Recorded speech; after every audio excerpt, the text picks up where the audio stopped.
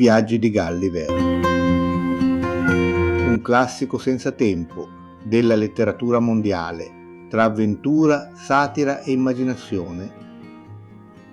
In questa straordinaria opera di Jonathan Swift segui i sorprendenti viaggi di Lemuel Gulliver attraverso terre lontane e misteriose, dove incontrerà popoli singolari, civiltà sorprendenti e realtà capaci di mettere in discussione ogni certezza.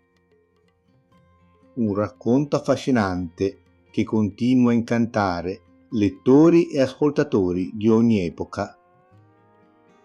Per una migliore esperienza di ascolto, questo audiolibro è stato suddiviso in 3 parti pubblicate in altrettanti video. Voce narrante Serafino Balduzzi, Liber. Edizione YouTube a cura di Beneinst, Onde Letterarie e Audiolibri. Buon ascolto. Brobdingnag, capitolo 3. L'autore viene chiamato a corte dove la regina lo compra per farlo vedere al re. Discussione degli scienziati di corte sopra la sua natura. Gli viene preparato un alloggio e diventa il favorito della regina. Come egli difende l'onore del proprio paese. Sue baruffe col nano della regina. La mia salute soffriva molto per la fatica che durava ogni giorno, perché il mio padrone diventava tanto più avido quanto maggiore era il guadagno che gli procuravo. Ero diventato uno scheletro e non avevo più appetito. Il padrone se ne accorse e, pensando che sarei morto presto, decise di sfruttare nel miglior modo possibile quel po' di vita che mi restava. Mentre cercava il modo più opportuno, venne uno slardral, ossia uno scudiere del re, a ordinargli di portarmi subito a corte per divertire la regina e le sue dame, alcune delle quali, avendomi già visto, avevan riferito meraviglia della mia piccolezza, del mio spirito e del mio garbato contegno. Sua Maestà e le dame si divertirono immensamente a vedermi. Io mi inginocchiai e domandai che mi fosse concesso l'onore di baciare il real piedino, ma la graziosa sovrana mi porse invece il suo mignolo. Me lo strinsi fra le braccia e posai con rispetto le labbra sulla sua punta. Dopo avermi fatto qualche domanda sulla mia patria e sulle mie avventure, domande a cui risposi più chiaramente e brevemente che potei, la regina mi domandò se mi sarebbe piaciuto di vivere alla corte. Io risposi umilmente e chinandomi fino a toccare con la fronte la tavola su cui ero salito, che ero lo schiavo del mio padrone, ma che volentieri avrei consacrato la mia vita al servizio di Sua Maestà, se fosse dipeso soltanto da me. Allora fu domandato al mio padrone se mi voleva vendere, e costui, pensando che non avessi più d'un mese di vita, si affrettò ad accettare, chiedendo per compenso 1000 monete d'oro, che gli furono date, una sull'altra. Ciascuna di codeste monete è grossa come 800 sterline, ma tenendo conto della proporzione fra le cose loro e le nostre e del prezzo dell'oro vigente in quel paese, codesta somma equivale appena a 1000 ghinee delle nostre. Avendo io pregato la regina, della quale ero diventato l'umilissimo schiavo, di ammettere al suo servizio anche Glumdalclitch, che aveva sempre avuto per me tanta bontà e tanta cura, Sua Maestà consentì che la bambina restasse presso di me in qualità di insegnante e governante, e al colono non parve vero che la figlia fosse sistemata a corte. La povera bambina non stava in sé dalla contentezza. Suo padre mi lasciò dicendomi che mi aveva messo in buone mani. Io non gli risposi verbo e mi contentai di salutarlo con fredda cortesia. La regina, essendosi accorta della mia sostenutezza verso il colono, me ne domandò la causa. Io le risposi francamente che ritenevo di non dovere al mio ex padrone alcuna gratitudine. se non perché aveva risparmiato la vita a un essere innocente trovato a caso in un campo. Ma che questo beneficio era stato largamente compensato coi guadagni che gli aveva fatto mostrandomi al pubblico e del denaro ricevuto per la mia vendita. Aggiunsi che se la mia salute non fosse sì deperita per la schiavitù e per la necessità di divertire il popolaccio a ogni ora della giornata, e se la mia vita non avesse corso serio pericolo, il mio padrone m'avrebbe venduto assai più caro. Terminai esprimendo la speranza che oramai questi timori sarebbero vani, che l'influenza dell'augusta sovrana mi avrebbe presto fatto guarire e che la disgrazia non sarebbe mai venuta a colpirmi ora che ero sotto la protezione di una principessa sì generosa e potente, ornamento della natura, ammirazione dei popoli, delizia dei sudditi, fenice del creato. Queste furono pressappoco le frasi che pronunciai con un certo stento e non senza qualche errore, servendomi dello stile proprio di quel popolo che Glumdalclitch mi aveva insegnato prima di portarmi a corte. La regina passò sopra i difetti di lingua e ammirò invece la logica e il buonsenso che si trovavano nel discorso di un simile animaletto, tanto che, presomi nella mano, mi portò di filato dal re, che era rientrato da poco nelle sue stanze. Il re era un uomo molto serio e dal contegno austero. Dapprima non distinse bene la mia figura, sicché domandò alla regina da quando in qua era venuto l'amore degli Splacnuk, perché io ero sembrato una di codeste bestioline. La regina, che non mancava di spirito, mi posò allora in piedi sulla scrivania del re, ordinandomi di spiegare da me chi ero a sua maestà, ciò che feci in poche parole. Intanto la mia ballietta, non potendo stare alle mosse, entrò nella sala e raccontò al re dove ero stato trovato e come ero stato portato a casa di suo padre. Il sovrano era almeno altrettanto colto come alcuno dei suoi sudditi, specialmente in scienze matematiche e naturali. Dapprima, quando vide da vicino le mie fattezze e le mie mosse, dubitò che fossi un balocco meccanico, giacché in quel paese la meccanica è straordinariamente perfezionata. Ma rimase stupefatto e mi guardò con ammirazione quando ebbe udito la mia voce e si fu accorto che nella mia debole parlata era celato un ragionamento. Il racconto fatto da me e da Glumdalclitch sul mio arrivo nel regno non persuase affatto sua maestà, che dubitò mi fosse stato fatto imparare a memoria dal padre della bambina, sicché mi fece altre domande, a cui risposi in modo appropriato, sebbene con un accento alquanto esotico e adoperando qualche espressione contadinesca che aveva imparato nella fattoria, ma che era pochissimo adatta all'ambiente raffinato della corte. Secondo gli usi del paese, 3 scienziati per volta si alternavano di settimana in settimana al servizio della corte. Il re mandò a chiamare i 3 che erano di turno e dopo avermi fatto esaminare da costoro con ogni cura, volle sapere le loro opinioni, che naturalmente furono assai diverse.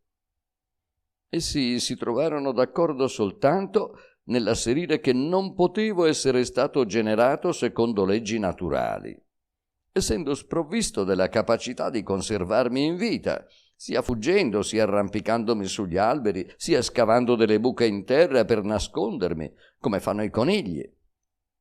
Dopo aver esaminato a lungo la mia dentatura, ne dedussero che io fossi un piccolo carnivoro, ma tutti i quadrupedi essendo più grandi di me, il topo campagnolo come parecchi altri vincendomi di agilità, essi non capivano come potessi sostentarmi, se non divorando chiocciole e altri animaletti che mi furono ripetutamente offerti, ma che non volli accettare nonostante i dotti argomenti di quei signori. Uno di codesti scienziati, avendo emessa l'ipotesi che io fossi una specie di feto, un piccolo aborto, fu subito contraddetto dagli altri 2, i quali fecero notare che le mie membra erano ben fatte, sviluppate, e la presenza della barba, i cui peli si distinguevano bene col microscopio, provava che dovevo essere adulto. Non mi si poteva in alcun modo considerare come un nano, perché la mia piccolezza si sottraeva a ogni confronto. Infatti il nano prediletto della regina, il più piccolo di cui si avesse memoria in quel paese, era alto circa 30 piedi. Dopo una gran discussione finirono col concludere che dovevo essere un relplum scalcat, cioè uno scherzo di natura. Spiegazione molto conforme alla nostra filosofia europea, i cui campioni, sdegnando il vecchio ripiego delle cause ignote, col quale gli aristotelici nascondevano la loro ignoranza, hanno inventato questa nuova e mirabile chiave di tutti i misteri, con grande vantaggio dell'umana sapienza. Avendo udita questa conclusione, io mi permisi di obiettare qualcosa, dirigendomi al re. Gli esposi come nel paese da cui provenivo la mia specie era diffusa a milioni di individui d'ambo i sessi e che gli animali, le case, gli alberi erano grandi in proporzione, sicché colà io mi trovavo in perfetto agio di difendermi e di procacciarmi i viveri come qualunque suddito di Brabdinach poteva fare nel suo paese, onde gli argomenti di quei signori venivano a cadere. Quegli scienziati si misero a ridere con disprezzo e risposero che il colono m'aveva insegnato bene la lezione. Ma il re, che vedeva più in là di loro, dopo averli congedati, mandò a chiamare il mio ex padrone, che fortunatamente era ancora nella capitale. Dopo avergli fatto subire un interrogatorio a quattr'occhi e un altro in confronto con la bambina e mio, Sua Maestà cominciò a convincersi che io avessi detto il vero. Egli pregò la regina di disporre affinché si avesse per me ogni cura e consentì che fossi affidato a Glumdalclitch, della quale aveva osservato il grande affetto per me. Alla bambina fu assegnato un comodo appartamento al Palazzo Reale ed ebbe ai suoi servigi una governante, una cameriera e 2 lacchè. Ma essa sola conservò l'incarico di custodirmi. L'ebanista della regina ebbe l'incarico di costruire una scatola che potesse servirmi da camera, secondo il modello che Glumdalclitch e io gli avremmo fornito. In 3 settimane codesto operaio, che era veramente bravo, fabbricò una casetta di legno di 16 piedi quadri e alta 12, con le sue finestre, una porta e 2 gabinetti come hanno le nostre comuni camere. Il soffitto era mobile e di là Glumdalclitch poteva mettere e levare il mio letto, che era stato costruito con gran cura dal tappezziere della regina. La mia ballietta lo rifaceva da sé con le proprie manine ogni giorno. Poi la sera lo metteva al suo posto e richiudeva la scatola sopra di me. Le pareti interne erano tutte imbottite per prevenire le disgrazie che le scosse delle vetture o la sbadataggine dei domestici potevano cagionare. Un abilissimo operaio, specialista in piccoli ninnoli curiosi, si incaricò di fabbricarmi con una sostanza simile all'avorio 2 seggiole, 2 tavole e un armadio per le mie cianfrusaglie. Volli anche una serratura per poter chiudere la porta e impedire così ai topi di venirmi a far visita. E infatti il fabbro di corte, dopo alcuni vani tentativi, fabbricò la più microscopica serratura che colà si fosse mai vista. E certo ve ne sono delle più grandi alle porte di certe case inglesi. Inoltre la regina fece cercare le stoffe più sottili per rivestirmi. Nonostante ciò durai una certa fatica per avvezzarmi al peso di quelle vesti. La foggia del paese ha un po' del cinese e un po' del persiano, ma nel complesso il mio costume mi parve serio e decoroso. Alla regina piaceva tanto la mia compagnia che non poteva pranzare senza di me. Sulla tavola, alla quale mangiava Sua Maestà, mettevano la mia, con una seggiola su cui sedevo. E vicino alla tavola grande, ritta su uno sgabello per potermi servire, stava Glumdalclitch. Avevo un servito completo, d'argento, che stava tutto in una scatola come quella che in Inghilterra contengono i serviti per le bambole, e Glumdalclitch la portava in tasca. La regina usava pranzare con le sue figliole, una delle quali aveva 16 anni, l'altra 13. Sua Maestà prendeva dai suoi vassoi un boccone e lo metteva nel mio piatto, dove io lo tagliavo col mio coltello, con grande divertimento delle principessine. Quanto a me, i colossali bocconi che prendeva la regina, la quale pure aveva uno stomaco delicatissimo, mi producevano un involontario disgusto. 12 dei nostri contadini si sarebbero levati l'appetito con uno di quei bocconi. Essa masticava con l'osso e tutto un'ala d'allodola grossa 9 volte l'ala d'un tacchino, accompagnandola con un boccone di pane grosso come 2 pani da 12 soldi. Essa vuotava in un sorso un bicchiere d'oro grande come una botte. Cucchiai, forchette, ogni altro oggetto da tavola erano in proporzione. I coltellini erano grossi il doppio delle nostre sciabole. Una volta fui condotto dalla mia baglietta a vedere una delle tavole della servitù e confesso che lo spettacolo di quei 10 o 12 coltelli e altrettante forchette in movimento mi fece raccapricciare. Ogni mercoledì, giorno di festa in quel paese, come altra volta ho avvertito, tutta la famiglia reale pranzava insieme nell'appartamento del sovrano, il quale in questa circostanza, per segno d'amicizia, si faceva mettere la mia tavola e la mia seggiola alla sua sinistra davanti a una saliera. Poi si compiaceva di discutere con me e di informarsi sui costumi, le leggi, le religioni, i governi e le lettere d'Europa. Io gli rispondevo meglio che potevo. Egli aveva tanta penetrazione e tale buon senso che su tutto quanto gli dicevo faceva qualche saggia riflessione. Una volta, però, essendomi disteso un po' troppo nel parlare della mia cara patria, del suo gran commercio, delle nostre sette religiose e politiche, il re, trascinato certo dai pregiudizi della sua educazione, alzandomi con una mano, mi diede con l'altra qualche scappellotto e scoppiando da ridere mi domandò se ero un Whig o un Tory.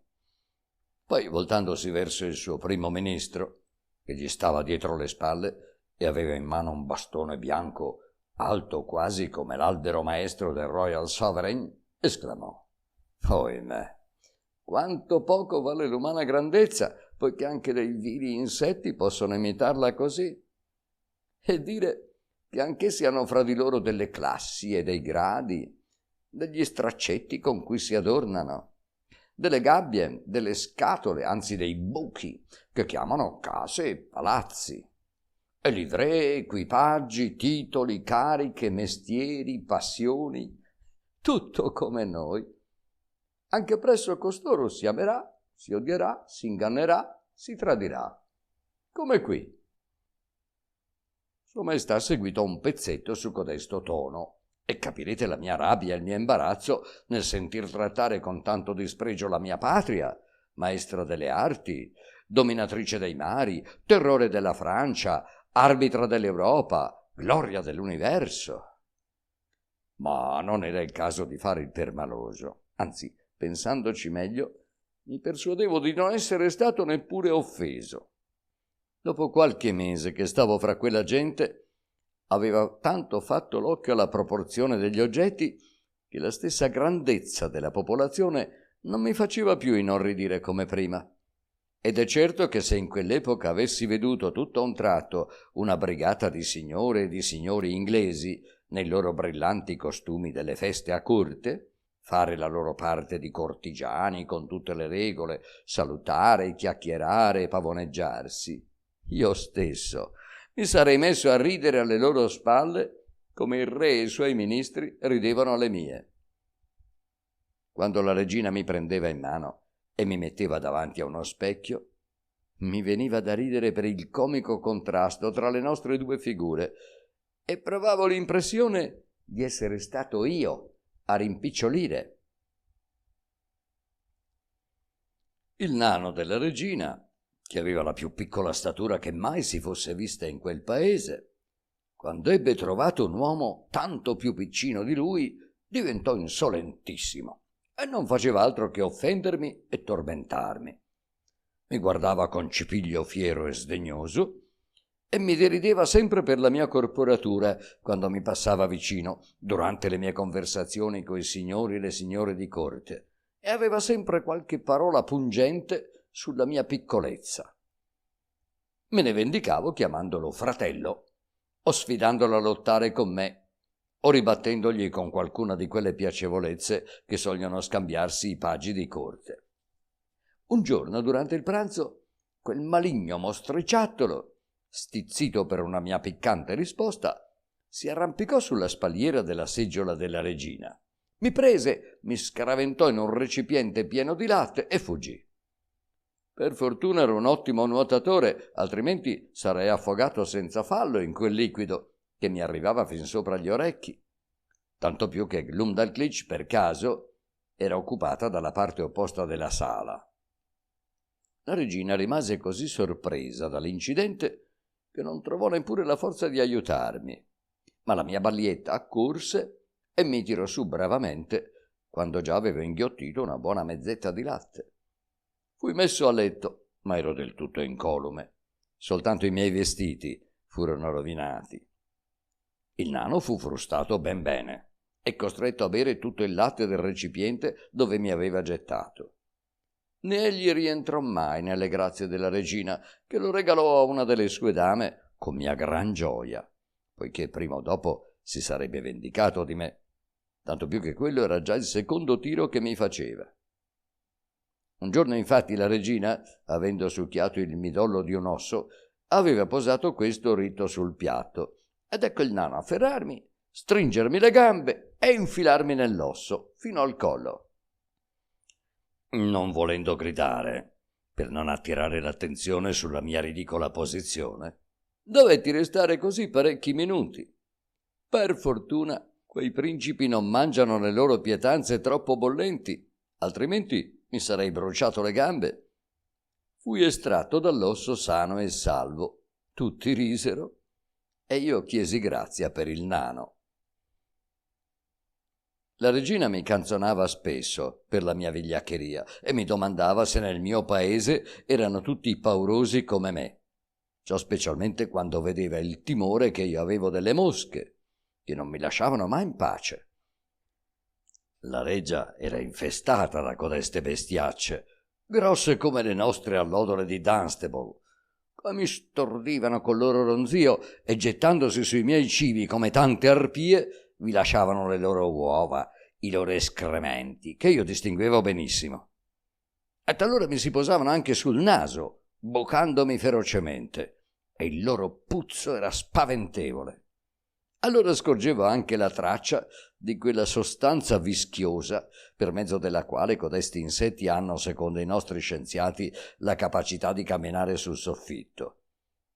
Avendo visto il mio ribrezzo per le mosche, il nano si divertiva a tenerne chiuse parecchie in una mano, come fanno i nostri monelli, e lasciarle andare tutte insieme per farmi paura e divertire la regina.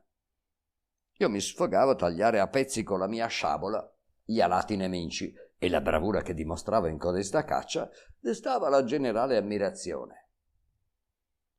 Una mattina, che la mia ballietta, per farmi prendere un po' d'aria, aveva posato la mia casetta sul davanzale di una finestra, poiché non permisi mai che l'attaccassero a un chiodo, fuori, come una gabbia d'un uccello, io apersi uno dei miei finestrini e, sedutomi a tavola, cominciai a mangiare una bella torta inzuccherata.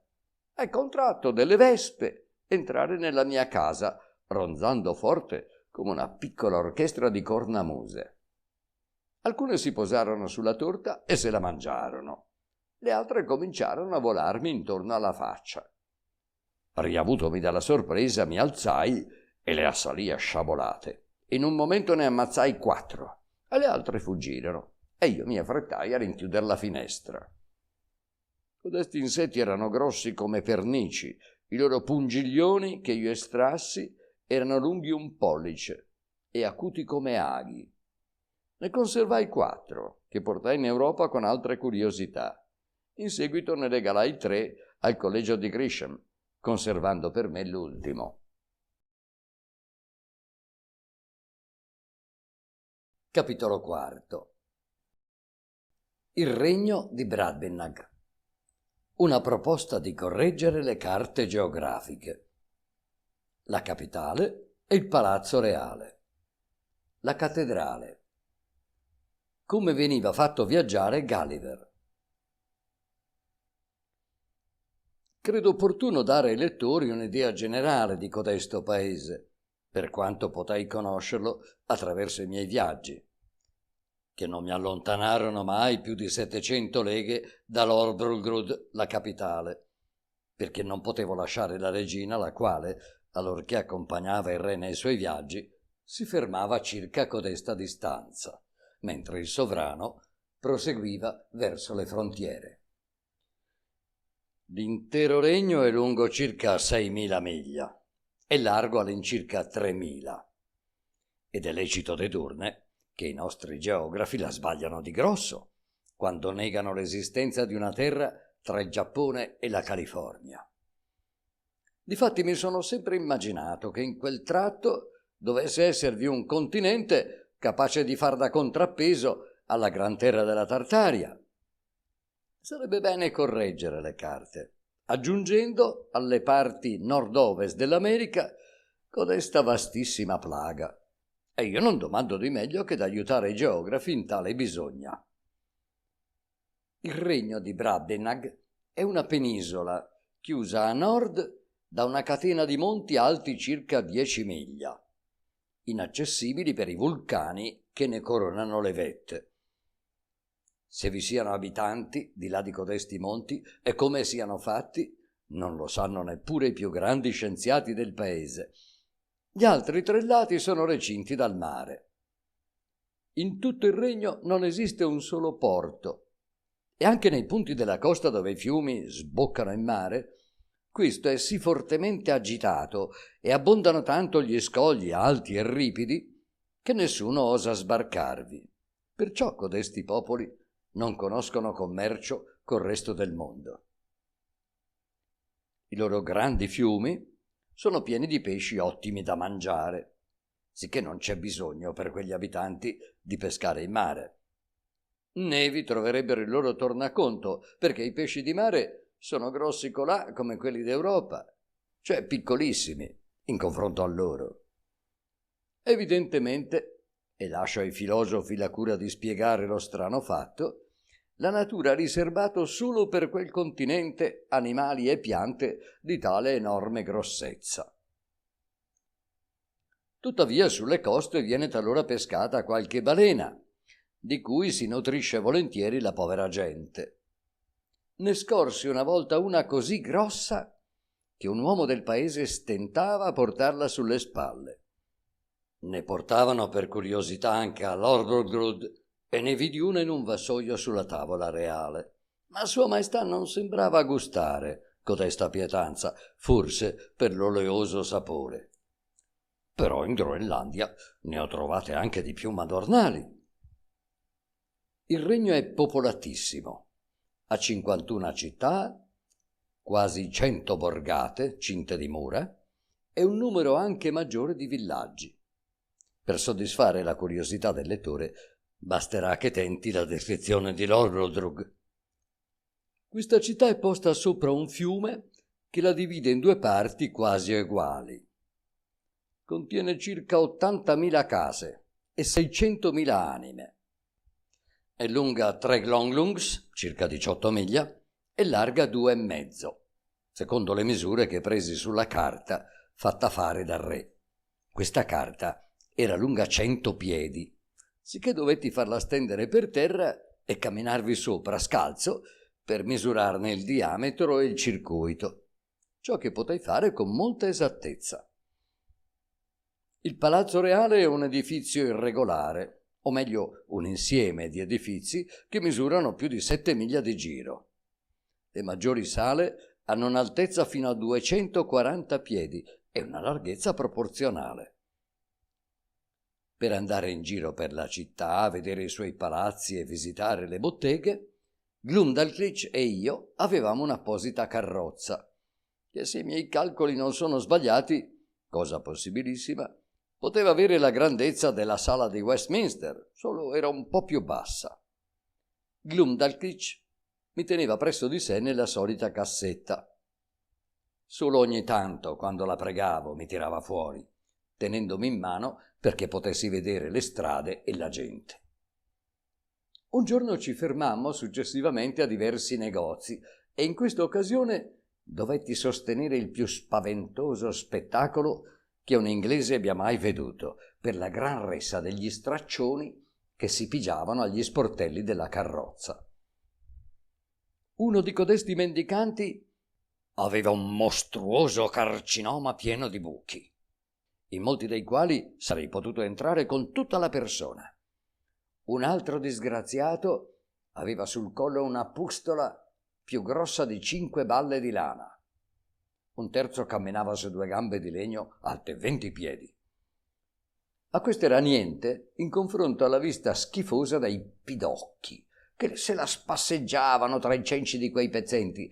Ne vedevo occhio nudo i vari membri, meglio che non si vedano da noi con la lente convessa, e potei osservare che avevano il muso quasi porcino.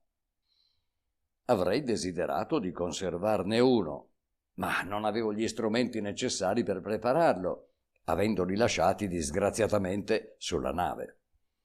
E poi il loro aspetto mi rivoltava tanto lo stomaco che forse non avrei mai trovato il coraggio di compiere questa operazione. Oltre la cassetta grande in cui stavo di solito, per ordine della regina me ne fu fabbricata un'altra, larga 12 piedi e alta 10, che la mia ballietta poteva tenere sulle ginocchia quando andavamo in carrozza. L'esperto falegname che l'aveva costruita secondo i nostri consigli aveva aperto su 3 pareti altrettante finestre e alla quarta aveva attaccato 2 forti cinghie di cuoio in forma di anello. Le finestre erano fornite di inferriate per evitare ogni disgrazia. Quando volevo essere trasportato a cavallo, un servitore faceva passare una cintura attraverso gli anelli della cassetta, si attaccava la cintura alla vita e mi teneva davanti a sé. Così accompagnavo il re e i principi, prendevo aria nei giardini o andavo a far visite a qualche grande dama o a qualche ministro di Stato, quando Glumdalclitch non si sentiva bene, poiché ormai ero molto ben voluto a corte a causa della protezione di Sua Maestà. Codesto modo di andare mi divertiva di più perché durante il viaggio potevo veder meglio il paese. La scatola era appoggiata a un guanciale e si aveva cura di affidarmi sempre a una persona di assoluta fiducia. Dentro la scatola stava una maca o branda che sia, sospesa al soffitto, oltre a una tavola e 2 seggiole avvitate al pavimento. E sebbene le scosse della vettura e del cavallo fossero spesso fortissime, non mi disturbavano affatto, per l'abitudine che io avevo del mare. Ogni qualvolta desideravo di girare per la città, Glumdalclitch mi metteva in codesta scatola e, salita sopra una portantina aperta, portata da 4 lacchè della regina, teneva la scatola sulle ginocchia, compiacendosi ogni tanto di far fermare i portatori e di prendermi in mano per farmi vedere al popolo che si affollava intorno alla portantina con grande curiosità. Il mio più vivo desiderio era di vedere la cattedrale, e specialmente la sua torre, che viene considerata come la più alta di tutto il regno, e la mia ballietta mi contentò. Però confesso di essere rimasto deluso, perché codesta torre non misura più di 3.000 piedi dal suolo all'estremità superiore, e ciò, data la sproporzione che esiste tra noi e quella gente, non ha nulla di portentoso, perché non raggiunge, relativamente, l'altezza del campanile di Salisbury, se ben mi ricordo. Ma non voglio abbassare con le mie critiche una nazione alla quale devo essere eternamente grato. E aggiungerò che quel che manca a codesta torre in altezza è compensato dalla grande bellezza e solidità. I muri sono grossi quasi 100 piedi e le pietre che li formano misurano 40 piedi cubi. Nelle nicchie della torre stanno enormi statue di marmo, di dei e di principi. Il dito mignolo di una di codeste statue era caduto. Lo misurai e trovai che era lungo 4 piedi e 1 pollice. Glumdalclitch lo portò via rinvoltato nel fazzoletto per conservarlo tra i suoi balocchi, poiché i gingilli, cosa naturale alla sua età, le piacevano assai. La cucina del palazzo reale era uno splendido locale a volta alto circa 600 piedi.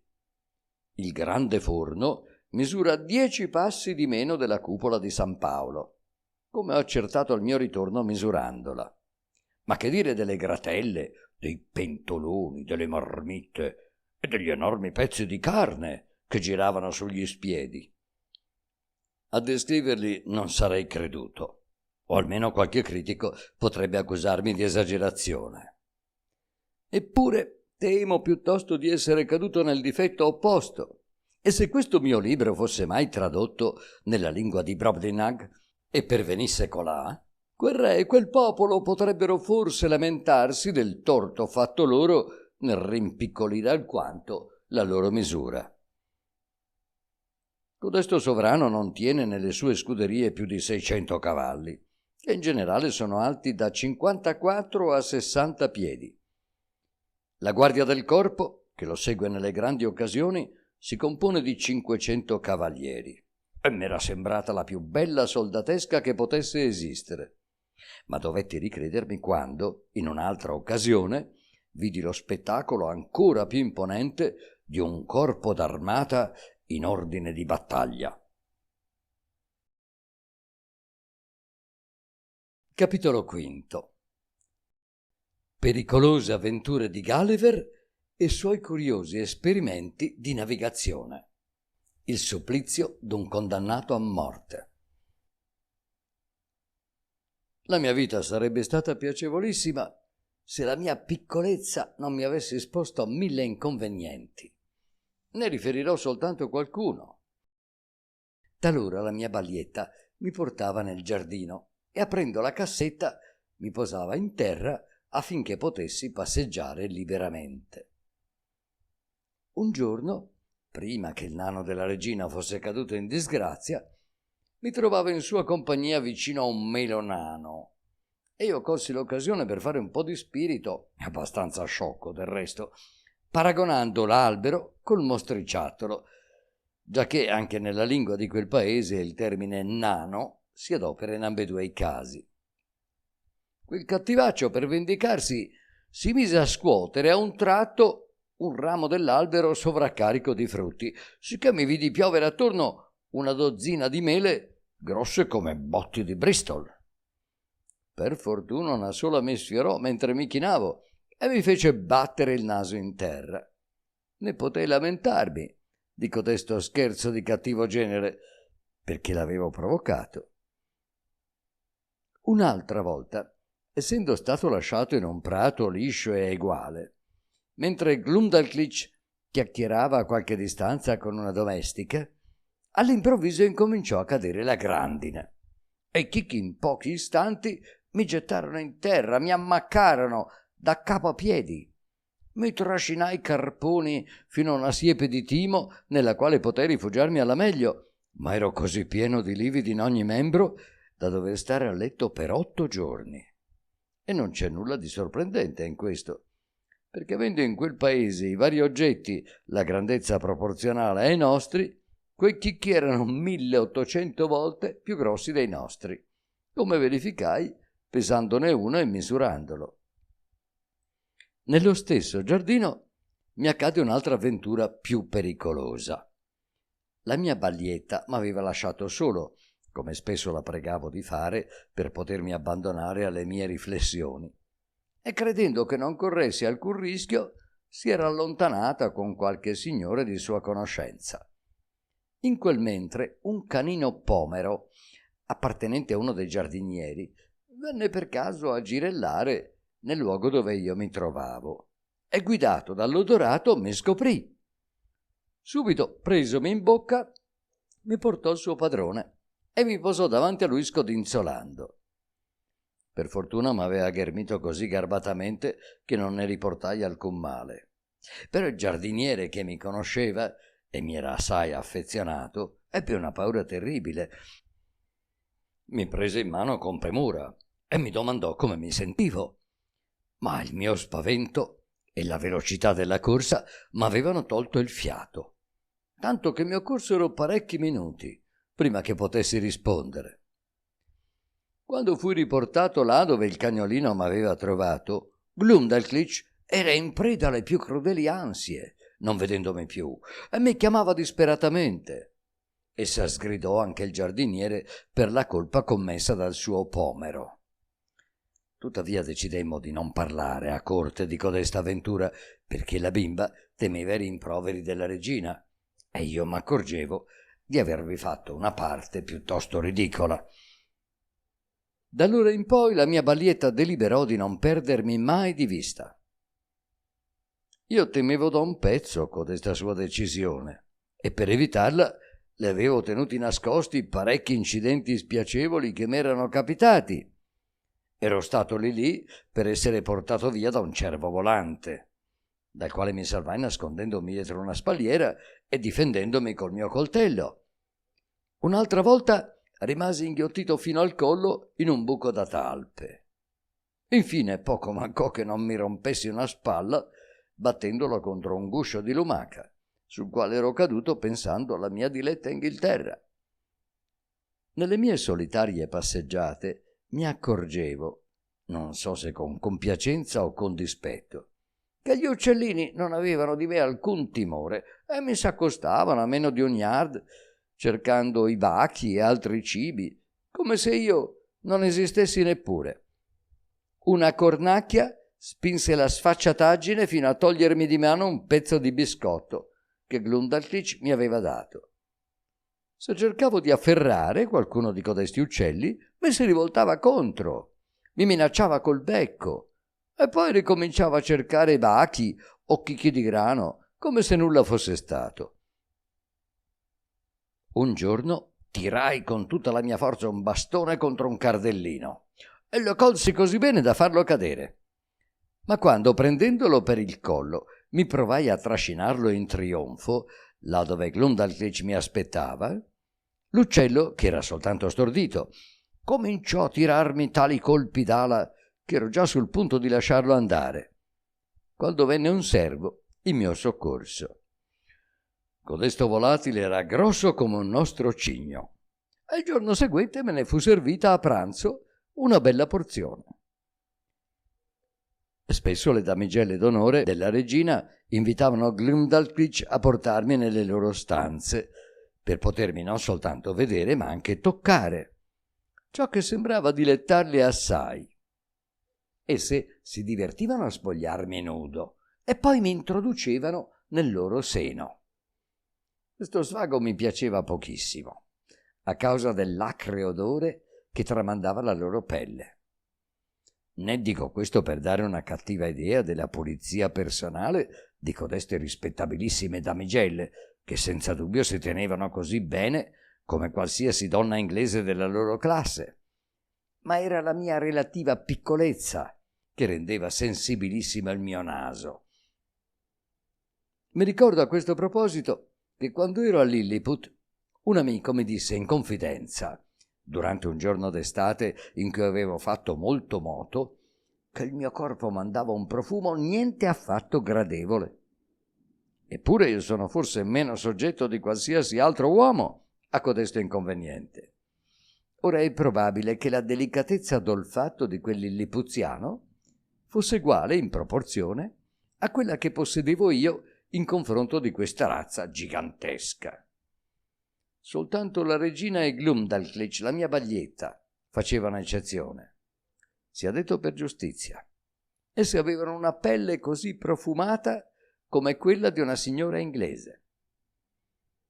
Ma le mie visite mattutine alle damigelle d'onore mi dispiacevano specialmente per il fatto che esse, considerandomi come un essere insignificante, mi trattavano senza nessun complimento e non si facevano scrupolo di spogliarsi in mia presenza, levandosi anche la camicia mentre mi trovavo sulla loro specchiera e costringendomi a vederle, contro mia voglia, completamente nude. E dico controvoglia perché quella vista, in luogo di solleticarmi piacevolmente, mi cagionava soltanto orrore e nausea. La loro pelle era ruvida e chiazzata, con certi nei qua e là, larghi come scodelle, e i capelli erano grossi come corde. Sul resto sarà meglio non insistere. E questo non basta. E se non avevano vergogna di soddisfare in mia presenza un certo bisogno in un pitale della capacità di 2 o 3 tini. La più belloccia di codeste damigelle, una ragazza di 16 anni, una vera pazzerella, si divertiva qualche volta a mettermi a cavallo sopra uno dei suoi capezzoli e mi faceva una quantità di altri scherzi che non è qui il caso di raccontare. Essa finì col venirmi tanto a noia che dovetti pregare Glumdalclitch di non lasciarmi mai solo con lei. Una volta un giovinotto, nipote della cameriera di Glumdalclitch, le invitò ambedue a recarsi con lui a vedere il supplizio di un assassino. La mia ballietta non voleva accettare, ma poi finì col cedere, e anch'io volli vedere quello spettacolo benché mi ripugnasse, come oggetto di studio e di curiosità filosofica. Il condannato era legato sopra uno sgabello sull'alto del patibolo e gli tagliarono la testa d'un sol colpo con una sciabola lunga 40 piedi. Dalle arterie del collo uscì uno zampillo di sangue più alto del grande jet d'eau del parco di Versailles, e la testa tagliata fece un lancio così spropositato che mi sentii trasalire dallo spavento, benché mi trovassi a più d'1 miglio di distanza. La regina, che si divertiva a intrattenersi meco dei miei viaggi e faceva di tutto per distrarmi quando mi vedeva malinconico, mi domandò un giorno se un po' d'esercizio di canottaggio non mi avrebbe fatto bene alla salute, purché si intende sapessi remare o manovrare una vela. Risposi che di simili manovre me ne intendevo, perché pur avendo in marina l'impiego di chirurgo, avevo dovuto spesso lavorare come un semplice marinaio nei momenti di pericolo. Obiettai però che non vedevo come avrei potuto navigare in quel paese, dove la più minuscola barchetta era uguale a un nostro vascello da guerra di prima classe. D'altra parte, una navicella proporzionata alla mia statura non avrebbe potuto stare a galla sulla corrente dei loro fiumi, né io avrei mai avuto la forza di dirigerla. Ma Sua Maestà rispose che se volevo, il suo stipettaio le avrebbe fornito una barchetta e che essa mi avrebbe anche trovato uno specchio d'acqua adatto per navigare. Infatti lo stipettaio, seguendo i miei consigli, mi costruì in 10 giorni un bastimentino con tutti i suoi attrezzi, capace di contenere comodamente 8 europei. La regina ne rimase incantata, tanto che, postoselo nel grembiule, corse a farlo vedere al re. Questi ordinò di metterlo in una tinozza, ma qui vi tentai inutilmente di farlo muovere, non essendovi abbastanza spazio per i remi. La regina però aveva la sua idea. Fece fabbricare una specie di grande vasca di legno, lunga 300 piedi, larga 50 e fonda 8, ben incatramata perché l'acqua non filtrasse, e la fece posare lungo la parete di una delle sale terrene del palazzo. Verso il fondo della vasca una cannella permetteva di far uscire l'acqua ogni tanto, e 2 servitori in mezz'ora potevano riempirla di nuovo.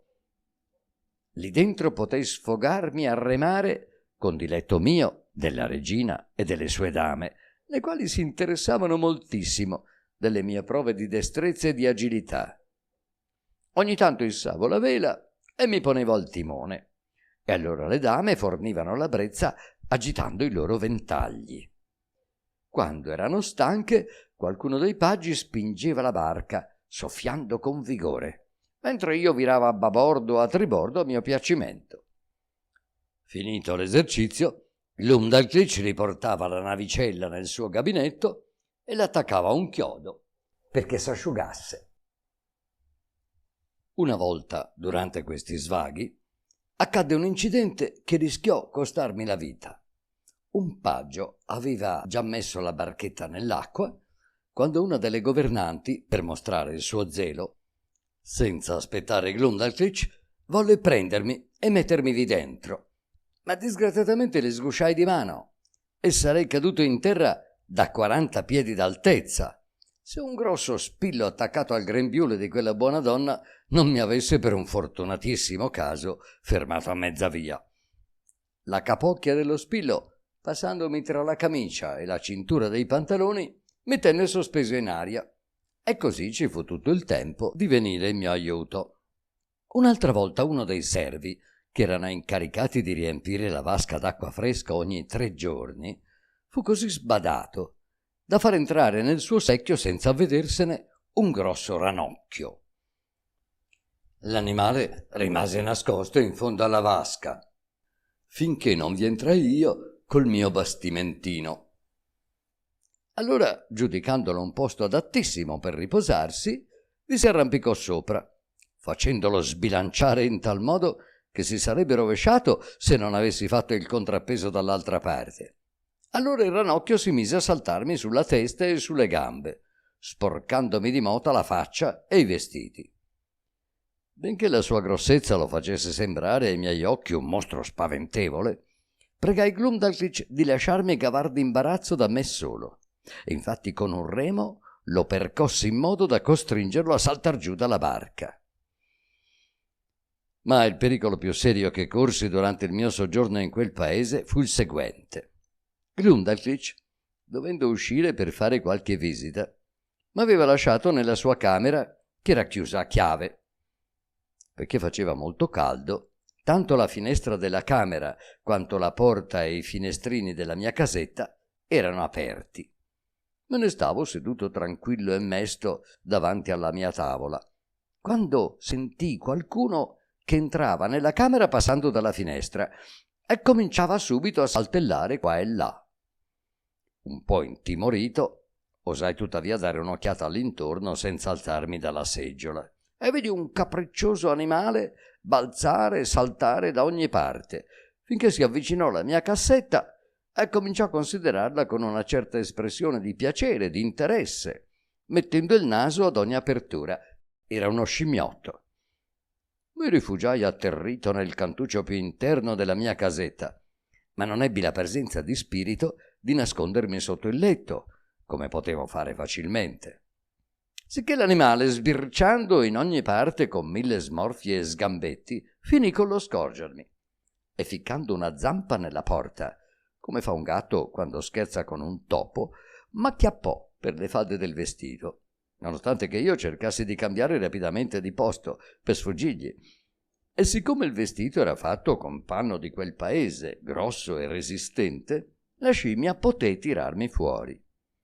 Essa mi prese con la zampa destra e mi teneva come le baglie tengono i bambini prima di attaccarseli al seno. Spesso in Europa ho visto delle scimmie divertirsi così con un gattino. Se mi dibattevo, mi stringeva con tal forza che ritenni prudente rassegnarmi a subire ogni suo capriccio.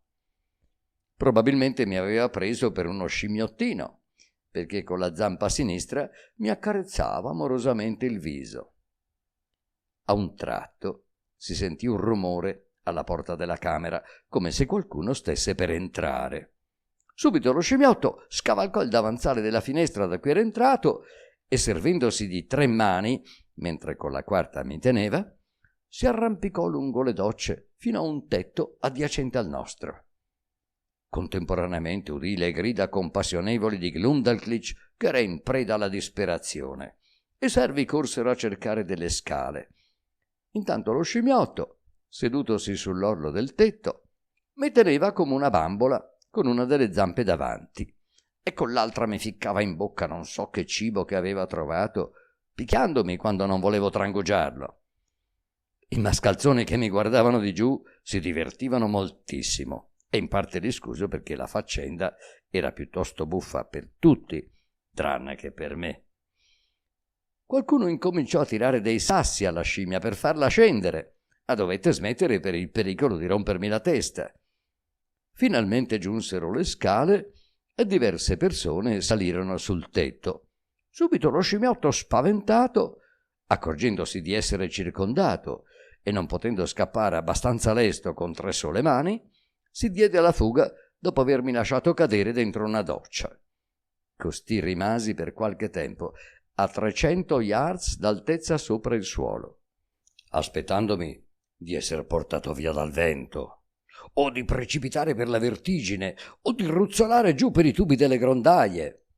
Un servitorino di Glumdalclitch, un bravo ragazzo che mi voleva bene, si arrampicò fin là e mi portò via sano e salvo in una tasca dei suoi pantaloni. Ero quasi soffocato dalle porcherie che l'animale mi aveva ficcato in gola, ma quando la mia ballietta mi ebbe fatto vomitare mi sentii sollevato. Tuttavia ero così abbattuto e così ammaccato dagli abbracci della scimmia che dovetti stare a letto 15 giorni, durante i quali il re e i cortigiani mandarono quotidianamente a informarsi della mia salute e la regina venne spesso a visitarmi. Lo scimmiotto fu ucciso e con un editto fu proibito a chiunque di tenere codesti animali vicino al palazzo. La prima volta che rividi il re dopo guarito, quando l'ebbi ringraziato delle sue premure, si degnò di burlarmi alquanto per la mia avventura. Mi domandò che cosa pensavo mentre ero fra le zampe della scimmia, che sapore avevano i cibi che essa mi dava, se l'aria fresca che spirava sul tetto m'aveva aguzzato l'appetito, e finì col domandarmi che cosa avrei fatto nel mio paese in simili circostanze. Risposi che in Europa non c'erano scimmie tranne quelle che vi erano portate di fuori, così piccole da non essere temibili. Quanto a quel mostro che mi aveva ghermito, invero doveva essere grosso come un elefante. Dissi che se la paura non mi avesse fatto dimenticare di avere la sciabola, avrei potuto ferirlo in modo tale, quando aveva messo la zampa nella mia casa, da costringerlo a ritirarsi così presto come era venuto. E nel dir così misi la mano sull'elsa e presi un'aria bellicosa. Parlando con questa fermezza, volevo rivendicare il mio onore, ma le mie parole non riuscirono che a fare scoppiare dalle risa l'uditorio, nonostante il rispetto dovuto alla presenza del re. E ciò mi fece vedere tutta la sciocchezza di chi vuol farsi bello di fronte a coloro che non si possono in alcun modo paragonare con lui.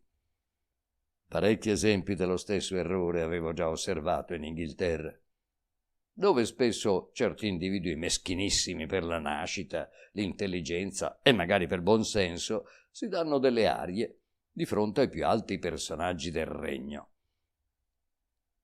Tutti i giorni sul mio conto si raccontava a corte qualche storia ridicola. E la stessa Glumdalclitch, che mi voleva tanto bene, soleva raccontare malignamente alla regina le mie disgrazie quando le riteneva adatte per farla divertire. Una volta, per esempio, la sua cameriera l'aveva accompagnata un'ora fuori di città per farle prendere un po' d'aria pura, perché non si sentiva bene. Essendosi fermate in un prato, la bambina aprì la scatola e io ne uscii per passeggiare. Per la strada v'era dello sterco di vacca e io volli saltarlo per far mostra della mia agilità. Disgraziatamente presi male le misure e vi caddi proprio nel mezzo, restando conficcato nella sozzura fino ai ginocchi. Ne uscii dopo molti sforzi e un servo mi ripulì alla meglio col suo fazzoletto. La regina fu subito ragguagliata di questa sconveniente avventura. I servitori la ripeterono per ogni dove e per parecchi giorni essa fece ridere tutti alle mie spalle. Capitolo sesto. Svariati trattenimenti coi quali l'autore diverte il re e la regina. Sue prodezze musicali. Egli ragguaglia il re dello stato dell'Europa e Sua Maestà gli fa qualche osservazione su codesto proposito. Un paio di volte alla settimana assistevo al levarsi del sovrano e qualche volta restavo a parlare con lui anche mentre si faceva fare la barba. Spettacolo che da principio mi faceva paura, perché il rasoio del barbiere era lungo il doppio di una nostra falce. Secondo l'uso del paese, Sua Maestà si faceva radere soltanto 2 volte ogni 8 giorni. Un giorno chiesi al barbiere qualche pelo della barba del re. Poi presi un pezzetto di legno in cui feci con un ago molti buchi a uguale distanza l'uno dall'altro e infilandovi dentro convenientemente i peli ne ottenni un bel pettine. Mi fu utilissimo perché il mio era rotto da un pezzo e non serviva più, né v'era nel paese un operaio capace di fabbricarmene un altro. Mi procurai anche un altro svago, facendomi dare dalla cameriera particolare della regina i capelli che cadevano alla sovrana mentre si faceva pettinare. Quando ne ebbi una quantità sufficiente, feci fare allo stipettaio di corte 2 poltrone uguali a quelle che stavano nella mia casetta e gli feci fare molti buchi nel legno delle medesime con un finissimo succhiello. Preparate così le gambe, i bracciali e gli schienali delle poltroncine, cominciai a infilare nei buchi i capelli della regina e così fabbricai il fondo pressappoco come si fa in Inghilterra per i mobili di giunco. Poi regalai le poltrone alla regina, che le mise nel suo armadio come oggetti rari. Una volta voleva anche che mi mettessi a sedere in una di quelle poltrone, ma mi rifiutai, protestando che mi sarei fatto uccidere 1000 volte piuttosto che posare una parte così ignobile del mio corpo sopra i nobilissimi capelli che avevano avuto l'onore di adornare la testa di Sua Maestà. In seguito, con altri di quei capelli, mi divertii anche a fabbricare un borsellino lungo circa 5 piedi, col nome della regina intessuto via lettere d'oro, e col permesso di lei lo regalai a Glumdalclitch, la quale vi teneva qualcuno di quei ninnoli così cari alle bambine, perché la borsa non avrebbe potuto sostenere neppure il peso di qualche monetina d'oro. Così dimostravo il mio ingegno inventivo in fatto di meccanica. Il re era appassionato per la musica e dava spesso dei concerti. Io vi assistevo stando nella mia scatola. Ma il fragore era tale da impedirmi di distinguere qualunque motivo. Tutti i tamburi e le trombette del nostro regio esercito, rullando e suonando insieme vicino al mio orecchio, non avrebbero pareggiato quello strepito. Sicché solevo farmi mettere con la mia scatola nell'angolo più lontano dai suonatori, chiudere porte e finestre e tirare le tende. Con queste cautele la loro musica mi faceva un effetto non dispiacevole. La mia ballieta aveva in camera un clavicembalo, sul quale si esercitava 2 volte la settimana col proprio maestro. Io, che da giovane avevo imparato codesto strumento, ebbi un giorno il capriccio di far sentire al re e alla regina un'arietta inglese. Ma era difficilissimo riuscirvi, perché il clavicembalo era lungo quasi 60 piedi e i tasti erano larghi 1 piede, sicché non potevo raggiungerne più di 5 con ambo le braccia aperte. E di più mi toccava tirare dei fortissimi pugni sopra un tasto per cavarne un suono. Pensai allora di far porre un palco accanto alla tastiera, quindi presi 2 bastoni grossi come una comune mazza da passeggio e ne rinvoltai le estremità in una pelle di topo per risparmiare i tasti e non alterarne il suono. Montando così sul palco e correndo con tutta la velocità e sveltezza possibile, battevo a più non posso or qua or là sulla tastiera e così riuscii a eseguire una giga inglese con gran diletto dei sovrani. Però devo confessare che mai esercizio fu più violento e faticoso di codesto.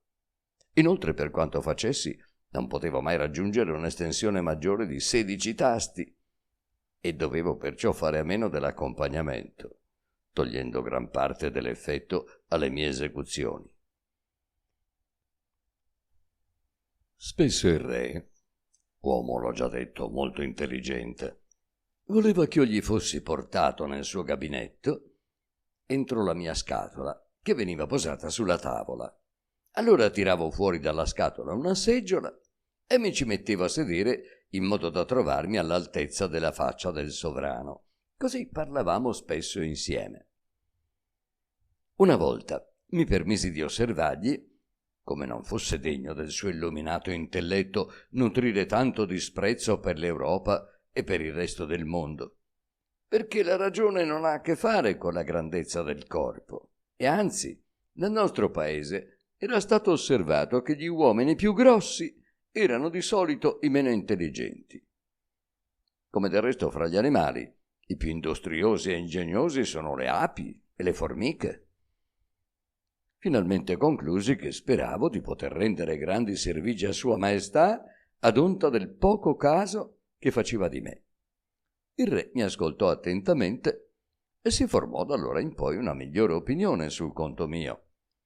Egli volle anzi che gli parlassi minutamente della politica dell'Inghilterra, assicurandomi che per quanto di solito i governanti, a giudicare da quel che gli avevo narrato, siano attaccati ai loro usi e ai loro concetti, egli si sarebbe fatto premura di imitare ciò che gli sembrasse degno. Si immagini dunque il lettore quanto rimpiansi di non avere il genio e l'eloquenza di Demostene o di Cicerone per poter decantare i meriti e le glorie della mia cara patria in modo degno di lei. Cominciai dunque col dire al re che il nostro paese si componeva di 2 isole che formavano 3 potenti regni, uniti sotto un solo sovrano, e ciò senza contare le colonie d'America, e insistei molto sulla fertilità della nostra terra e la bontà del nostro clima. Passai quindi a descrivere la costituzione del Parlamento, diviso in 2 corpi legislativi, l'uno dei quali, chiamato Camera dei Pari, era composto di nobili signori, padroni delle più belle terre del regno.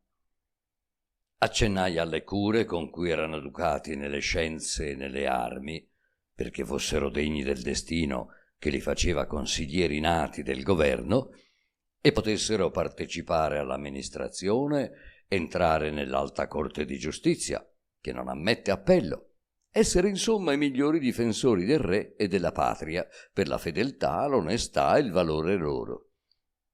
Assicurai che questi signori formano l'orgoglio e il presidio dello Stato, come degni successori dei loro antenati, ai quali l'alto titolo era stato dato in ricompensa delle loro imprese.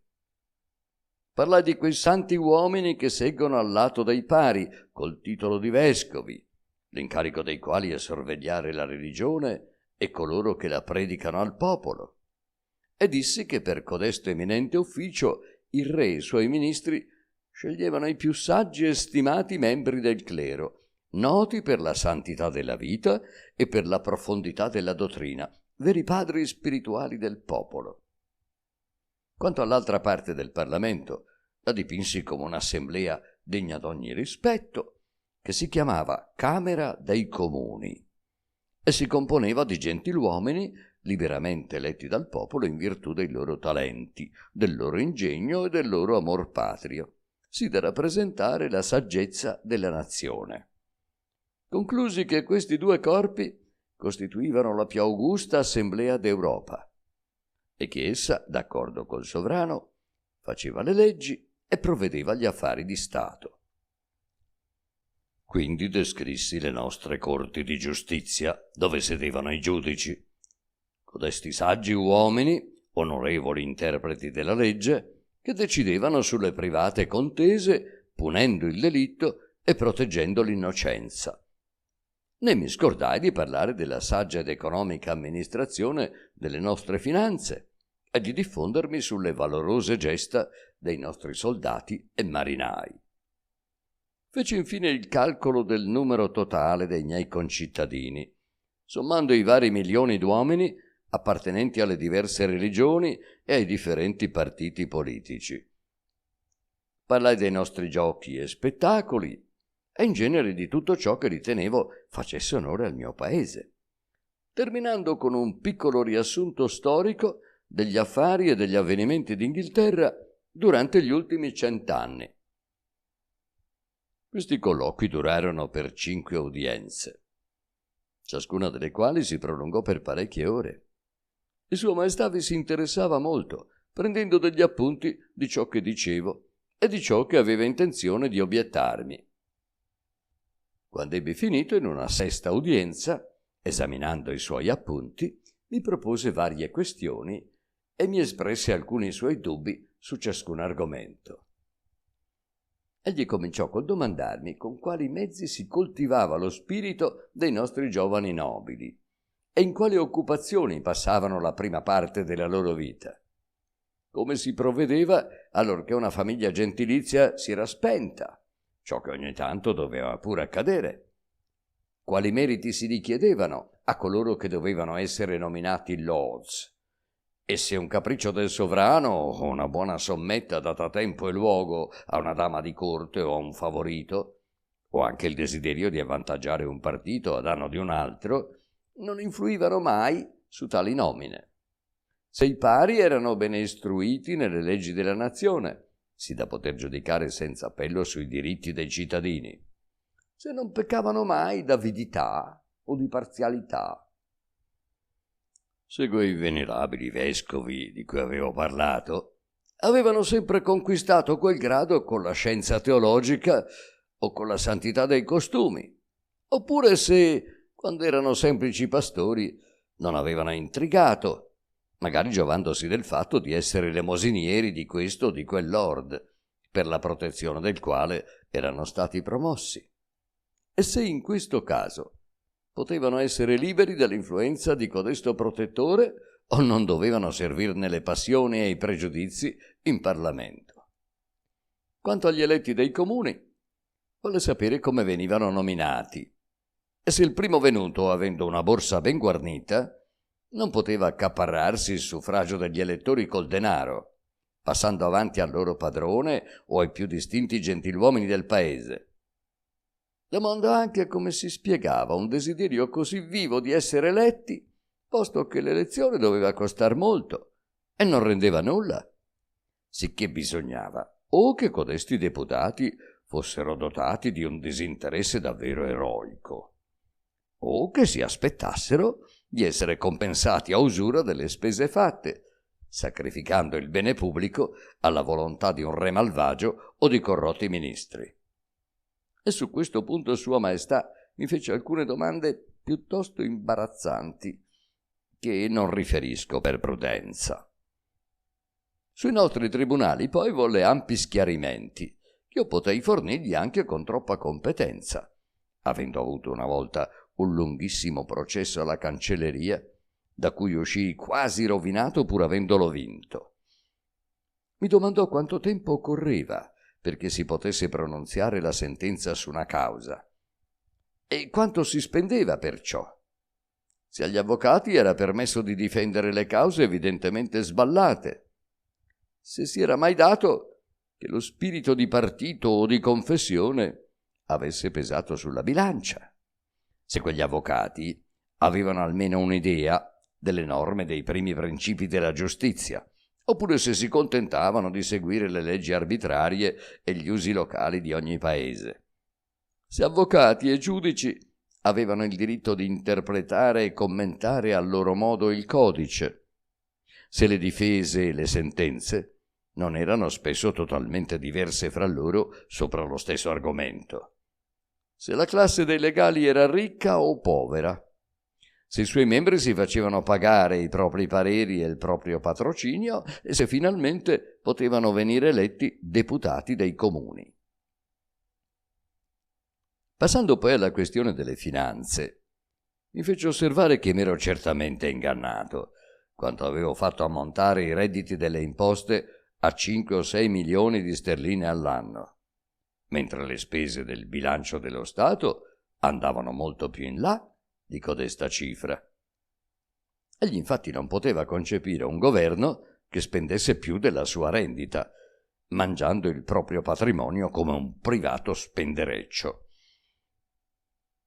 Mi domandò chi erano i nostri creditori e come potevamo pagarli, e mi parve stupefatto nel sentire dei grandi sperperi di denaro che ci avevano recato le nostre guerre. Egli pensava che dovevamo essere un popolo molto irrequieto e attaccabrighe, oppure che avevamo dei vicini cattivi davvero. I vostri generali, concluse, devono essere più ricchi dei vostri sovrani. Ma che cosa avete da sbrigare fuori delle vostre isole? Non potreste contentarvi di commerciare senza pretendere a conquiste. Non vi basta di conservare i vostri porti e le vostre spiagge. Egli si meravigliava assai che anche in tempo di pace mantenessimo un esercito. Ciò non gli pareva da popolo libero. Contro chi doveva esso combattere e di chi avevamo paura se eravamo governati col nostro pieno consentimento? Una casa privata non è difesa meglio dal suo padrone, dai figli di lui e dalla famiglia, piuttosto che da alcuni furfanti presi a caso per strada dalla feccia della popolazione, con una paga così piccola che avrebbero guadagnato molto di più a tagliarci la gola. I miei bizzarri calcoli sul numero dei miei concittadini, dedotto dalla somma dei membri delle varie sette politiche o religiose, lo fecero ridere di cuore. Egli non ammetteva che si potesse impedire alla gente di avere idee contrarie alla sicurezza dello Stato, ciò che era tirannia, né che si permettesse loro di professare apertamente tali opinioni, ciò che era debolezza. Poiché mentre non si può vietare a nessuno d'avere in casa delle sostanze velenose, gli si può però proibire di farne spaccio. Poiché parlando dei divertimenti dei nostri nobili avevo accennato al gioco, il re mi domandò a che età si cominciava a coltivare codesto svago e quando lo si abbandonava, e se portava via molto tempo, se rovinava talora qualche patrimonio e se faceva commettere qualche azione vile e disonesta, se qualche furfante, per la sua destrezza nel gioco, poteva acquistare grandi ricchezze e tenere gli stessi lords in una specie di dipendenza, avvezzandoli alle cattive compagnie, distogliendoli dal coltivare il loro spirito e dal curare le faccende domestiche, e magari costringendoli a servirsi di quegli stessi mezzi infami da cui erano stati rovinati per rimediare alle perdite fatte. Il racconto dei nostri avvenimenti storici nell'ultimo secolo l'aveva sbalordito, sembrandogli tutta un'orribile catena di congiure, di rivolte, d'omicidi, di stragi, di rivoluzioni, d'esili e di quanti altri terribili fenomeni possono produrre l'avidità, lo spirito di parte, l'ipocrisia, il tradimento, la ferocia, l'ira, la pazzia, l'odio, l'invidia e l'ambizione. Sicché nell'udienza seguente Sua Maestà, dopo aver ricapitolato tutta la mia descrizione e avere confrontato le obiezioni da lui fatte con le mie repliche, mi prese in mano e con molta dolcezza mi disse queste parole che non potrò mai dimenticare. Mio piccolo Grildrig, tu hai fatto un magnifico panegirico del tuo paese. Tu hai ottimamente dimostrato che ignoranza, pigrizia e disonestà sono talora le sole qualità di un uomo politico, che le leggi sono spiegate, interpretate, applicate da persone che hanno tutto l'interesse e la capacità di travisarle, imbrogliarle o eluderle, e che se i principi del vostro governo possono sembrare ragionevoli, ormai non si riconoscono più, tanto la corruzione li ha snaturati e offuscati. Mi pare, da quanto mi hai detto, che tra voi altri non sia necessaria alcuna virtù per arrivare ai più alti gradi e poteri, poiché non per i loro meriti sono eletti i pari, non per la religione e dottrina i preti diventano vescovi, né per la prodezza sono promossi i soldati, né per l'onestà i giudici, né per l'amor di patria i senatori, né per la capacità i funzionari di Stato. Perciò, mentre ammetto che tu, avendo passato molta parte della vita viaggiando, sia esente dai vizi del tuo paese, tuttavia, da quanto posso giudicare dal tuo racconto e per le risposte che hai dovuto fare alle mie obiezioni, credo che la maggior parte dei tuoi concittadini formino la più maligna razza di vermi a cui la natura abbia dato di strisciare sulla faccia della terra.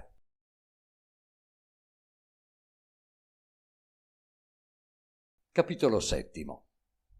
L'autore difende l'onore del suo paese. Utile proposta che gli fa il re, il quale però la respinge. Ignoranza del re in fatto di politica. Grettezza di re di quel popolo, loro leggi, partiti e milizie. Se non fosse il grande amore che io nutro per la verità, non seguiterei a narrare di codesti colloqui, nei quali dovetti ascoltare pazientemente ogni insulto diretto contro il mio paese, perché qualunque mostra che io facessi di dispetto non otteneva altro effetto che di provocare il riso. Non vorrei però che si credesse che fosse per colpa mia. Era la curiosità del re che mi costringeva a rispondere il meglio possibile alle sue domande, senza contare la riconoscenza e anche la semplice educazione.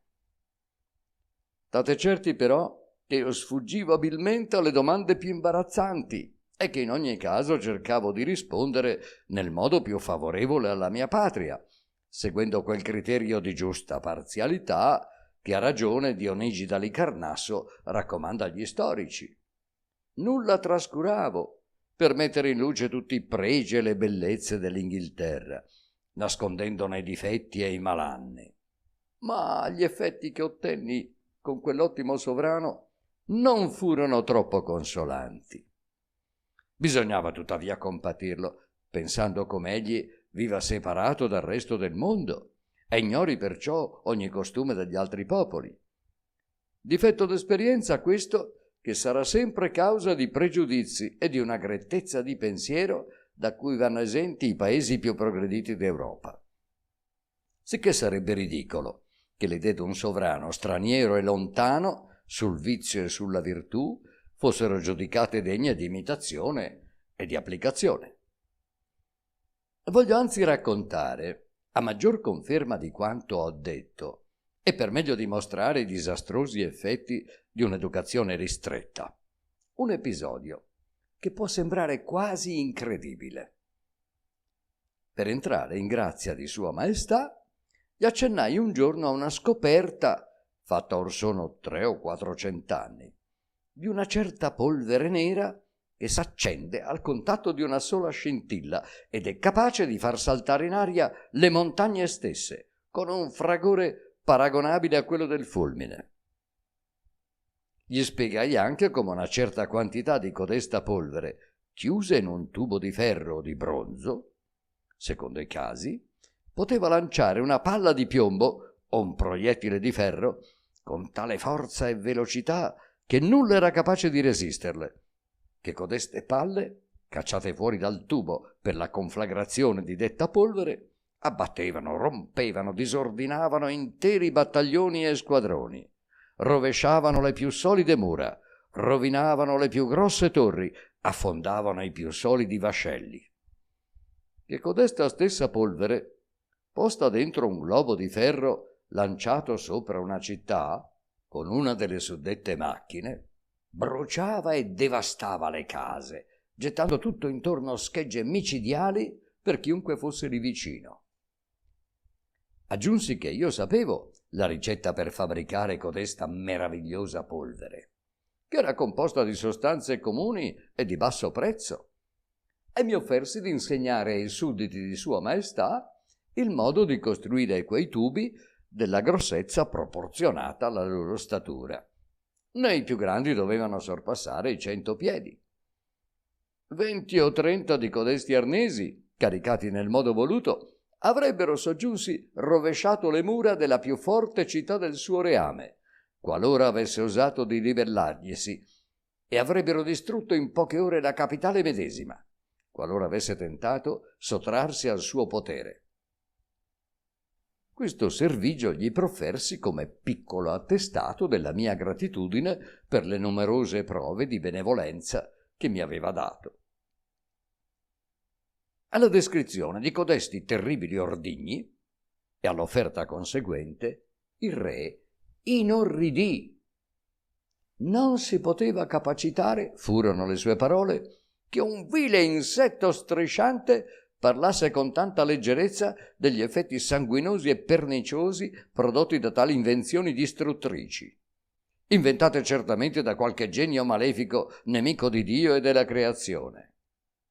Egli mi assicurò che ogni nuova scoperta, sia nelle arti che nelle scienze, lo riempiva di gioia, ma che avrebbe preferito perdere il trono piuttosto che servirsi di un così funesto segreto, e mi proibì, pena la vita, di comunicarlo ad alcuno dei suoi sudditi.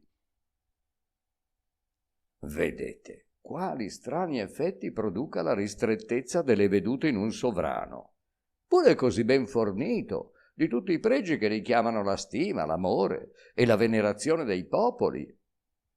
Codesto saggio e valente principe, pieno di buone qualità e adorato dal suo popolo, per uno scrupolo inconsistente, di cui non si ha neppure idea in Europa, si lasciava scappare l'occasione di diventare assoluto padrone della vita, della libertà e degli averi di tutti i suoi sudditi.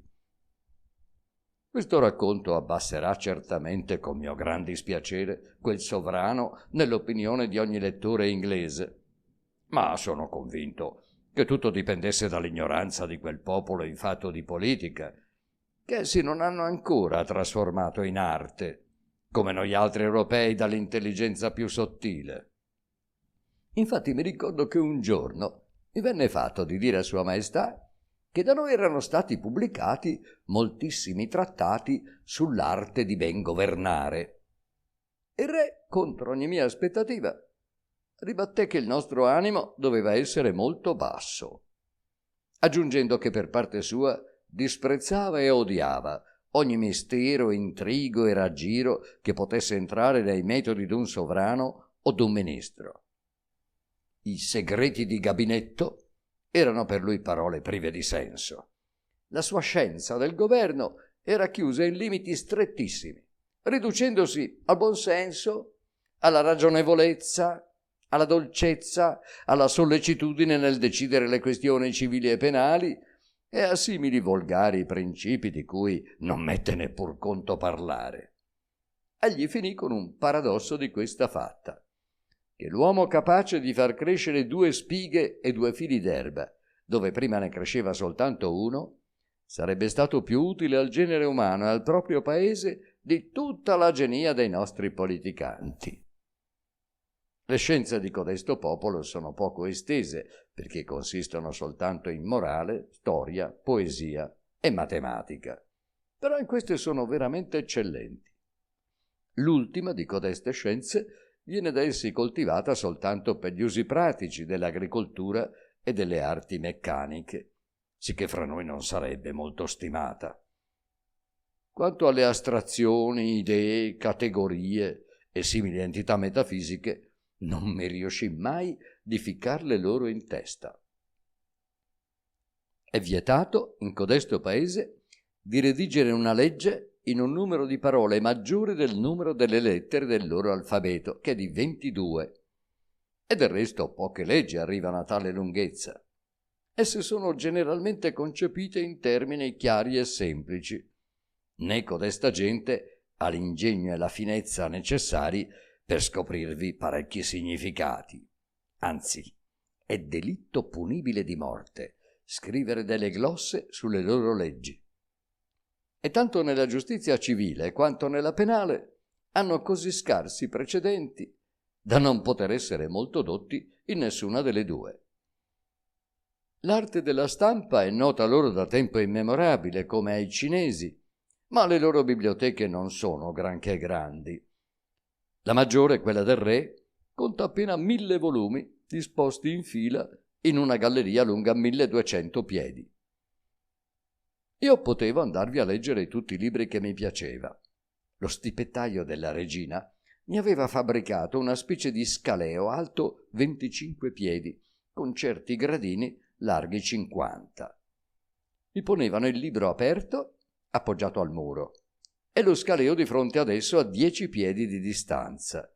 Quindi io salivo sul gradino più alto, con lo sguardo volto verso il libro, e cominciavo a camminare sul gradino da destra a sinistra, leggendo le prime righe in alto della pagina. Poi, quando le righe erano scese sotto il livello della mia vista, scendevo sul gradino seguente. E così a poco arrivavo in fondo alla pagina e alla scala. Per leggere la pagina seguente risalivo fino in cima e quando l'avevo terminata voltavo il foglio con ambo le mani, senza grande fatica perché era spesso quasi come il cartone. I libri più grossi non sorpassavano i 18 o 20 piedi d'altezza. Lo stile di quegli scrittori non è affatto ricercato, ma chiaro, energico e dolce a un tempo. Essi cercano scrupolosamente di evitare le ripetizioni inutili e i giri di frase. Lessi parecchi loro libri, specialmente di storia e di morale, e fra gli altri un vecchio trattatello che trovai in camera di Glumdalclitch e che apparteneva alla sua governante, vecchia gentildonna amante di letture morali e devote. Esso era intitolato Della debolezza dello spirito umano e non era cercato se non dalle donne e dalle persone del volgo. Mi interessava tuttavia di vedere che cosa poteva scrivere su tale argomento un autore di codesto paese. Orbene, l'autore non faceva che ripetere i soliti concetti dei nostri moralisti, dimostrando come l'uomo debba faticare per difendersi dalle intemperie e dagli assalti delle belve e come molti altri animali lo superino in forza, in agilità e anche in previdenza e in destrezza. Aggiungeva che negli ultimi tempi la razza umana era decaduta, perché produceva dei semplici aborti in confronto delle antiche epoche. Infatti egli pretendeva che in origine gli uomini fossero molto più grandi, come dimostravano le storie, le tradizioni e le gigantesche ossa trovate qua e là scavando il suolo del paese. Del resto, aggiungeva, le stesse leggi della natura esigevano che la statura degli uomini primitivi fosse più grande di quella presente, che li espone ad essere uccisi dal più lieve accidente, sia una tegola caduta da un tetto, sia una pietra scagliata da un ragazzo, sia un modesto ruscello in cui annegano tentandone il guado. E da tutti codesti ragionamenti l'autore deduceva alcuni precetti morali, utili forse per le vicende della loro vita, ma poco interessanti per i miei lettori. E quanto a me, non potevo fare meno di riflettere a mia volta su codesta morale e sulla generale tendenza degli uomini a biasimare la natura e a esagerarne i difetti. E ne conclusi che anche noi, se guardassimo bene in fondo alle cose, non avremmo maggiori motivi di lagnarci che codesti abitanti di Brobdingnag. L'esercito loro si compone, dicono, di 176.000 fantaccini e 32.000 cavalieri. Seppure si può chiamare esercito un insieme di mercanti e di artigiani, al comando dei quali stanno i nobili. E nessuno di costoro riceve soldo o compenso di sorta. Giova aggiungere che sono assai ben disciplinati e agguerriti, cosa naturalissima, perché ogni artigiano è guidato dal proprio padrone e ogni borghese dai maggiorenti della sua città, eletti per scrutinio, come a Venezia.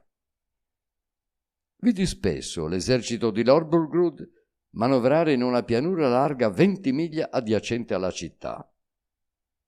Sebbene non contasse più di 25.000 fanti e 6.000 cavalli, esso copriva tanto spazio da non permettermi neppure di contarli tutti. Un uomo a cavallo era alto circa 100 piedi. Quando, al comando, tutti i soldati sguainavano la sciabola, l'effetto era magnifico e davvero impressionante, come di una miriade di lampi che sprizzassero insieme in tutti i punti dell'orizzonte. Volli informarmi come mai codesto sovrano, pur non avendo da temere invasioni, si curasse di insegnare al suo popolo l'esercizio militare e la disciplina delle armi. Ma presto me ne resi conto, sia per le risposte avute, sia leggendo i loro libri di storia, da cui imparai come per molti secoli essi fossero stati afflitti dalla solita peste di tutti i governi, cioè il patriziato aveva lottato per il predominio, il popolo per la libertà, il re per soggiogare l'uno e l'altro. Le leggi del paese, per quanto sagge e temperate, erano state talora violate da questo o da quello dei tre partiti, producendo guerre civili, l'ultima delle quali era stata felicemente domata dal nonno del sovrano regnante, con un accomodamento di cui tutti erano rimasti soddisfatti. Ma l'esercito allora formatosi era stato mantenuto di comune accordo e veniva educato alla più rigida disciplina. Capitolo 8.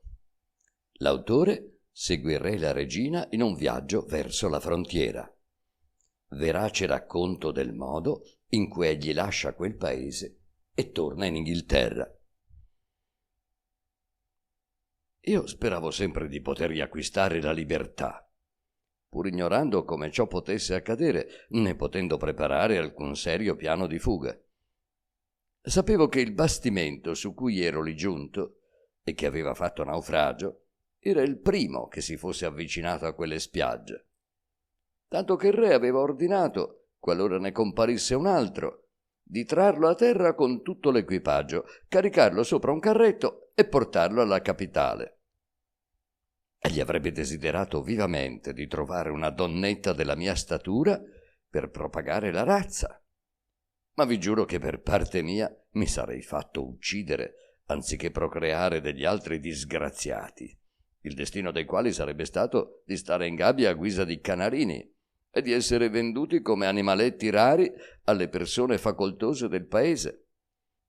Non mi potevo, è vero, lagnare del trattamento. Ero il beniamino del re e della regina e a corte tutti mi volevano bene.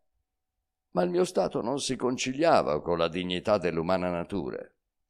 Senza contare gli affetti familiari, dei quali mi pungeva il ricordo, provavo anche un vero bisogno di ritrovarmi fra gente con la quale poter trattare da pari a pari, di passeggiare per strade e per campi senza il perpetuo timore di essere schiacciato o di ricevere qualsiasi affronto da un ranocchio o da un cucciolo.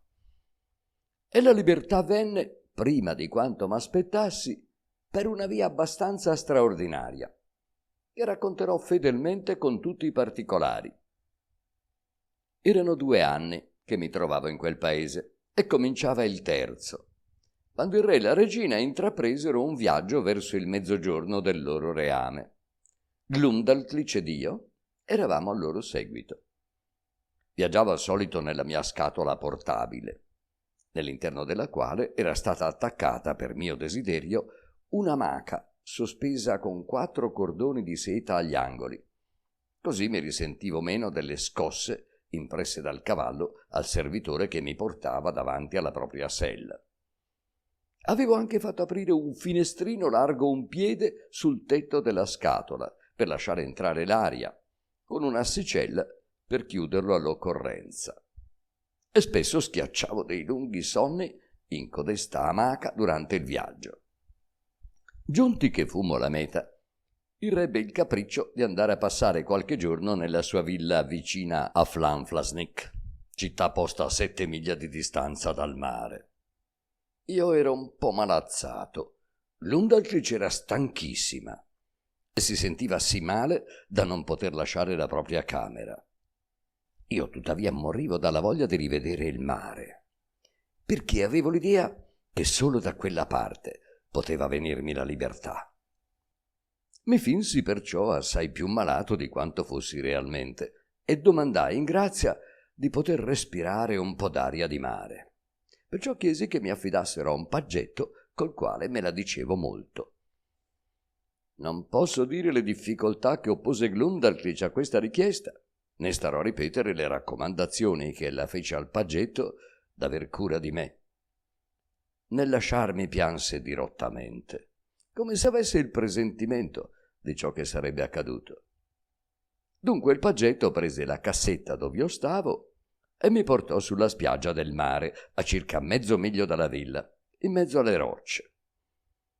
Gli dissi allora di posarmi in terra e, aperta una delle finestrine laterali, mi posi a guardare le onde con occhio malinconico.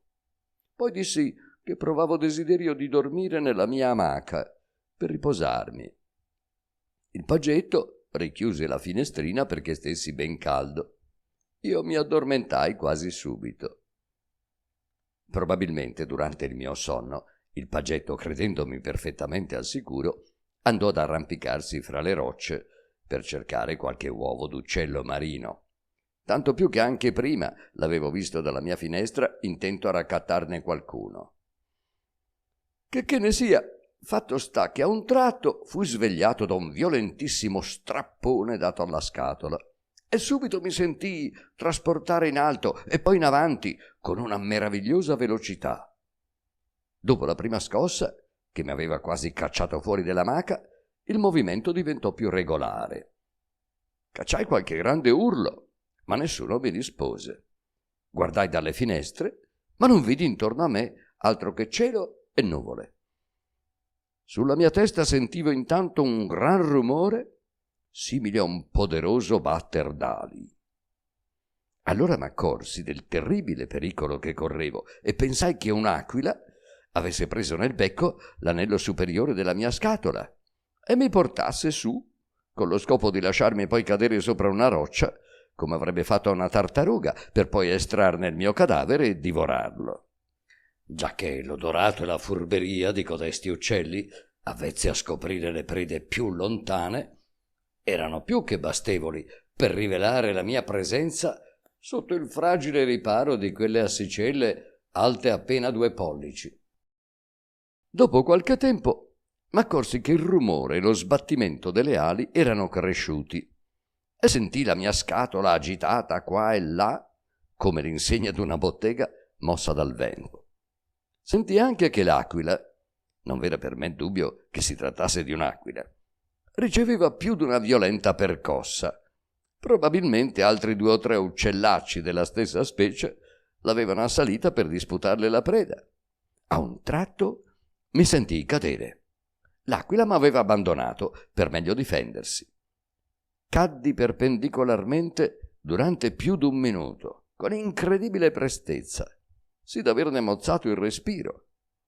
La caduta fu terminata da una terribile scossa, che mi rintronò gli orecchi come le cateratte del Niagara.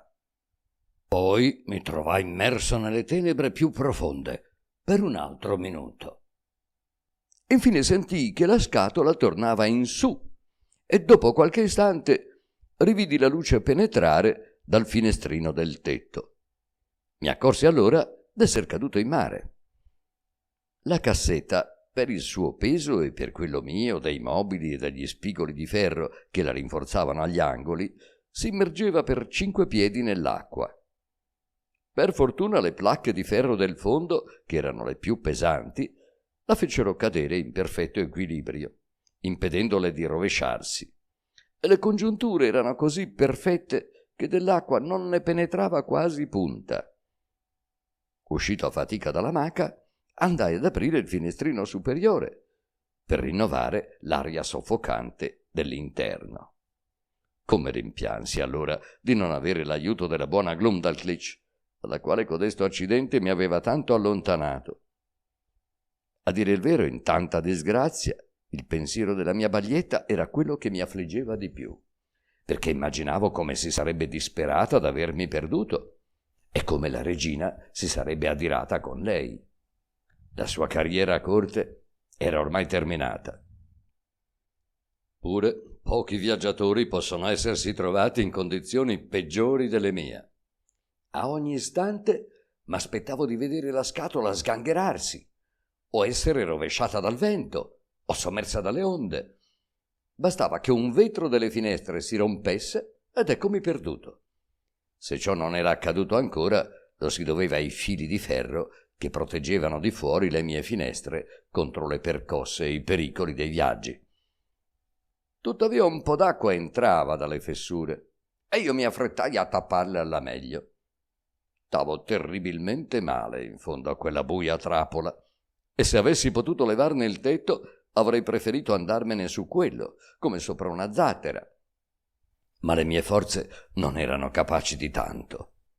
Anche scampando ogni altro rischio, Il mio destino era di morire miseramente di freddo e di fame. 4 ore restai in questo stato d'angoscia, aspettando che a ogni istante fosse l'ultimo della mia vita. A un tratto sentii un certo rumore da quella parte della cassetta dove invece della finestra stavano all'esterno quelle cinghie di cuoio che servivano, come ricorderete, ad attaccare la scatola stessa alla cintura dei servi. Poco dopo mi parve di sentirla muovere, o meglio trascinare a rimorchio, già che avvertivo un certo sforzo che faceva salire il livello delle onde fin sopra le finestre, lasciandomi al buio. Pur non sapendo da che parte potesse venirmi il soccorso, concepii allora una qualche speranza. Svitai una seggiola e montando su quella potei accostare la bocca a una fessura che era nel tetto. Allora cominciai a gridare aiuto con tutte le mie forze e in tutte le lingue che conoscevo. Poi attaccai il fazzoletto a un bastone che avevo e sporgendolo fuori dal finestrino lo agitai disperatamente, affinché, qualora fosse lì vicino qualche bastimento o qualche barca, i marinai s'accorgessero che un disgraziatissimo mortale era chiuso dentro quella scatola. Non parve però che il segnale ottenesse alcun effetto. Nel frattempo la cassetta seguitava ad essere rimorchiata, finché, dopo un'ora circa, urtò contro un corpo molto duro, che io temetti dapprima fosse uno scoglio. Cominciò allora uno sballottamento anche maggiore. Sul tetto della scatola sentii un fruscio come d'un cavo che venisse infilato nell'anello di cuoio superiore. Poi mi sentii alzato di almeno 3 piedi. Allora le cacciai fuori il mio fazzoletto, gridando a perdifiato. Ed ecco rispondermi grandi evviva 3 volte ripetuti, con una tal consolazione da parte mia, quale non si può intendere se non si prova. Sentii che qualcuno camminava sul tetto della scatola e subito dopo una voce mi chiamava dicendo in inglese: «C'è qualcuno lì dentro?» «Oimè sì», risposi, «un povero inglese ridotto dalla sventura nel più miserabile stato che creatura umana abbia sofferto. Per carità, toglietemi da questa prigione». «Non abbiate paura», mi rispose la voce. «La vostra cassetta è attaccata a un vascello e quando il falegname avrà fatto un buco nel tetto sarete tirato fuori». Risposi che non c'era bisogno di tutto questo, ma che bastava che un uomo infilasse il dito nell'anello di cuoio per alzare la scatola e portarla senz'altro sul bastimento e poi in camera del capitano. Qualcuno rise, sentendomi parlare così. Altri osservarono che dovevo essere diventato pazzo. E io allora capii di trovarmi tra gente della mia stessa statura. Intanto il falegname di bordo arrivò e in poco tempo fece nel tetto della scatola un buco largo 4 piedi. Mi fu calata una scaletta su cui mi arrampicai e così mi portarono sul bastimento in uno stato di grande debolezza. Tutti i marinai erano meravigliati del mio ritrovamento e mi colmavano di domande a cui non rispondevo. Ai miei occhi, avvezzi a contemplare esseri di mostruosa grandezza, costoro sembravano tanti pigmei. Per fortuna il capitano, Tommaso Wilcox dello Shropshire, uomo d'ingegno e di cuore, accortosi che non mi reggevo dalla debolezza. Mi fece entrare nella sua cabina e mi mise a letto, consigliandomi di prendere il necessario riposo. Prima d'addormentarmi, gli dissi che nella cassetta c'erano dei mobili di valore: una bella maca, un letto da campagna, 2 seggiole, una tavola e un armadio, che le pareti d'essa erano imbottite di stoffe di seta e di balle di cotone, e che se egli avesse fatto portare la scatola nella sua cabina, gli avrei mostrato io stesso codesti mobili. Il capitano, sentendomi proporre tale assurdità, mi credé uscito di cervello, ma per contentarmi rispose che avrebbe dato gli ordini opportuni. Infatti, tornato sul ponte, mandò alcuni marinai a visitare la cassetta, da cui furono tirati fuori, come seppi poi, tutti i miei effetti.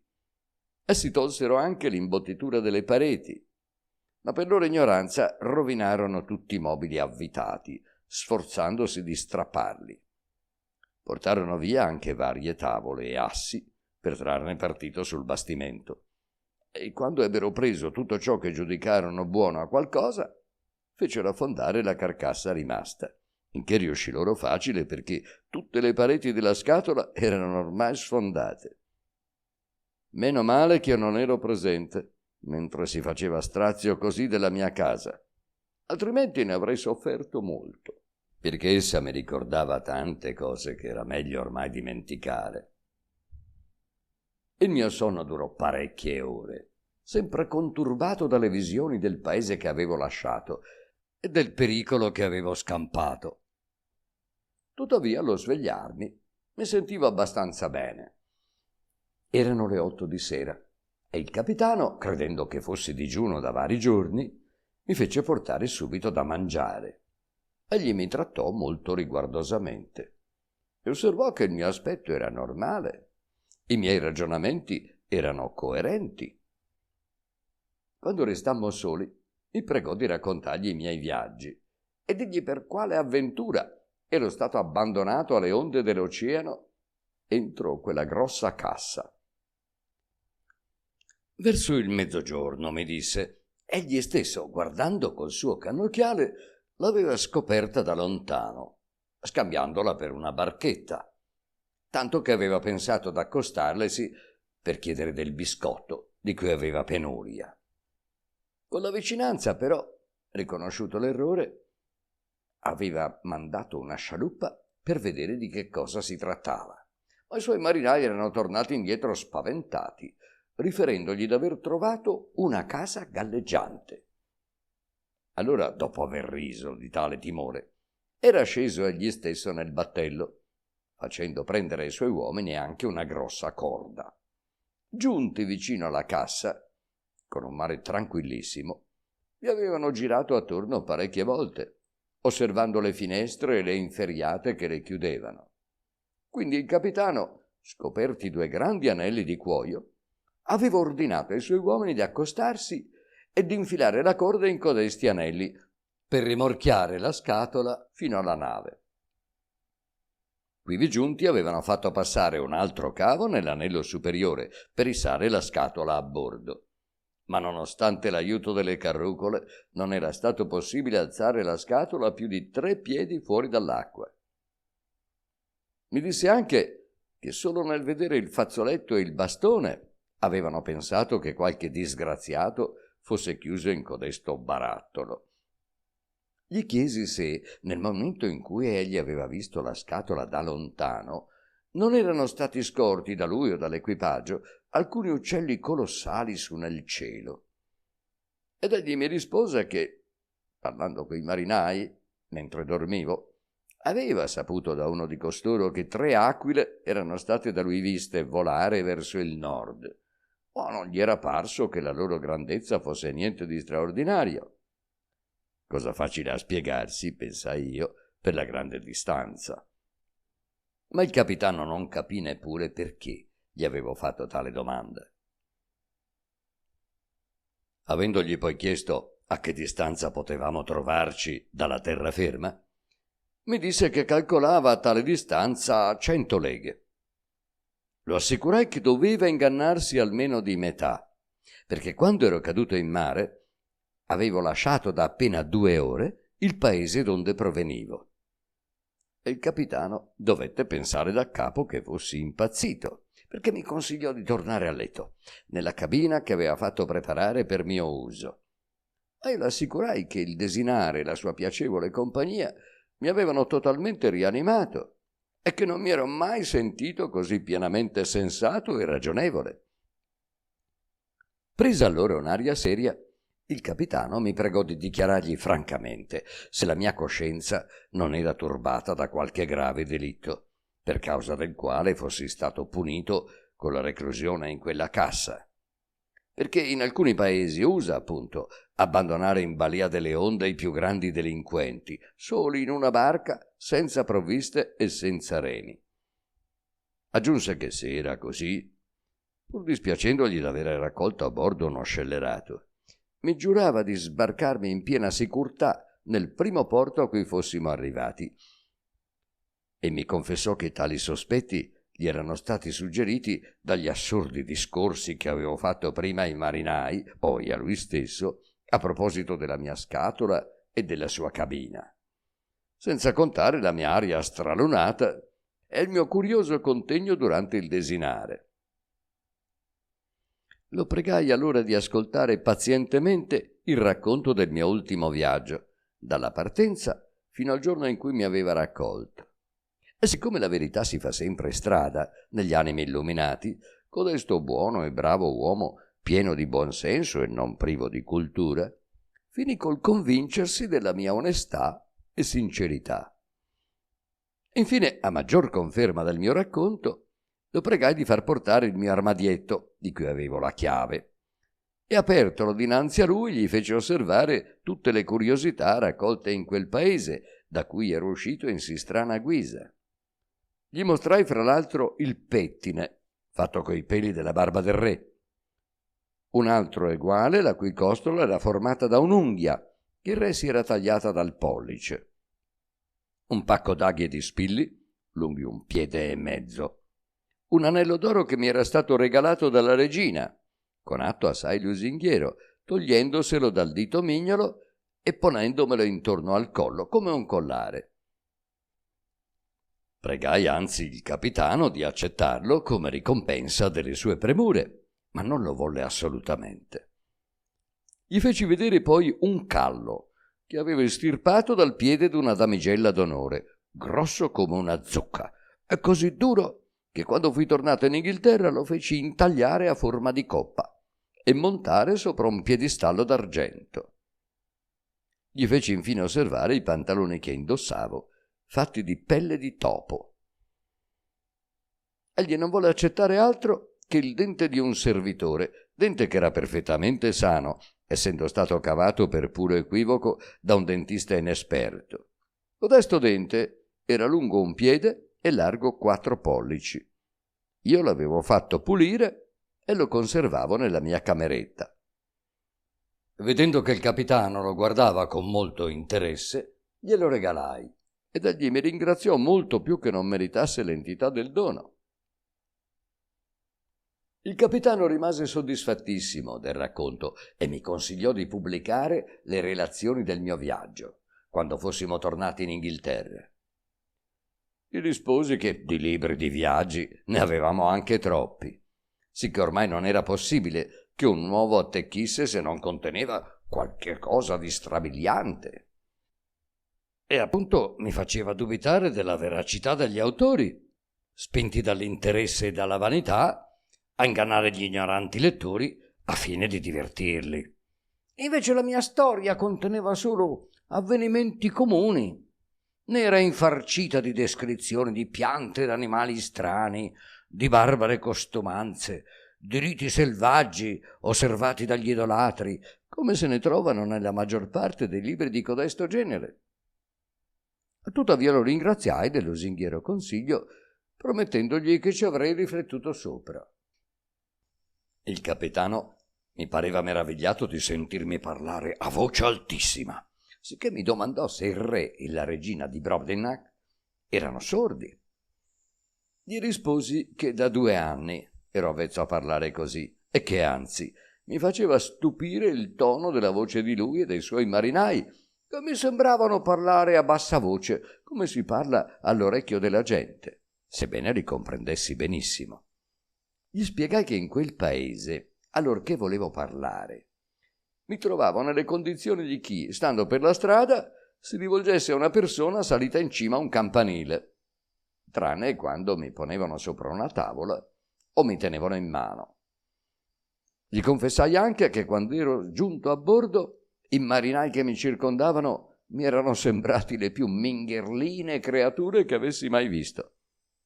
Del resto, durante la mia permanenza a Brobdingnag, non potevo guardarmi in uno specchio senza sembrare a me stesso l'essere più insignificante del mondo.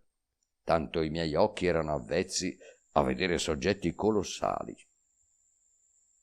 Il capitano disse di comprendere ora come mai durante il pranzo avessi guardato ogni oggetto con una specie di stupore e talora gli fosse sembrato sul punto di scoppiare in una risata, tanto che gli aveva attribuito questo incomprensibile contegno alla mia alienazione mentale. Gli risposi che infatti avevo frenato a stento le risa, vedendo le sue scodelle grosse come una moneta da 3 soldi, un prosciutto che era appena un boccone e una costoletta più piccola di uno spicchio di noce. E così continuai a paragonare il resto dei mobili e delle vivande con gli oggetti dello stesso genere che ero avvezzo a vedere, perché, pur avendo avuto dalla regina per mio uso gli oggetti che mi erano necessari in dimensione proporzionata alla mia statura, tuttavia avevo sempre guardato di preferenza quelli degli altri che mi stavano intorno, seguendo così l'usanza degli uomini, più curiosi d'altrui che di se stessi, e anche ora dimenticavo la mia piccolezza notando quelle degli altri. Il capitano, che stava molto bene allo scherzo, mi rispose allegramente con una nota espressione inglese, osservandomi che davvero avevo gli occhi più grossi della pancia, perché gli era sembrato che non avessi mostrato un grande appetito, pur essendo digiuno dalla mattina, e continuando a punzecchiarmi aggiunse che avrebbe dato 100 sterline per vedere la mia cassetta nel becco dell'aquila e per assistere alla mia caduta in mare da così grande altezza, spettacolo meraviglioso e degno di restare immortale. Il confronto con Fetonte veniva naturale ed egli non se lo lasciò scappare, ma confesso che mi parve insipido. Il capitano tornava dal Tonchino diretto verso l'Inghilterra e si era spinto verso nord-est a 44 gradi di latitudine e 143 di longitudine, quando, 2 giorni dopo il mio arrivo a bordo, si alzò un vento che ci spinse per un gran pezzo a nord, sicché dovemmo costeggiare la Nuova Olanda e dirigerci prima per ovest-sud-ovest e poi per sud-ovest, finché doppiammo il capo di Buona Speranza. Risparmio al lettore il noioso racconto del nostro viaggio, che fu fortunatissimo. Il capitano approdò in 1 o 2 porti e mandò la scialuppa per cercare viveri e acqua. Ma io non discesi dal bastimento finché non fummo arrivati alle dune, dove giungemmo finalmente il 3 giugno 1706, dopo circa 9 mesi dalla mia liberazione. Offersi al capitano di lasciargli la mia roba come garanzia del pagamento del prezzo del mio viaggio, ma egli non volle accettare nulla, sicché, dopo averlo affettuosamente salutato ed essermi fatta promettere una sua visita a Redriff, noleggiai un cavallo e una guida con 5 scellini che il capitano mi prestò e mi misi in cammino per casa mia. Per la strada, osservando la piccolezza delle case, degli alberi, degli animali e della gente, mi pareva d'essere ancora a Lilliput. Temevo sempre di pestare i viandanti che incontravo e talora cacciavo degli urli perché mi lasciassero libero il passo, tanto che un paio di volte rischiai di farmi rompere la testa per la mia tracotanza. Arrivato che fui a casa mia, e per giungervi dovetti domandare la strada, un servo mi aperse la porta e io mi chinai per entrare, temendo di batter la testa come un'oca quando entra nel suo covo. Corse mia moglie per abbracciarmi e baciarmi e io mi chinai fin sotto i ginocchi, perché mi pareva che altrimenti non sarebbe arrivata alla mia bocca. La mia figliola si inginocchiò per chiedermi la paterna benedizione, ma io non la vidi neppure, finché non si fu alzata. Tanto era avvezza a stare impettito con la faccia in su e gli occhi fissi a un'altezza di 60 piedi. Allora cercai di farla rizzare, prendendola per la cintura.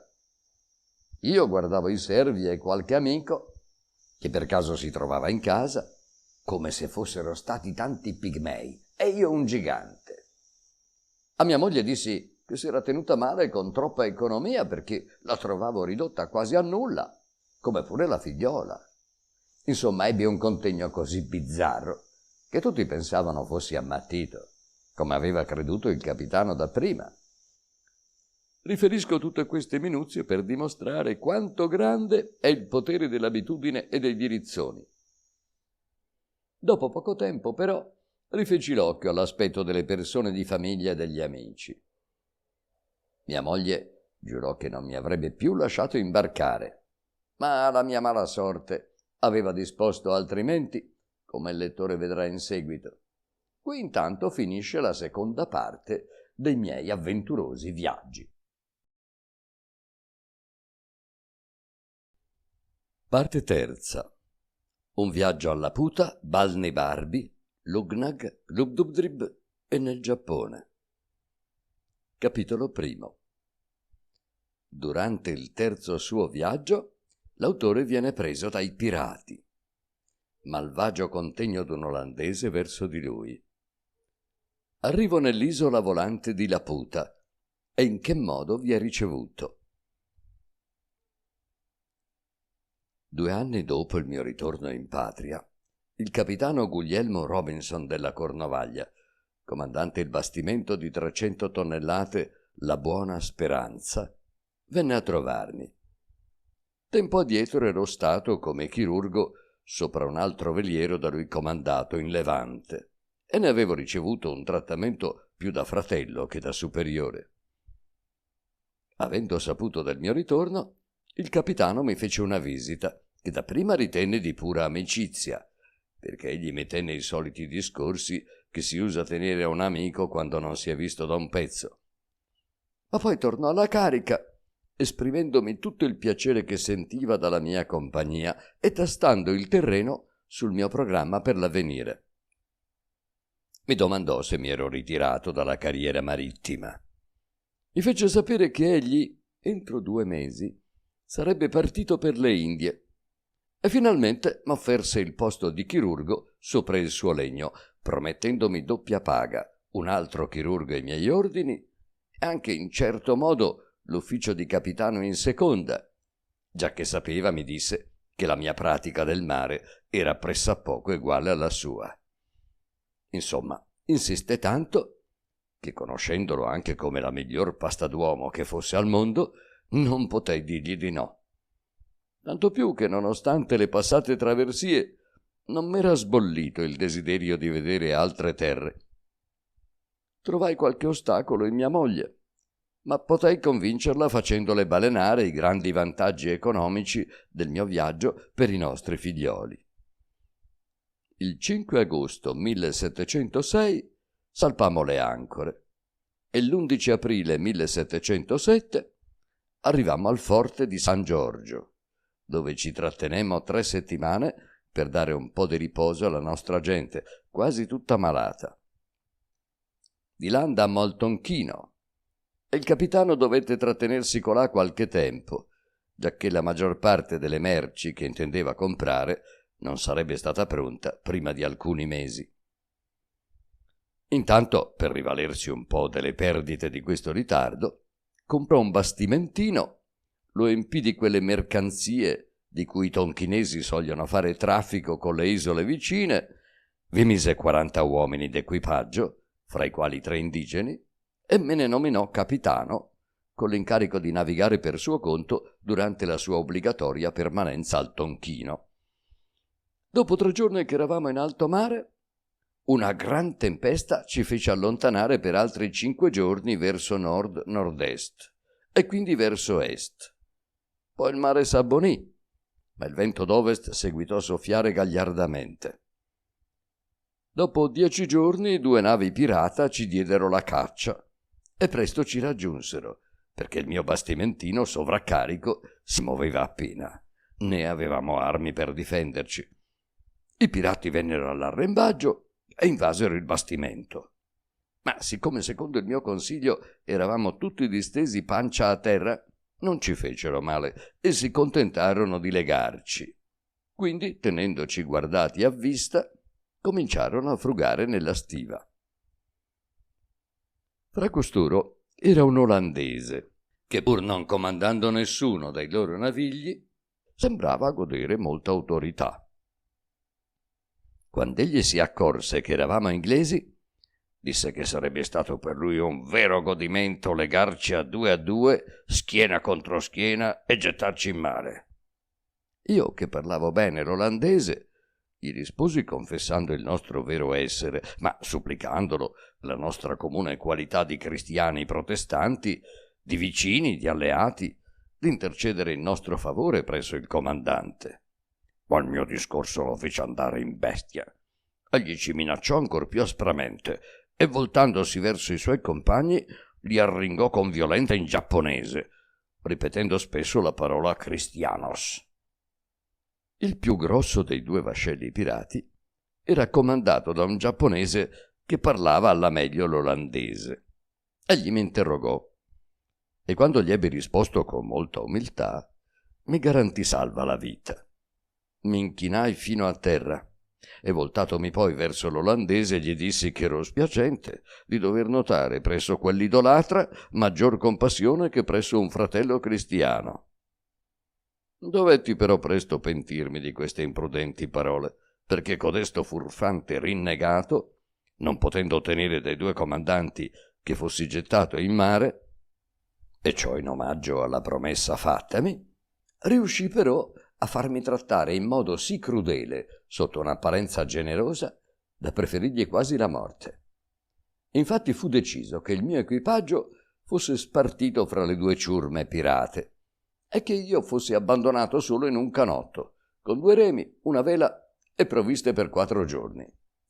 Il capitano giapponese raddoppiò per suo conto la mia razione di viveri e non volle permettere che fossi frugato. Mentre scendevo nel canotto, l'olandese mi scagliava giù dal ponte tutte le ingiurie e le imprecazioni che la sua lingua gli forniva. Un'ora appena prima che già salissero i pirati, avevo preso il punto, trovando che eravamo a 46 gradi di latitudine nord e a 183 di longitudine. Quando fui un po' discosto dalle loro navi, scrutai col cannocchiale l'orizzonte e vidi verso sud-ovest parecchie isole. Sicché, alzata la vela, mi diressi da quella parte e dopo 3 ore raggiunsi la più vicina. Codesto isolotto roccioso mi fornì soltanto alcune uova d'uccelli marini che cossi con un fuoco di stoppie e di alghe secche. Così potei nutrirmi senza intaccare le mie provviste, secondo il piano prefissomi. La notte dormii benissimo sopra un materasso d'alghe, al riparo d'una roccia. E il giorno di poi feci vela verso un'altra isola. Così, passando a una terza e a una quarta, un po' coi remi, un po' con la vela, dopo 5 giorni arrivai all'ultima isola di quel gruppo, che si trovava a sud-sud-est della prima, e vi risparmio il racconto delle fatiche durate prima di giungervi. Codesta isola era più lontana di quel che credevo, tanto che mi occorsero 5 ore per la traversata, e dovetti anche girarle tutto attorno prima di scoprire un approdo. Sbarcato finalmente in un piccolissimo golfo, capace di appena 3 barchette come la mia, mi accorsi che tutta l'isola consisteva in una roccia con qua e là sparse alcune praterie ricche di erbe aromatiche e di frutti odorosissimi.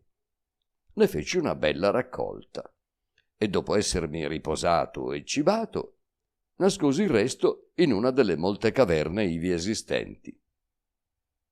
Avendo poi trovato le solite uova, trappai delle erbe secche e delle alghe per cuocerle il giorno seguente, giacché avevo con me pietra focaia, acciarino, esca e un cristallo convesso.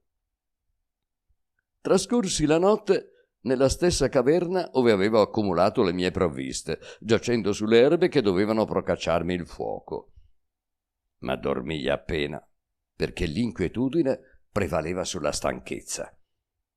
Pensavo che non potevo fare a meno di morire su quell'isola così squallida e che tale triste fine era inevitabile, sicché mi abbattei talmente che non trovai la forza di alzarmi, se non quando il sole si era già levato da un pezzo. Il cielo era purissimo e il sole ardeva in modo che non potevo volgergli incontro la faccia. Ma ecco, a un tratto, farsi un gran buio, in modo tutto diverso da quello che suole quando passa una nuvola sul sole. Voltomi verso di questo, scorsi un grande corpo opaco e mobile che sembrava diretto verso l'isola dove io stavo. Esso pareva sospeso a 2 miglia d'altezza e mi nascose il sole per 6 o 7 minuti. Però non m'accorsi nel frattempo che l'aria fosse più fredda nell'oscurità maggiore che se io fossi stato all'ombra di una montagna. Avvicinandosi ancora al punto ove mi trovavo, codesto corpo mi apparve formato di una sostanza solida, dal fondo piatto e liscio, che rifletteva il mare su cui si librava.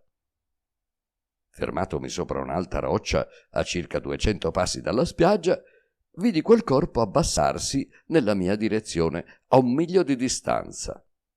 Guardai allora col cannocchiale e scopersi moltissime persone che andavano su e giù lungo i fianchi un po' scoscesi di codesta isola volante, ma non discernevo che cosa facesse codesta gente. Per quanto il naturale istinto di conservazione e la speranza di uscire alla meno peggio dalla mia rischiosa avventura mi empissero il cuore di gioia, il lettore può immaginarsi il mio stupore alla vista di quell'isola aerea abitata da persone che sembravano poterla muovere, alzare a loro talento. Tuttavia, non avendo voglia in quell'istante di fare della filosofia, mi contentai di guardare verso qual parte si dirigesse l'isola, che sembrava essersi per un momento fermata. Quasi subito, infatti, essa si mosse venendo dalla mia parte, sicché potei distinguervi parecchie grandi gallerie e porticati, congiunti di piano in piano da numerose scalee a uguali intervalli. Nella galleria più bassa vidi benissimo diversi uomini occupati a pescare gli uccelli con la lenza e altri che stavano a guardarli. Afferrato il mio berretto, il famoso cappello era ormai consumato da un pezzo, e il fazzoletto, cominciai a fare dei grandi segnali e poi gridai anche a pieni polmoni. Una vera folla si accalcò ben presto dalla parte dell'isola prospicente verso di me, e dai loro gesti capii che mi avevano veduto, pur non potendomi rispondere. 5 o 6 di costoro salirono in fretta e in furia verso la cima dell'isola volante, probabilmente per riferire la scoperta fatta a qualche importante personaggio e domandare ordini in proposito. La folla dei curiosi intanto cresceva sempre. Dopo mezz'ora l'isola si era tanto accostata che non più di 100 yards me ne separavano. Allora presi le più umili e supplichevoli positure e parlai a costoro col più insinuante accento, ma nessuno di loro mi rispose. Le persone più vicine mi parevano, a giudicare dai loro vestiti, provviste di una certa autorità. Essi mi guardavano fissamente e si consultavano fra loro. Infine uno di essi mi diresse la parola in una lingua chiara, elegante e dolce, dall'accento vagamente simile all'italiano, sicché io risposi loro appunto in italiano, sperando che il suono ne sarebbe più gradito ai loro orecchi, ma non ci intendevamo affatto. Comunque essi compresero il disagio della mia posizione, sicché fattomi segno di scendere dalla roccia e di andare verso la riva del mare, fecero abbassare un altro poco l'isola, finché poterono calare dalla galleria inferiore una catena con uno sgabelletto attaccato. Sedutomi su questo arnese, in pochi istanti fui tirato su per mezzo di un arganello. Nota: la latitudine di 183 gradi a cui avviene l'abbordaggio dai pirati è contata a est di Greenwich, secondo la consuetudine del tempo. Oggi diremmo 177 gradi di longitudine ovest.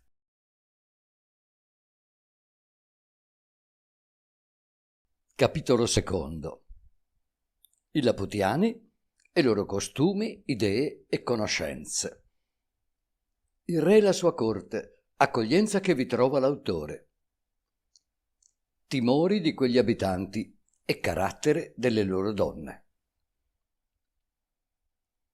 Una folla di gente assisteva al mio arrivo. I personaggi che sembravano di maggiore autorità furono i primi a venirmi incontro.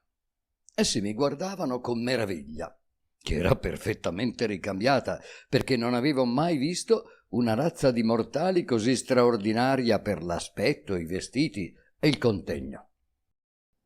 Alcuni di loro avevano la testa inclinata a destra, altri a sinistra, e i loro occhi erano voltati l'uno verso il naso, l'altro verso il cielo. Sui vestiti portavano ricamate le figure del sole, della luna e delle stelle, mescolate con quelle di vari strumenti musicali, come violini, arpe, trombe, chitarre, clavicembali e altri strumenti sconosciuti fra noi. Alcuni di loro erano seguiti da persone che sembravano al loro servizio, ciascuna delle quali portava una vescica attaccata alla punta di una bacchetta, dentro a cui stavano, come seppi di poi, molti fagioli secchi o sassolini. Con queste vesciche picchiavano ogni tanto la bocca o gli orecchi del loro padrone. Né dapprima potei indovinarne la ragione. Sembra che codesta gente sia tanto immersa nelle sue profonde meditazioni da trovarsi in uno stato di perpetua distrazione, di modo che nessuno può parlare né udire i discorsi altrui se qualche impressione esterna non viene a scuotere i suoi organi vocali o uditivi. Perciò le persone benestanti hanno sempre seco un domestico, battitore o climenole, come essi lo chiamano, il quale ne risveglia l'attenzione. Né escono mai di casa senza di lui.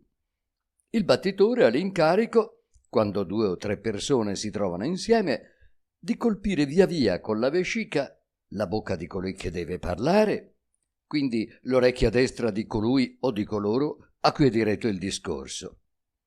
Ne riesce meno utile il battitore al proprio padrone durante le sue passeggiate, cordargli dei piccoli colpi sugli occhi, quando quegli sta per cadere in un precipizio, o per batter la testa in un palo, o per urtare qualcuno, o per essere spinto in un fossato.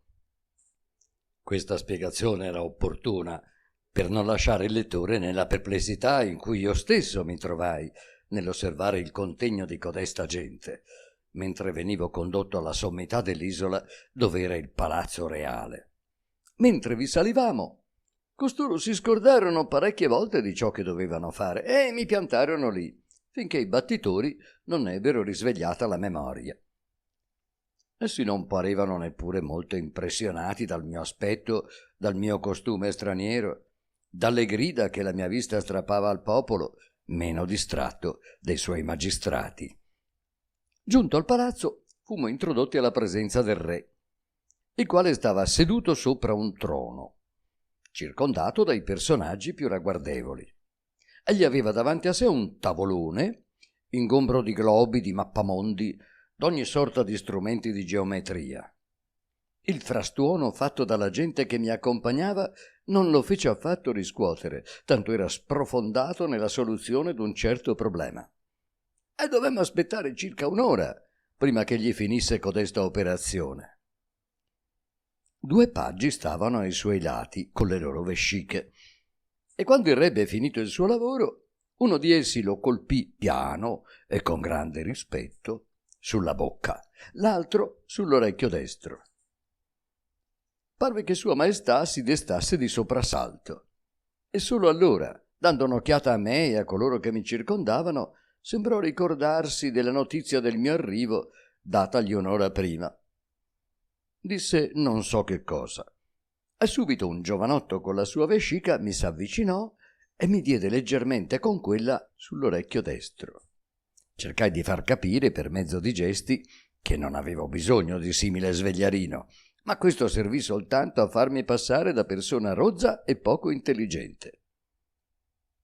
Il re mi rivolse poi diverse domande e io gli risposi in tutte le lingue che sapevo, ma non potemmo minimamente intenderci. Allora codesto sovrano, che si distingueva da tutti i suoi predecessori per la grande ospitalità, mi fece condurre in un ampio quartiere del suo palazzo, assegnando 2 domestici al mio servizio.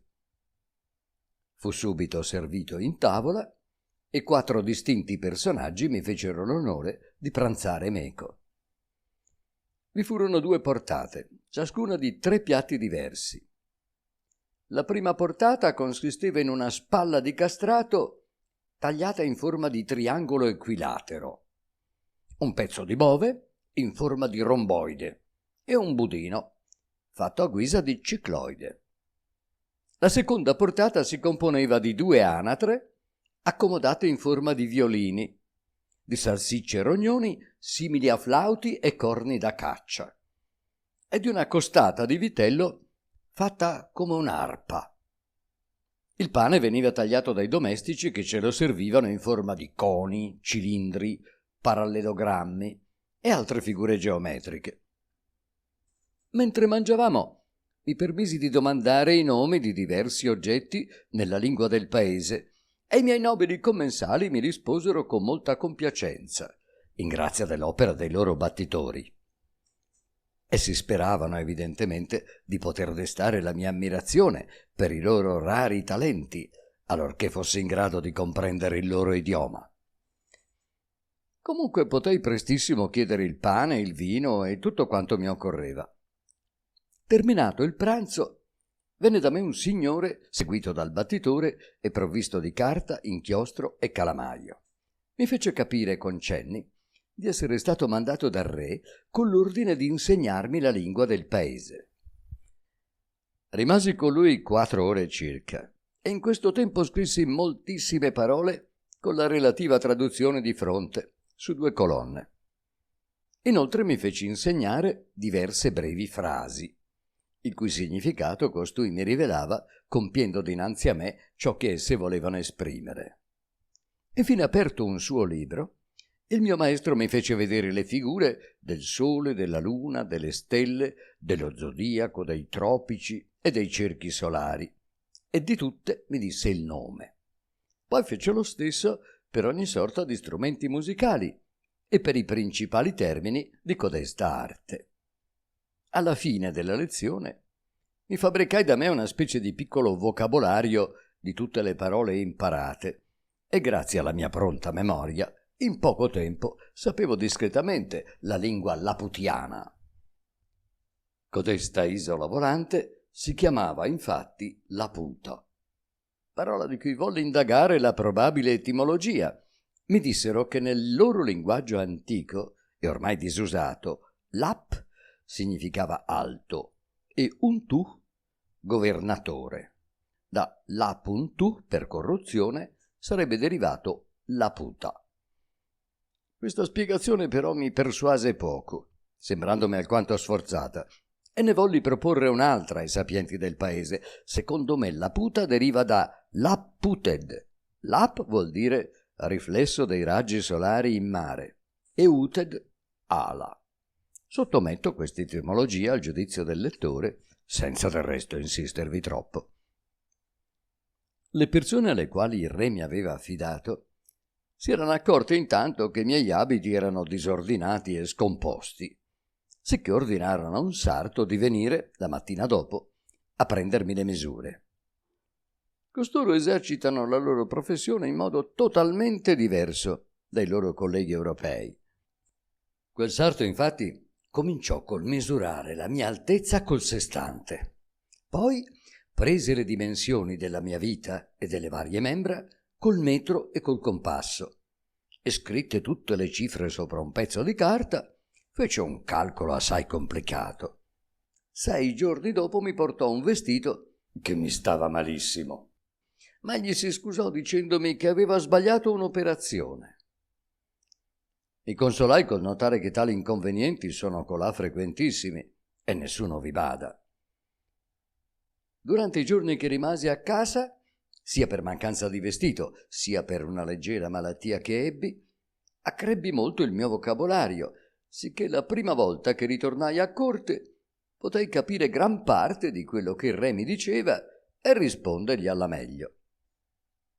Il re aveva ordinato di spostare l'isola verso Lagado, capitale del suo reame di terraferma, e quindi verso certe altre città e villaggi da cui doveva ricevere le suppliche.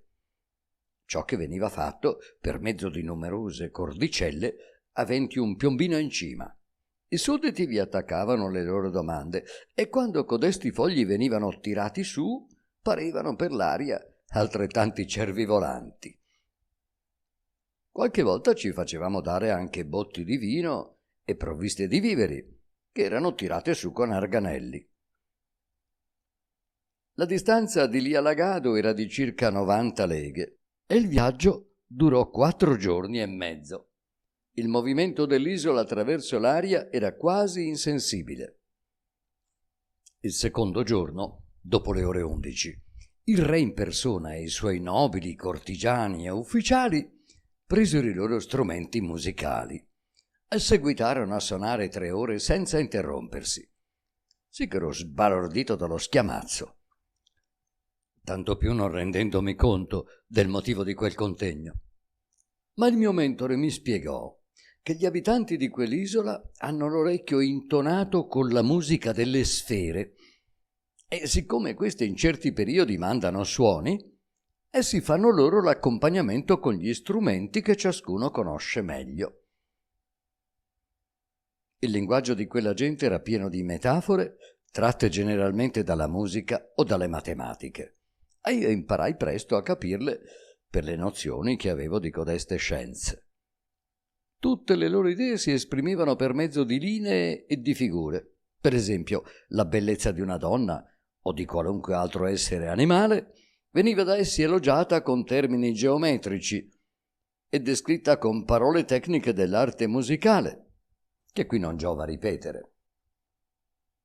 Anche nelle cucine di Sua Maestà trovai ogni maniera di strumenti di musica e di matematica, di cui i cuochi si servivano per tagliare e formare i cibi per la tavola regale. Le loro case erano costruite malissimo. I muri delle stanze non avevano neppure un angolo regolare.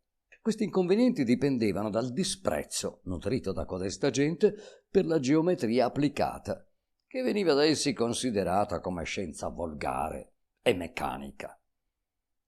Essi danno ai loro operai indicazioni talmente astratte che non possono venire da costoro comprese, sicché ne nascono continui errori. Inoltre essi sono i peggiori ragionatori del mondo, sempre pronti a contraddire, specialmente quando hanno torto. E di rado succede loro d'aver ragione. Sono poi lentissimi, nonostante la loro bravura nel maneggiare matita e compasso, a concepire tutto quanto non si riferisca alle matematiche e alla musica, e vi arrivano solo in modo approssimativo. Tutta la loro intelligenza si limita a codeste 2 scienze. Invenzione, immaginazione e fantasia restano loro così estranee che la loro lingua non contiene neppure le parole equivalenti a codesti 3 concetti. E molti di loro, e specialmente quelli dediti all'astronomia, credono poi nell'astrologia giudiziaria, pur non osando confessarlo. Ma più straordinaria e inesplicabile ancora è la loro passione per la politica e la loro curiosità per le notizie che le si riferiscono. Non fanno che parlare di affari di Stato e tutti vogliono trinciare giudizi, difendendo con accanimento ciascuno il proprio partito. Questa stessa mania ho riscontrato spesso anche nei matematici europei. Pure non so vedere alcuna analogia tra matematica e politica, a meno di non supporre che, avendo un grandissimo cerchio lo stesso numero di gradi di uno piccolo, colui che può ragionare sopra un piccolo cerchio, tracciato sopra la carta, sia anche capace di ragionare sull'immensa sfera del mondo. Ma è più semplice spiegare codesta mania con la debolezza comune negli uomini di volersi occupare proprio di ciò che non li riguarda e di cui meno possono intendersi. Codesto popolo è sempre inquieto e in preda alle paure, e la causa dei loro perpetui timori è proprio quella che non ha mai tolto il sonno a nessuno degli altri uomini. Essi stanno in apprensione per i mutamenti dei corpi celesti. Credono, per esempio, che la Terra, a forza di avvicinarsi al Sole, finirà con l'esserne assorbita. Oppure che la superficie solare si coprirà a poco di una crosta formata dalle stesse sue emanazioni. e non potrà più illuminare il mondo. Dicono che se la Terra è scampata alla coda dell'ultima cometa, il cui urto l'avrebbe distrutta, non scamperà alla prossima, che secondo i loro calcoli apparirà fra 31 anni e riceverà dal Sole al perielio un calore 1000 volte più forte di quello del ferro rovente. Essa, discostandosi dal Sole, si trascinerà dietro una coda fiammeggiante larga 114.000 miglia e se la Terra vi passasse attraverso sarebbe arrostita e incenerita, quando anche si trovasse a più di 100.000 miglia dal nucleo della cometa. Essi temono anche che il Sole, a forza di spandere i suoi raggi senza che la sua combustione sia da nulla alimentata, finisca col consumarsi, fenomeno che porterebbe alla distruzione del nostro e degli altri pianeti del Sistema Solare. Pensando a questi pericoli e ad altri ugualmente terribili, essi stanno sempre in paura. Non possono dormire tranquilli e non gustano piaceri di sorta. Ogni mattina, quando si incontrano, si domandano per prima cosa notizie del Sole, qual è la sua salute e che aspetto aveva al tramonto e alla levata. Quindi si informano dell'approssimarsi della cometa e se vi sia speranza di scansarla. Tutti i loro discorsi sono della stessa fatta e i loro bambini si divertono a udire terribili storie di spiriti e di fantasmi che ascoltano avidamente, salvo poi non poter andare a letto dalla paura. Le donne che abitano in quell'isola, essendo molto vivaci, disprezzano i propri mariti e hanno molta inclinazione per gli stranieri, dei quali va gran numero al seguito della corte per affari pubblici o privati o per interessi delle loro città o corporazioni. I laputiani li trattano dall'alto in basso perché non hanno la loro scienza, ma le dame di qualità scelgono fra costoro i loro cicisbei. Ciò che più urta è la sicurezza che godono nei loro intrighi, perché i mariti sono tanto assorti nelle loro geometriche speculazioni che ci si può prendere qualsiasi confidenza con le loro mogli in loro presenza, senza che se ne accorgano, purché abbiano una penna in mano e non siano accompagnati dal battitore con la sua vescica. Codesta isola è deliziosissima e donne fanciulle vi conducono una vita agiata e magnifica. Pure non vi stanno volentieri, perché non basta loro andare e venire per l'isola e fare il loro comodo, ma si struggono di scendere in terraferma e godere i piaceri della capitale, dove invece non possono recarsi senza il permesso del re. Né è facile che lo ottengano, perché i mariti si sono accorti quanto sia poi difficile farle tornare alla puta. Mi raccontarono che una grande dama di corte, moglie del primo ministro, il più bell'uomo del regno e il più ricco, e che l'amava con passione, ottenne il permesso di andare a Lagado con la scusa della salute. E là restò nascosta parecchi mesi, finché i birri mandati dal re non la trovarono in un albergaccio, in uno stato da far pietà, priva persino dei suoi abiti che aveva venduto per mantenere un lacchè vecchio e brutto che la picchiava tutti i giorni. Strappata per forza a quella indecorosa compagnia e restituita al marito, il quale la trattò con ogni bontà e amorevolezza e non le fece neppure un rimprovero, poco dopo essa scappò di nuovo con tutti i suoi gioielli per andare a ritrovare quel mascalzone e non se ne seppe più nulla. E questa storia sembrerà forse al lettore molto europea e magari inglese, ma d'altra parte i capricci del sesso femminino non sono propri di una sola parte del mondo e di un solo clima, e hanno maggiore uniformità di quanto si creda. Dopo un mese ero così progredito nella loro lingua da poter rispondere a quasi tutte le domande del re, quando avevo l'onore di essere ammesso alla sua presenza. Sua Maestà non mostrò il più piccolo desiderio di conoscere la storia, le leggi, la politica, la religione o i costumi dei paesi dove ero stato, ma si contentò di informarsi dei progressi che in ciascuno di essi aveva fatto la matematica, accogliendo del resto le mie risposte con molta indifferenza e disattenzione, nonostante che i battitori lo facessero riscuotere ogni tanto. Capitolo terzo. Un prodigio della fisica e dell'astronomia moderna. Grandi progressi dei Laputiani in fatto d'astronomia. Come quel sovrano reprime le rivoluzioni. Dietro mia richiesta il re mi accordò cortesemente il permesso di vedere le curiosità dell'isola, accompagnato dal mio precettore. Ero curioso specialmente di scoprire il segreto, naturale o artificiale, degli svariati movimenti di quell'isola. Eccone la descrizione esatta e scientifica. L'isola volante o natante è rotonda. Ha un diametro di 7.837 yards, ossia circa 4 miglia e mezzo, e perciò una superficie di circa 10.000 acri. Il fondo dell'isola, ossia la superficie inferiore che si vede guardando dal basso, consiste in un immenso disco di diamante grosso circa 200 yards, sopra cui si succedono nell'ordine consueto gli strati dei diversi altri minerali, finché uno strato di terra vegetale, profonda 10 o 12 piedi, ricopre tutto. La superficie superiore è un po' inclinata dall'orlo verso il centro, sicché la pioggia e la rugiada scorrono verso la parte centrale, dove si scaricano in 4 grandi bacini, ciascuno dei quali gira circa mezzo miglio e dista 200 passi dal centro. L'evaporazione solare impedisce a quell'acqua di traboccare.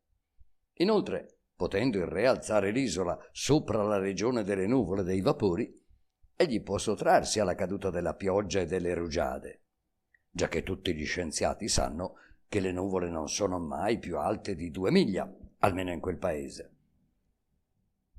L'isola porta nel suo centro un pozzo, largo circa 40 yards, per cui gli astronomi scendono in una grande caverna fatta a volta, chiamata Flandona Gagnole, ossia caverna degli astronomi, posta alla profondità di 100 yards entro la massa del diamante. 20 lampade vi stanno sempre accese, spandendo luce da ogni parte, per il riflesso del diamante. Le pareti sono adorne di sestanti, quadranti, telescopi, astrolabi e altri strumenti astronomici. Ma l'oggetto più curioso, a cui è affidata la stessa esistenza dell'isola, è un ago calamitato, di enorme grandezza, tagliato in forma di una spola da tessitore. Esso è lungo 6 yards e misura almeno 3 yards nel punto di maggior larghezza. Codesta calamita è attraversata nel mezzo da un grosso perno di diamante su cui essa gira. E tutto ciò è costruito così esattamente che la mano d'un fanciullo può far agire l'apparecchio. La pietra è contenuta in un cerchio vuoto di diamante, profondo 4 piedi e molto grosso, di 12 yards di diametro, posto orizzontalmente e sorretto da 8 piedistalli, tutti di diamante, ciascuno alto 6 yards. Nella parte concava del cerchio vi è una scannellatura profonda 12 pollici, in cui sono poste le estremità del perno, che così può girare con facilità. Il cerchio e i piedi che lo reggono fanno un corpo solo col diamante che forma la base dell'isola, cosicché forza umana non può smuoverli. Per mezzo di codesto enorme ago calamitato, l'isola si innalza, si abbassa e si sposta, essendo fornito da una parte di una forza di attrazione e dall'altra di una forza di repulsione verso quella zona del globo terrestre dove sono i possessi di quel monarca. Così, girando la calamita in modo che rivolga verso terra il polo dell'attrazione, l'isola si abbassa. Invece, quando si gira verso terra il polo di repulsione, l'isola sale. Quando la posizione della pietra è obliqua, l'isola si muove in quel senso, giacché in essa pietra le forze agiscono sempre parallelamente alla sua direzione. Con questo moto obliquo, l'isola viene spostata sulle differenti parti dei domini di Sua Maestà. Per darvi un'idea di questo movimento, supponiamo che AB sia la calamita, in cui A rappresenti il polo di repulsione e B quello di attrazione, e che C, D, E, F, G sia una linea tracciata attraverso lo stato di Balnebarbi. Nota dell'audiolettore. A questo punto, per far meglio comprendere la descrizione, il traduttore l'accompagna con un disegno che, se volete, potete tracciare con foglia e matita. Una linea orizzontale su cui sono segnati a intervalli regolari i punti C, D, E, F, G e un po' sopra il segmento AB riportato 4 volte da sinistra a destra, prima inclinato verso l'alto, sopra CD, poi verso il basso, sopra DE, poi di nuovo verso l'alto, sopra EF e infine di nuovo verso il basso, sopra FG. Fine della nota. Se l'isola si trova sopra il punto C, girando la calamita in modo che la punta A repulsiva sia diretta verso terra, l'isola intera risalirà obliquamente verso la direzione opposta, finché non si troverà soprastante al punto D. Girando allora la calamita sul proprio asse, in modo che la punta B attrattiva sia diretta verso terra, l'isola discenderà obliquamente, dirigendosi verso il punto E. Ripetendo ancora successivamente tali movimenti della pietra calamita, l'isola via via si porterà nei punti sovrastanti a F, G, eccetera, sempre salendo e scendendo in direzione obliqua. E con tali moti obliqui, si intende che l'obliquità deve essere appena sensibile, l'isola può spostarsi su tutti i punti del reame. Essa però non si può alzare per più di 4 miglia, né può aggirarsi al di là di un'estensione ben definita. E questo fatto viene spiegato dagli astronomi in un modo semplicissimo. Avendo essi scritto molti grossi volumi sulle calamite, hanno assodato che la forza magnetica non arriva più in là di 4 miglia e il minerale che agisce sulla calamita dal grembo della terra e del mare fino a 6 miglia dalla spiaggia, non si trova in nessun'altra parte del mondo, ma soltanto a Balnebarbi. Questo grande e inestimabile privilegio ha reso possibile a quel sovrano di sottomettere tutto il territorio che si trova sotto l'influenza della calamita. Quando la calamita è parallela al piano dell'orizzonte, l'isola sta ferma, perché in tal caso un'estremità della calamita, essendo attratta in un senso e l'altra in un altro, viene a mancare ogni causa di moto. La calamita è affidata ad alcuni astronomi, i quali, a seconda della volontà del re, le fanno prendere le diverse posizioni necessarie.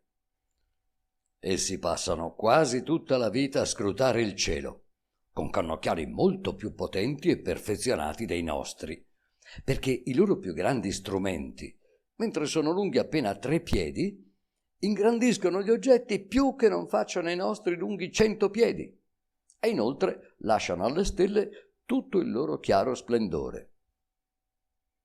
Così costoro hanno spinto le loro scoperte assai più lungi di noi e conoscono già 10.000 stelle fisse, mentre i nostri migliori cataloghi non arrivano neppure a 1/3 di codesta cifra. Hanno anche scoperto 2 satelliti di Marte, di cui il più vicino al pianeta dista dal centro di questo quanto 3 volte il suo diametro e il più lontano 5 volte. La rivoluzione del primo si compie in 10 ore, quella del secondo in 21 ore e mezza, sicché i quadrati delle loro epoche periodiche stanno circa nella proporzione del cubo delle rispettive loro distanze dal centro di Marte, ciò che prova come essi siano governati dalla stessa legge di gravitazione comune a tutti i corpi celesti. Questi astronomi hanno anche osservato 93 comete differenti, di cui conoscono esattissimamente i periodi. Se ciò è vero, ed essi ne mostrano un'assoluta certezza, bisogna augurarsi che i loro studi siano pubblicati, affinché la teoria delle comete, finora molto imperfetta e incompleta, arrivi per merito loro a una perfezione non minore delle altre parti dell'astronomia. Il re di Balnibarbi sarebbe il più dispotico sovrano del mondo se potesse ottenere dai suoi ministri una perfetta obbedienza ai suoi disegni. Ma a costoro, abitando in terraferma e sdegnando il favore del re, come passeggero e mutevole, cercano piuttosto di tiranneggiare i cittadini affidati al loro governo. Quando una città si ribella o rifiuta il pagamento delle imposte, il re può domarla in due modi. Il primo e più mite consiste nel mantenere l'isola di Laputa sospesa sopra la città ribelle e le sue adiacenze, privando così il paese del sole e della pioggia e producendo malattie e siccità. Il secondo modo consiste nello scagliare giù dall'isola una quantità di pietroni, da cui gli ostinati abitanti non possono salvarsi se non rinchiudendosi nelle cantine, mentre i tetti delle loro case vanno in rovina. Qualora poi codesti cittadini persistano nella disobbedienza, il re può ricorrere al rimedio più energico di lasciar cadere l'isola a piombo sulla loro testa. Sistema eminentemente risolutivo, perché toglie di mezzo la città e gli abitanti. Tuttavia il re si serve di rado di questo sistema, né i ministri osano suggerirglielo, perché un atto così violento ecciterebbe l'odio delle popolazioni e inoltre danneggerebbe gli stessi ministri, i possedimenti dei quali sono sulla terraferma, mentre Laputa è appannaggio del sovrano.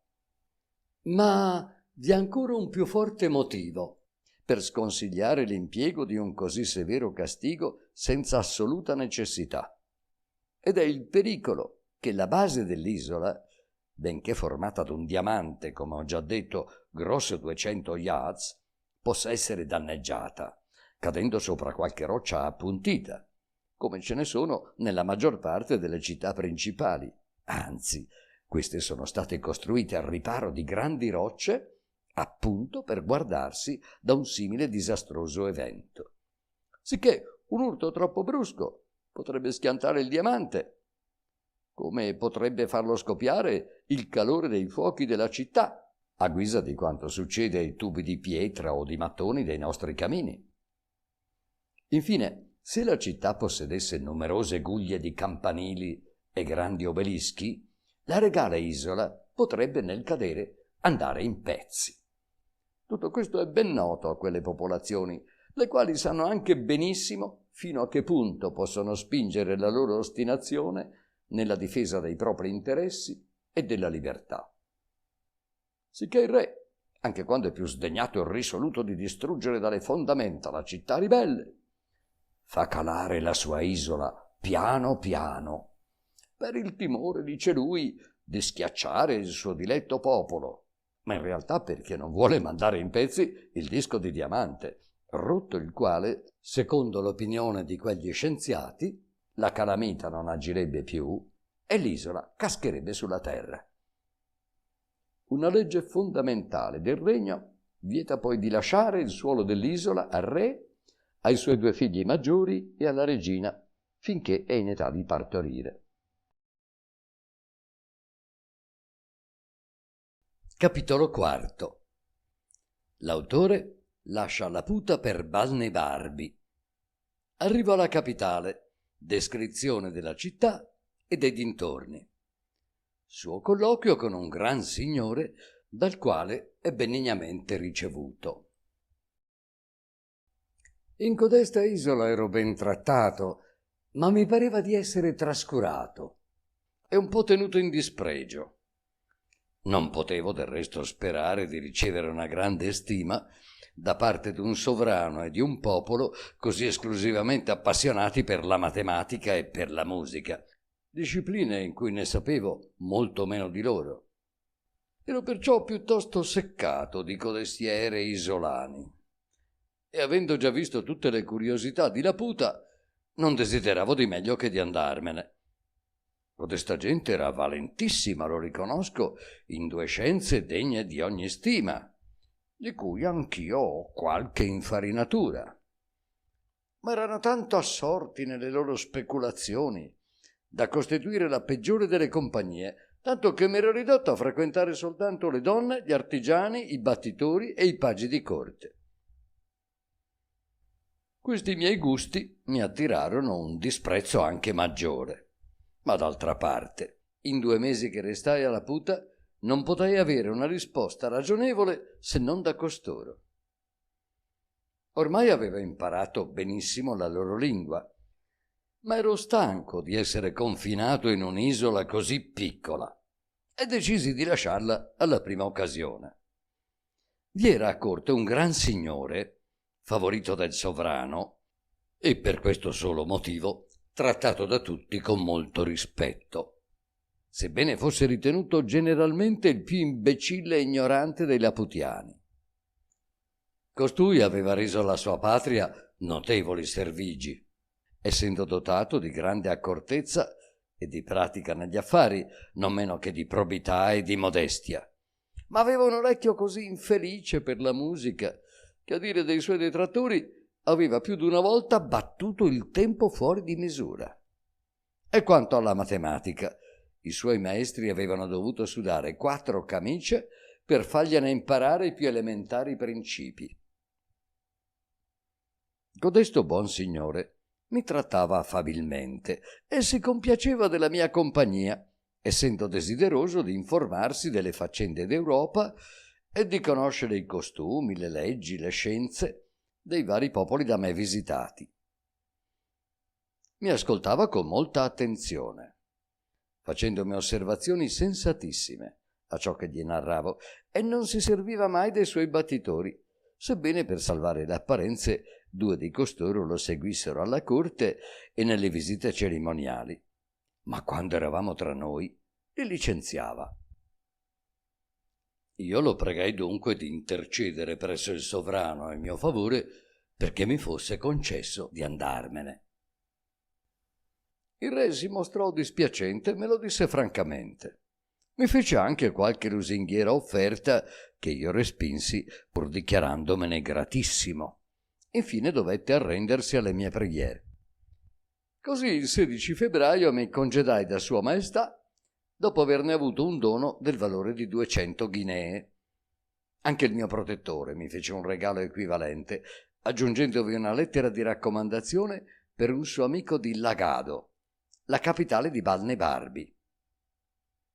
Essendo giunta intanto l'isola sopra una montagna, fui calato giù dalla galleria inferiore con lo stesso mezzo che avevo impiegato per salire.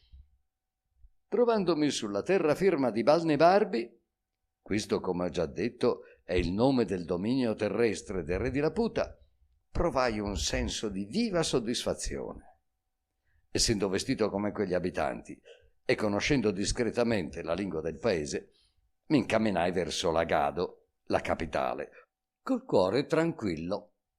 E avendo subito trovato la casa della persona alla quale ero indirizzato, presentai la lettera del mio protettore e fui accolto con somma cortesia. Codesto signore balnibarbese, che si chiamava Munodi, mi assegnò un bel quartierino in casa sua, dove abitai per tutto il tempo che rimasi in quel paese e mi trattò con esemplare ospitalità. Il giorno dopo il mio arrivo, Munodi mi portò nella sua carrozza a visitare la città, che è grande come metà Londra. Ma le case mi parvero costruite in modo assai strambo e quasi cadenti. La gente, coperta di stracci, camminava per le vie con passo affrettato e aveva sguardo attonito, espressione stravolta. Usciti fuori da una porta Ci inoltrammo per 3 miglia nella campagna e vidi una grande quantità di contadini che lavoravano la terra con ogni sorta di strumenti. Ma non potei capire nulla dei loro atti. Ne appariva traccia di foraggi o di messi, sebbene il terreno sembrasse fertilissimo.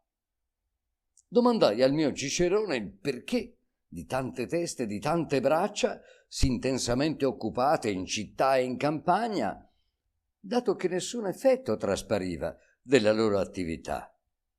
Perché non avevo mai visto terreni così male coltivati, case così rovinate e cadenti, e gente così miserabile negli abiti e smunta nell'aspetto.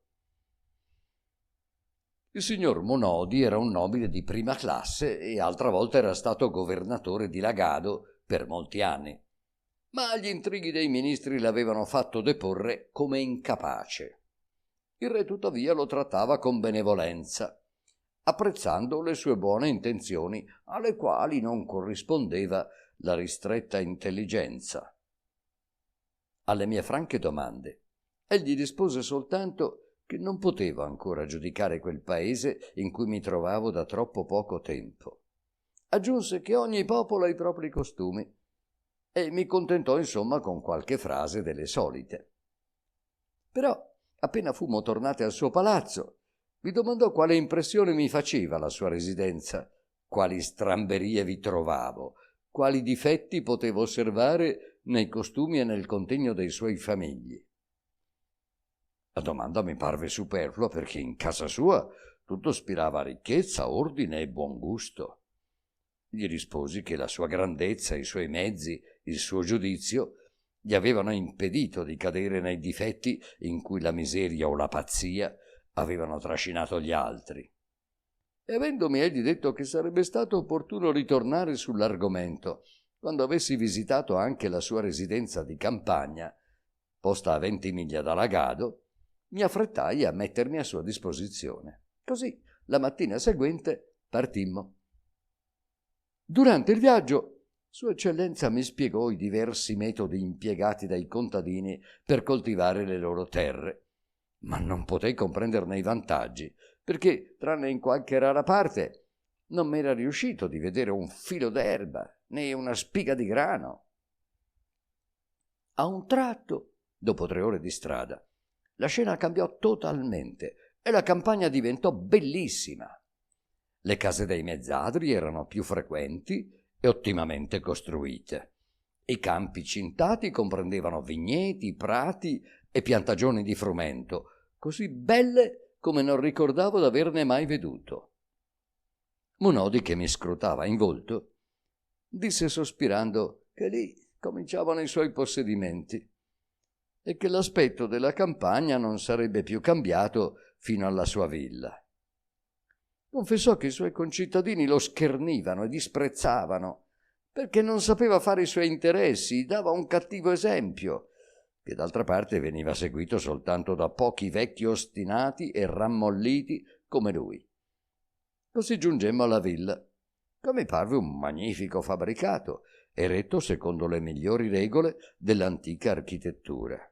Fontane, giardini, viali, boschetti, strade, tutto era disposto con raziocinio e buon gusto, sicché dovetti farne i più incondizionati elogi. Ma Sua Eccellenza non sembrò gradirli troppo, e quando dopo pranzo restammo soli, mi disse, con aria triste, che quanto prima avrebbe dovuto buttar giù il palazzo di città e la villa, per ricostruirle secondo la moda, e distruggere tutte le piantagioni per rifarle sul tipo moderno, costringendo anche i suoi fattori a fare lo stesso. Altrimenti sarebbe passato per un individuo ostinato, ignorante, strambo e fantastico, e avrebbe corso il pericolo di accrescere il malumore del re verso di lui. Io ne feci le grandi meraviglie. Allora il buon uomo mi confidò alcuni particolari che, disse, non potevo aver saputo durante il mio soggiorno alla corte, perché quella gente lassù era troppo assorta nelle proprie speculazioni per accorgersi di quanto accadeva giù in basso. Ecco pressappoco quale fu il suo racconto. 40 anni prima Alcuni personaggi di Lagado erano andati alla puta per affari o per divertimento e dopo esservi rimasti 5 mesi ridiscesero con un'infarinatura di matematica e una gran dose di spiriti volatili incorporati in quella aerea regione. Codesti messeri, dopo il loro ritorno, avevano cominciato a criticare tutto quanto si faceva nel paese e avevano deciso di ricostruire su nuove basi tanto le arti quanto le scienze. A questo fine si fecero rilasciare un decreto per la creazione di un'accademia di ingegneri a Lagado. Presto la mania delle accademie si diffuse talmente che ogni cittadino del regno volle avere la sua. In codesti collegi gli scienziati avevano scoperto un gran numero di nuovi metodi per l'architettura e l'agricoltura e nuovi strumenti e utensili per tutti i mestieri, per mezzo dei quali un uomo solo poteva innalzare un palazzo così solido da sfidare i secoli, senza mai richiedere alcun restauro. I prodotti della terra dovevano, in virtù dei loro ritrovati, nascere in tutte le stagioni, 100 volte più grossi dei soliti. Insomma, essi concepirono non so quanti meravigliosi disegni. Ci fu però un piccolo inconveniente, che neppure uno di codesti disegni era giunto fino allora alla necessaria perfezione, sicché in poco tempo tutta la campagna fu rovinata, le case caddero a pezzi e il popolo restò senza vesti e senza cibo. Ma lungi dallo scoraggiarsi, codesti scienziati si ostinavano sempre più nelle loro ricerche. Non si sapeva se spinti dalla speranza o dalla disperazione. Ma il signor Munodi non era uno spirito intraprendente, sicché aveva cercato di tirare avanti coi vecchi sistemi, vivendo nelle case fabbricate dai suoi antenati e facendo ciò che si era sempre fatto senza nulla cambiare. E alcune altre persone di nobile condizione avevano fatto come lui. Essi però erano malvisti e disprezzati, come nemici delle arti e delle scienze, e come cattivi cittadini, più amanti del proprio comodo e del dolce far niente che del benessere del paese. Sua Eccellenza concluse col dire che non voleva privarmi ancora del piacere di visitare la grande accademia. Soltanto desiderava che prima osservassi una grande fabbrica rovinata sul fianco della montagna, a mezzo miglio dalla sua villa, e nel frattempo me ne raccontò la storia. Egli possedeva tempo addietro un mulino che veniva mosso dalla corrente di un grosso fiume e che serviva alla sua famiglia, oltre a molti suoi dipendenti. Orbene, 7 anni prima, un gruppo di ingegneri gli aveva proposto di demolire quel mulino per fabbricarne un altro sul fianco del monte, in cima al quale avrebbero costruito un grande serbatoio, donde l'acqua sarebbe stata facilmente condotta giù per mezzo di tubi e di altri meccanismi. Il vento che soffiava lassù avrebbe agitato l'acqua, rendendola più scorrevole, sicché, facendola scendere dal monte, il suo peso avrebbe fatto girare il mulino con la metà del volume che era necessario per muovere il mulino stesso in pianura. Molti amici si fecero attorno a Munodi per persuaderlo ad adottare questo sistema ed egli cedette, anche perché si era accorto dell'antipatia procuratasi a corte per la sua ripugnanza alle novità. Fece lavorare 100 operai per ben 2 anni, ma l'impresa non riuscì e gli ingegneri costruttori se la cavarono addossando a lui tutta la colpa. Da quel giorno essi non avevano fatto altro che burlarsi di lui e avevano persuaso molte altre persone a ripetere il tentativo, con la stessa sicurezza prima e la stessa delusione poi.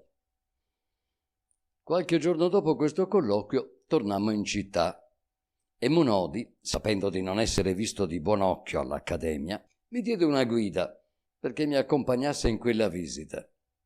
Egli sembrava credermi un grande ammiratore di novità, uno spirito curioso e credulone. Né forse aveva torto, in fondo, perché anch'io da giovane avevo fatto ogni sorta di disegni fantastici e di sogni assurdi. Capitolo V. Visita dell'autore alla Grande Accademia di Lagado. Descrizione dell'Accademia, arti e scienze in cui si esercitavano quei dotti. L'Accademia Maggiore di Lagado occupava parecchi edifizi posti da ambo i lati di una strada, che furono destinati a codesto scopo perché disabitati. Ogni stanza conteneva uno scientifico personaggio intento a qualche suo esperimento, e talora più d'uno. E l'Accademia comprendeva circa 500 stanze. Tornai parecchi giorni consecutivi a visitarla, sempre accolto dal portiere con somma cortesia. Il primo accademico che visitai aveva il volto magro e spaurito da far compassione, la barba e i capelli incolti, la pelle color tabacco, gli abiti e la camicia del colore stesso della pelle. Egli da 8 anni si perdeva dietro un progetto consistente nell'estrarre i raggi del sole dalle zucche, affinché fosse possibile, dopo averli chiusi in boccette ermeticamente tappate, di servirsene per riscaldare l'aria nelle stagioni fredde e umide.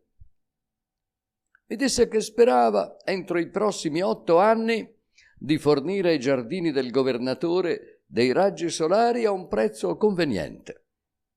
Si lamentò però di essere povero e mi chiese qualche soldo a guisa di incoraggiamento, tanto più che le zucche erano piuttosto care quell'anno.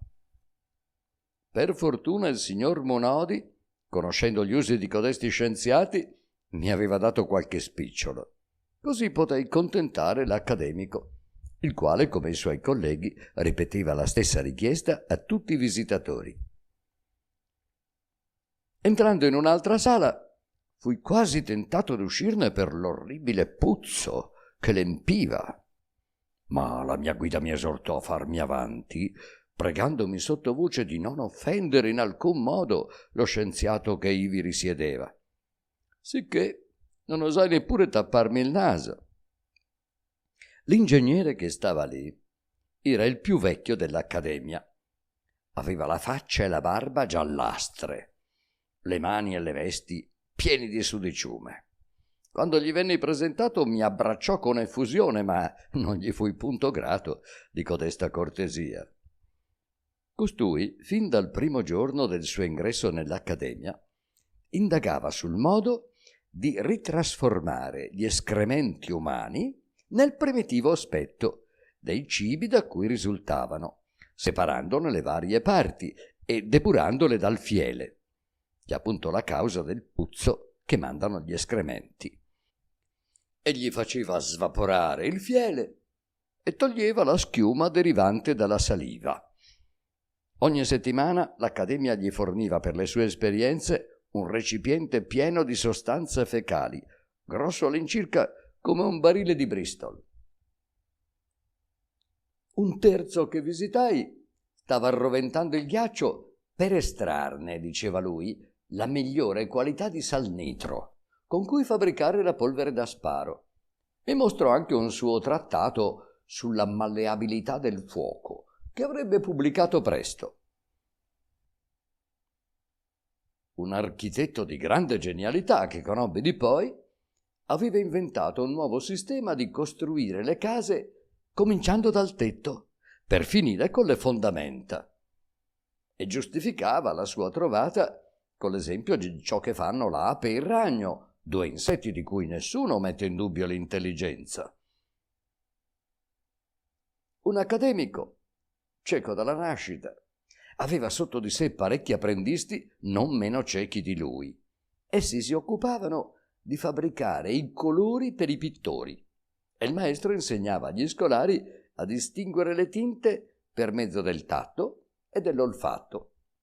Disgraziatamente, nell'epoca in cui visitai l'Accademia, gli apprendisti non erano ancora esperti nel loro mestiere e lo stesso maestro si ingannava generalmente nella scelta dei colori. Tuttavia, codesto artista era molto stimato dai suoi colleghi. In un'altra stanza feci la piacevole conoscenza di un inventore al quale si doveva un nuovo sistema per lavorare la terra, senza strumenti, servendosi dei maiali. Così si risparmiava evidentemente la spesa dei cavalli e dei bovi, dell'aratro e del bifolco. Bastava nascondere sottoterra, a 6 pollici di distanza l'uno dall'altro, diversi vegetali di cui i porci sono ghiottissimi, come ghiande, datteri o castagne. Poi sparpagliare per ogni acro di superficie circa 600 di codesti animali. Questi in pochissimo tempo non solo avrebbero smosso la terra col muso e con le zampe, in modo da potervi seminare, ma l'avrebbero contemporaneamente concimata coi loro escrementi. Fatta l'esperienza, il sistema era sembrato poco pratico e assai dispendioso. Inoltre il campo non aveva prodotto quasi nulla. Ma tutti ritenevano quest'invenzione suscettibile di essere utilmente perfezionata. Un'altra stanza era tutta tappezzata di tele di ragno, tanto che lo scienziato ivi racchiuso stentava a muoversi. Quando mi vide gridò: «Attento a non disturbare i miei operai!» Costui andava deplorando l'accecamento degli uomini, che per tanto tempo si erano serviti dei bachi da seta, quando esistevano tanti insetti domestici capaci non solo di filare, ma anche di tessere. Egli sperava di far risparmiare anche la spesa per la tintura dei tessuti, dando da mangiare ai suoi ragni gran numero di mosche di diversa razza e di svariati e brillanti colori. Me ne fece vedere di tutte le sfumature e disse che quanto prima avrebbe potuto accontentare tutti i gusti. Non gli mancava che di trovare i cibi più adatti per le sue mosche, cioè gli oli, le gomme, il glutine, necessari perché i fili emessi dal ragno avessero la dovuta solidità e resistenza. Vidi seguitando un celebre astronomo che aveva cominciato l'impianto d'una meridiana sulla punta della più alta torre del palazzo municipale e studiava ora il modo di regolare i movimenti della Terra e del Sole in tal guisa da farli andare d'accordo con gli spostamenti capricciosi della girandola. Da qualche tempo mi sentivo un certo dolore di corpo, sicché con molta opportunità il mio cicerone mi fece entrare nella stanza di un illustre medico, veramente benemerito per aver scoperto il segreto per guarire le coliche, con un semplice meccanismo che agisce in senso contrario alla malattia. Egli si serviva di un grande soffietto, munito d'un lungo e sottile tubo d'avorio, che insinuava nell'ano per circa 8 pollici di profondità. Per mezzo di codesta specie di clistere a vento, egli pretendeva di portar via, aspirando, tutte le flatulenze interne, ripulendo le viscere e rendendole piatte come una vescica vuota. Quando poi il male era molto grave, egli empiva il clistere d'aria, introduceva il tubo e scaricava tutto quel vento nel corpo dell'ammalato. Poi ritirava il soffietto per riempirlo ancora, badando a tener tappato l'orifizio del paziente col dito pollice. Quando l'operazione era stata ripetuta 3 o 4 volte, il vento introdotto e compresso prorompeva fuori con tal forza da portar via seco tutti i vapori nocivi, come l'acqua ripulisce i condotti d'una pompa, e il malato era bello e guarito. Vidi sperimentare ambedue queste operazioni sopra un cane, ma la prima non produsse alcun effetto sensibile. Dopo la seconda, invece, l'animale era gonfio da scoppiare. A un tratto fece una scarica così tremenda che tutti noi ne restammo quasi tramortiti. L'animale spirò sull'istante e noi ce ne andammo, lasciando il dottore occupato a resuscitarlo, ripetendo l'operazione. Non voglio annoiare il lettore col racconto delle curiosità da me vedute nelle altre stanze dell'Accademia, essendomi proposta la massima brevità e concisione. Dirò solo che la parte dell'istituto da me visitata era riservata alle invenzioni meccaniche, ma v'era tutta un'altra parte assegnata agli studiosi delle scienze astratte. E di questo parlerò dopo aver fatto cenno del personaggio più illustre della prima categoria, soprannominato l'artista universale. Costui ci disse d'aver passato 30 anni a riflettere sul modo di migliorare il vivere degli uomini e ci mostrò 2 grandi sale piene di cose curiose, dove 50 operai lavoravano sotto la sua direzione, gli uni a condensare l'aria fino a renderla solida, con l'estrarne il nitro e lasciarne svaporare le particelle fluide e liquide, gli altri a rammollire il marmo per farne guanciali e materassi, altri ancora a pietrificare gli zoccoli dei cavalli per rendere inutile la ferratura. Il grande scienziato poi si occupava per conto suo di 2 grandi disegni. Il primo consisteva nel fecondare la terra con una speciale acqua seminale di effetto prodigioso, come gli dimostrava con diverse esperienze troppo superiori al mio comprendonio. Il secondo consisteva in un composto di gomme vegetali e minerali destinato a impedire lo sviluppo del pelo sul corpo degli agnelli. Quello scienziato sperava di poter, fra non molto tempo, propagare in tutto il paese la razza delle pecore senza lana. Traversando un giardino, ci trovammo nella seconda divisione dell'Accademia, assegnata ai cultori delle discipline astratte. Nella prima grande sala trovai un professore circondato da 40 scolari. Dopo esserci salutati, siccome egli si accorse che io guardavo con curiosità una certa macchina che occupava quasi tutta la sala, mi spiegò che il suo più ambizioso disegno consisteva nella scoperta del metodo di perfezionare le scienze mentali con mezzi meccanici. Egli andava orgoglioso di questo concetto, il più vasto e geniale che cervello umano avesse mai avuto, e sperava che tutti quanto prima ne riconoscessero l'utilità. Mentre infatti i metodi comunemente adottati per arrivare alle diverse nozioni scientifiche e ideali sono faticosi e difficili, col suo nuovo sistema, invece, anche un ignorante poteva scrivere libri di filosofia o di poesia, trattati di politica o di matematica, senza bisogno di speciale vocazione né di studio.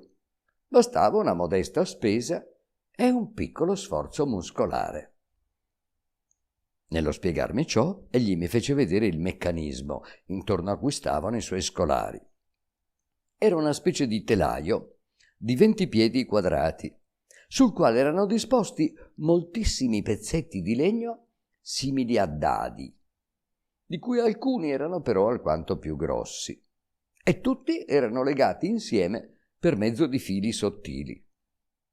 Ogni faccia di ciascun dado portava un pezzo di carta, su cui stava scritta una parola, sicché sul telaio si trovavano tutte le parole della loro lingua nei differenti modi, tempi e declinazioni, ma mescolate alla rinfusa. Il professore mi avvertì che stava per mettere in moto la macchina. A un suo cenno, infatti, ciascun allievo prese in mano un manubrio di ferro. Ve ne sono 40 fissati lungo il telaio. Essi, facendolo girare, cambiarono totalmente la disposizione dei dadi e perciò delle parole corrispondenti. Allora il professore ordinò a 36 dei suoi scolari di leggere fra sé le frasi che ne risultavano, via via che le parole apparivano sul telaio, e quando trovassero 3 o 4 parole che avessero l'apparenza d'una frase, di dettarle agli altri 4 giovinetti, che facevano da segretari. Questo esercizio fu ripetuto diverse volte, e col successivo capovolgersi dei cubi sempre nuove parole e frasi comparivano sulla macchina. Gli scolari si dedicavano a tale occupazione per 6 ore del giorno. Il professore mi fece vedere diversi volumi in folio, pieni di frasi sconnesse, che egli aveva raccolto e di cui pensava fare un estratto, ripromettendosi di cavar fuori da codesto materiale il più ricco del mondo, una vera enciclopedia scientifica e artistica. Egli sperava che codesto suo lavoro, spinto con energia, avrebbe toccato la massima perfezione, a patto che la popolazione consentisse a fornire il denaro necessario per impiantare 500 consimili macchine in tutto il regno e che i sovrintendenti dei vari istituti mettessero in comune le loro personali osservazioni. Ringraziai umilmente codesto illustre inventore, assicurandolo che se avessi avuto la fortuna di tornare in Inghilterra gli avrei reso giustizia, celebrandolo fra i miei concittadini come primo creatore di una macchina sì meravigliosa. Anzi, mi feci dare il disegno di questa e la descrizione dei suoi vari movimenti, e sopra tavole apposite li unii alle mie memorie.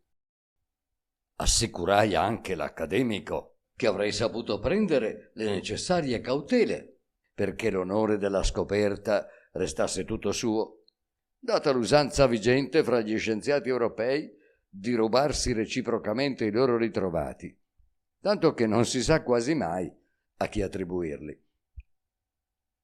Passammo poi alla scuola delle lingue, dove 3 professori discutevano insieme sul modo di perfezionare l'idioma del paese.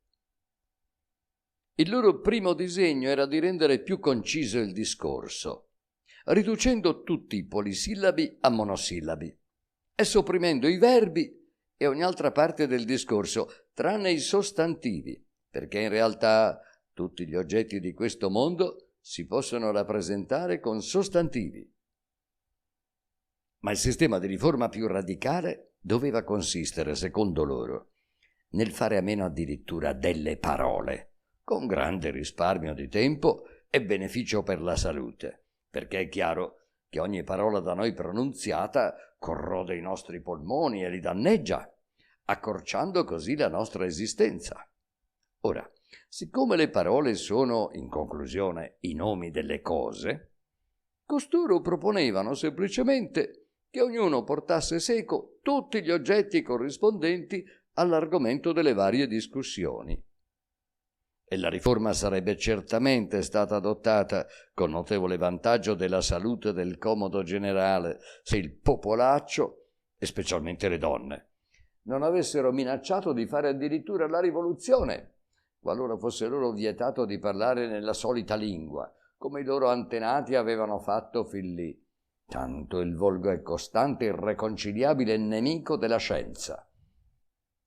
Tuttavia il nuovo metodo era adoperato da alcuni dei più illuminati e dotti personaggi, i quali se ne trovavano benissimo.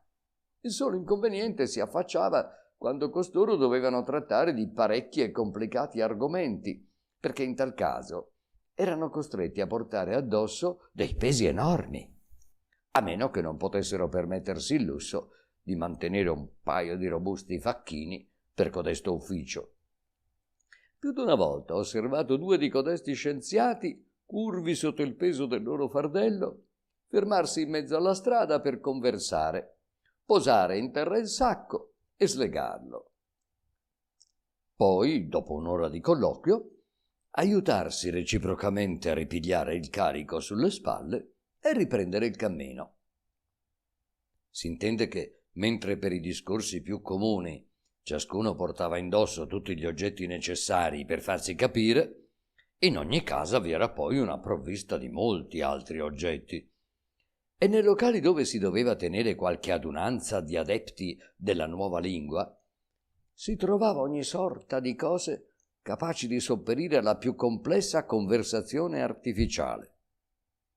E si noti che questo nuovo sistema aveva anche il sommo pregio di essere universale, cioè di fornire un idioma comune a tutti i popoli civili, come sono loro comuni pressappoco tutti gli utensili e gli oggetti d'uso.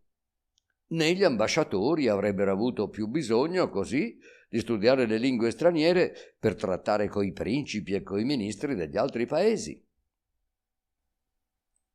Visitai finalmente la scuola di matematica, in cui trovai un professore che adoperava per l'istruzione dei suoi scolari un metodo che in Europa nessuno sarebbe mai stato capace di inventare.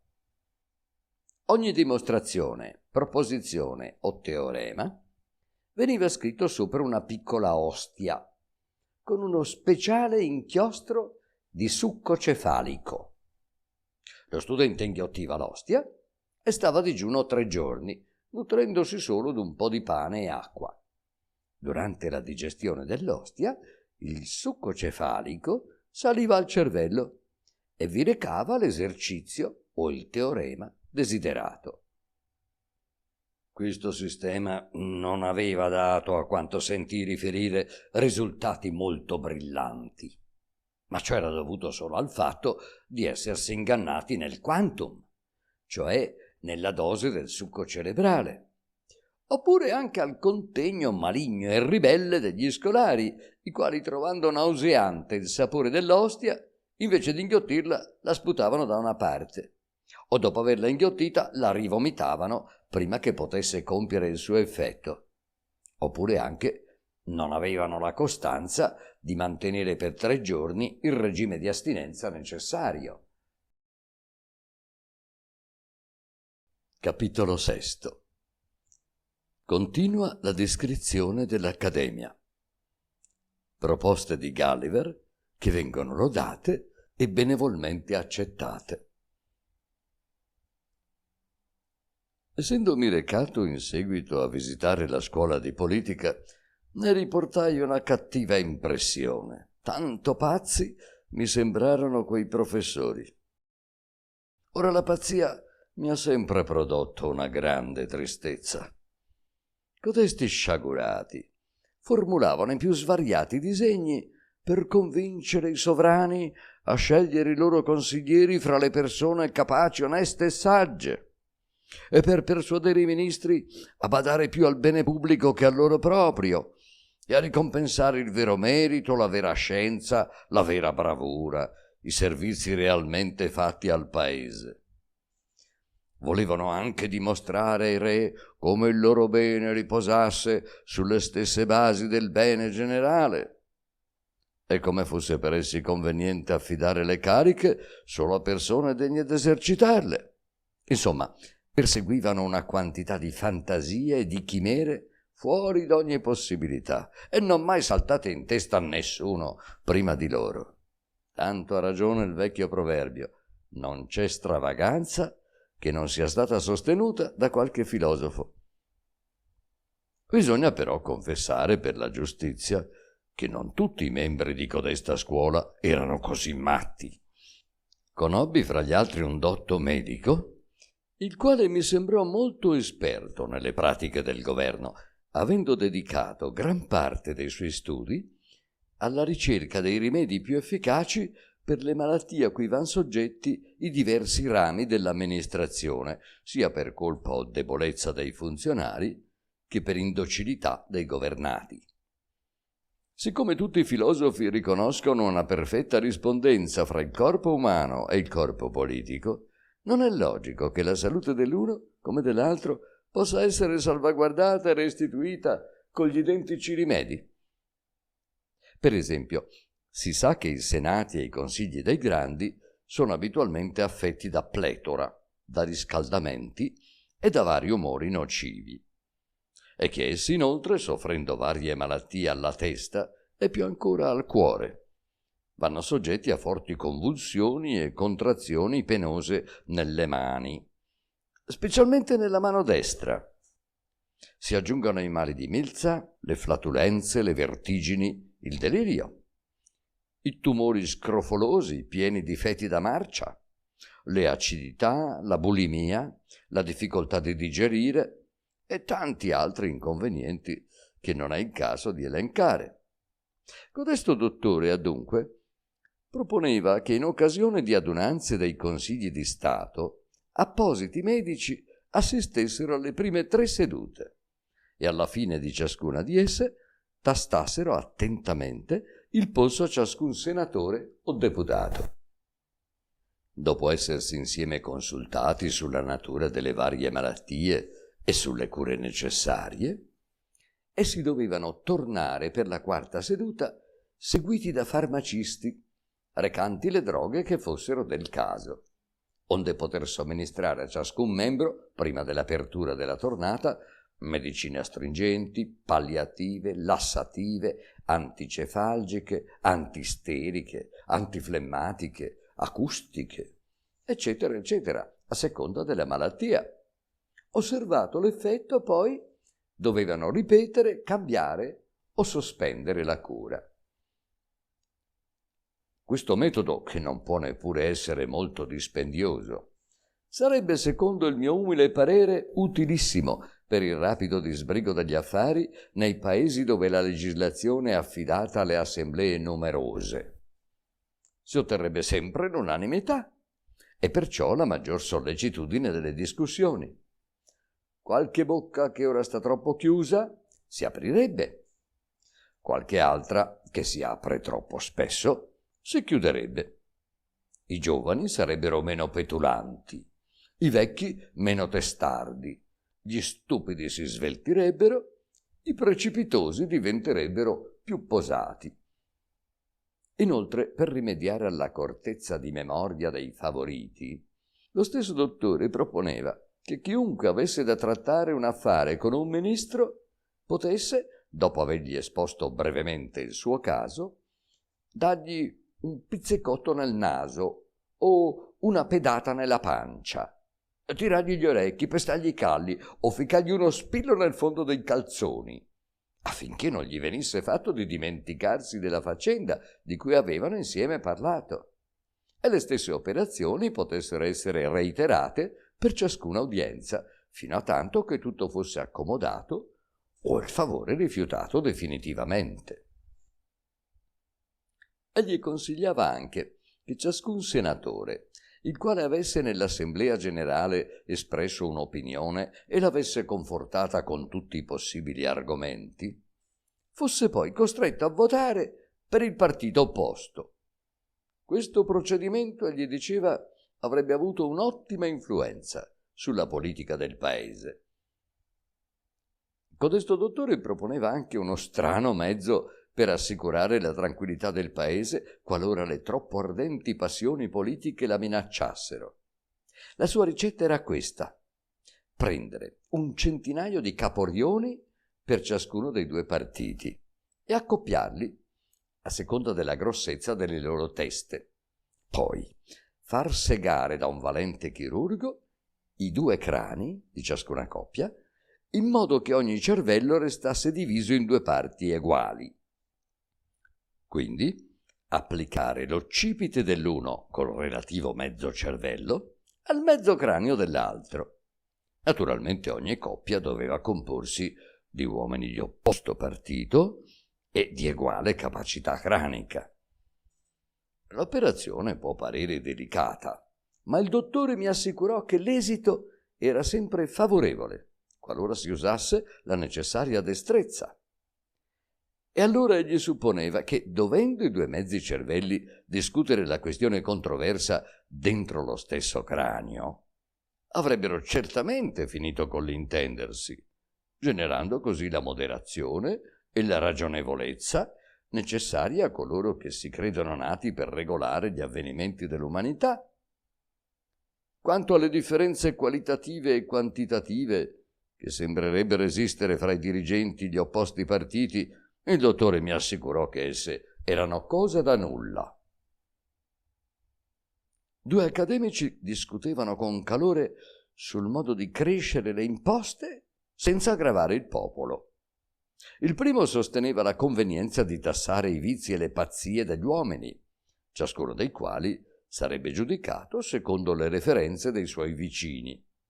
Ma l'altro propugnava un principio del tutto opposto, che cioè si dovesse imporre una tassa sui pregi del corpo e dell'animo, che ognuno vantava di possedere, e la tassa fosse progressiva secondo i gradi di tali belle qualità.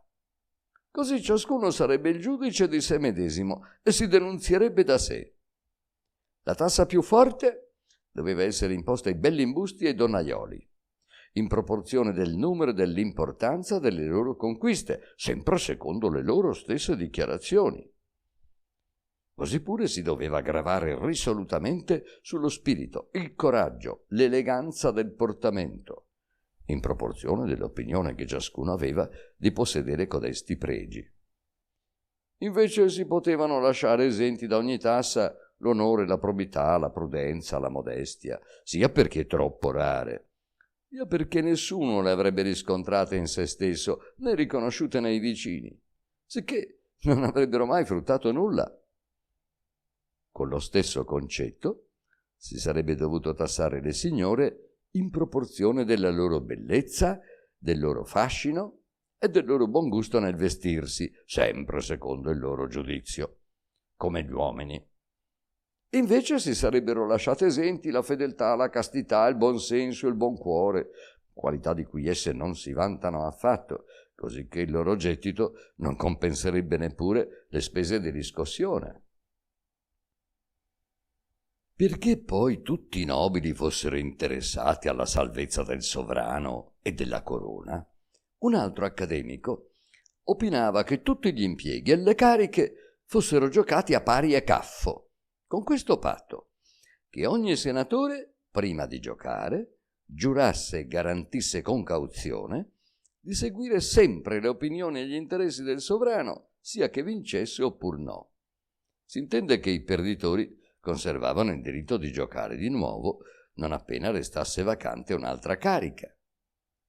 Così tutti sarebbero sempre speranzosi, non si lamenterebbero di promesse non mantenute e casomai se la prenderebbero soltanto con la fortuna, che ha buone spalle, migliori certo di quelle del ministero. Un altro accademico mi fece vedere un suo memoriale in cui spiegava un curioso metodo per sventare le mene e i complotti contro il governo.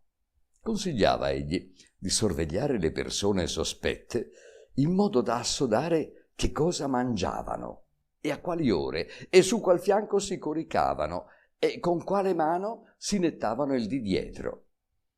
Infine di esaminare le loro feci per giudicare a seconda del colore e dell'odore i pensieri e i disegni di ciascuno di loro. Tanto più che, secondo codesto accademico, i pensieri non sono mai tanto profondi e la mente non è mai sì concentrata come quando si va di corpo, fatto che gli aveva sperimentato sopra se stesso. Quando, per esempio, a scopo d'esperimento egli aveva pensato al modo più sicuro di ammazzare il re, aveva ritrovato poi le proprie feci tutte verdastre e d'aspetto differentissimo da quando aveva meditato soltanto di incitare il popolo alla rivolta e di incendiare la capitale. Codesto sistema mi parve ingegnoso ma alquanto incompleto, pur fondandosi su osservazioni preziose e interessanti per gli uomini di Stato. Feci qualche obiezione all'autore e gli suggerì qualche aggiunta, che gli accettò di buon grado, contrariamente a quanto sogliono fare i fabbricanti di teorie, e mi assicurò che avrebbe tenuto molto conto dei miei lumi. Io gli dissi che durante il corso dei miei viaggi avevo visitato un paese dove le congiure erano all'ordine del giorno. Ivi si trovava una quantità enorme di spie, referendari, denunciatori, testimoni e altri siffatti utili strumenti del governo e da esso pagati.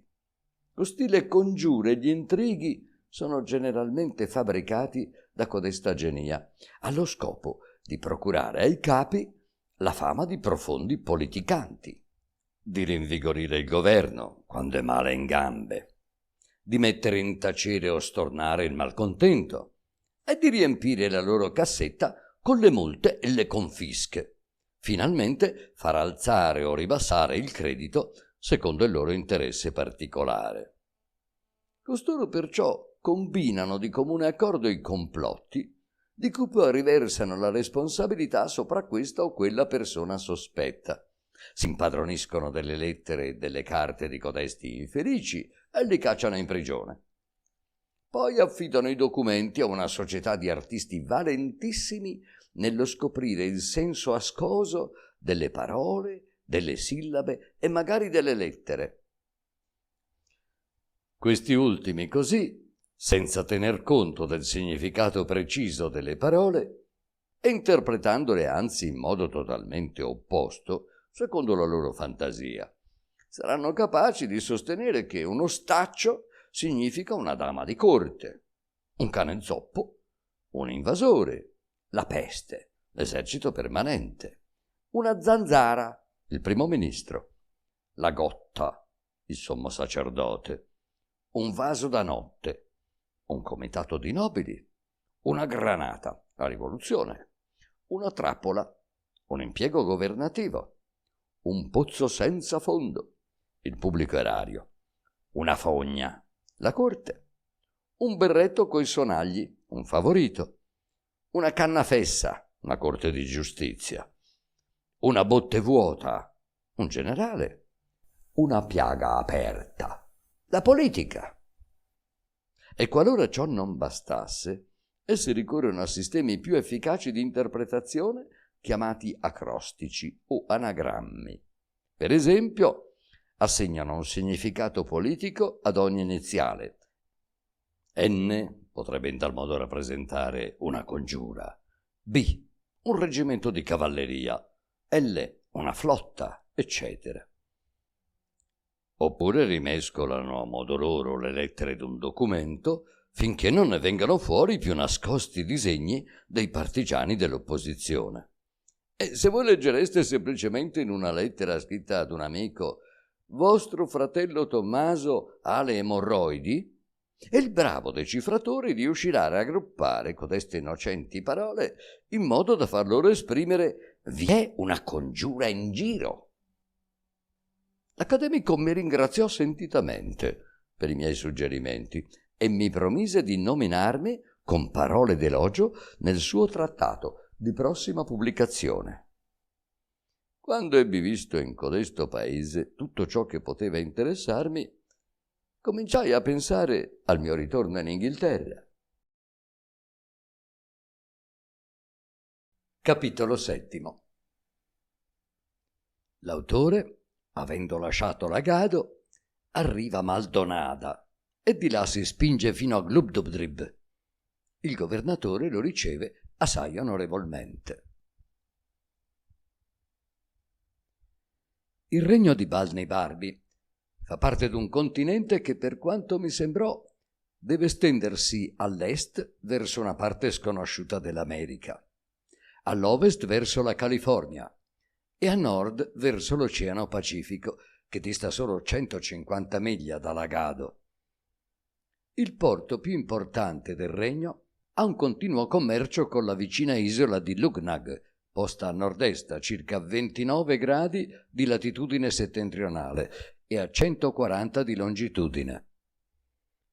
Lughnagh dista circa 100 leghe dal Giappone, rispetto a cui si trova a sud-ovest, e fra i due sovrani di Lughnagh e del Giappone corrono strettissimi rapporti, sicché v'è sempre l'occasione e il modo di passare da quell'isola a questa.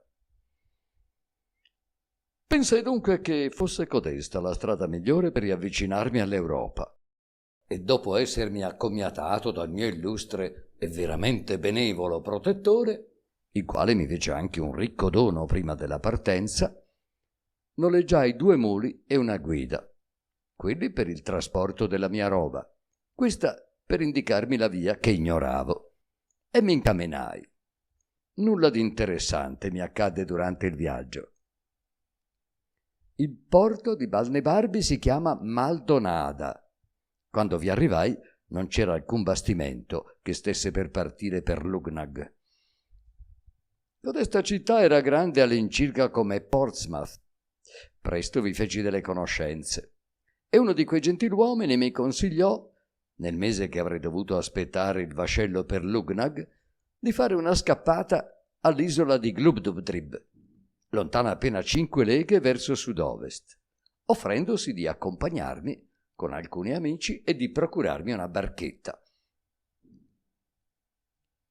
La parola Glubbdubdrib significa precisamente isola degli stregoni, o maghi, che dir si voglia.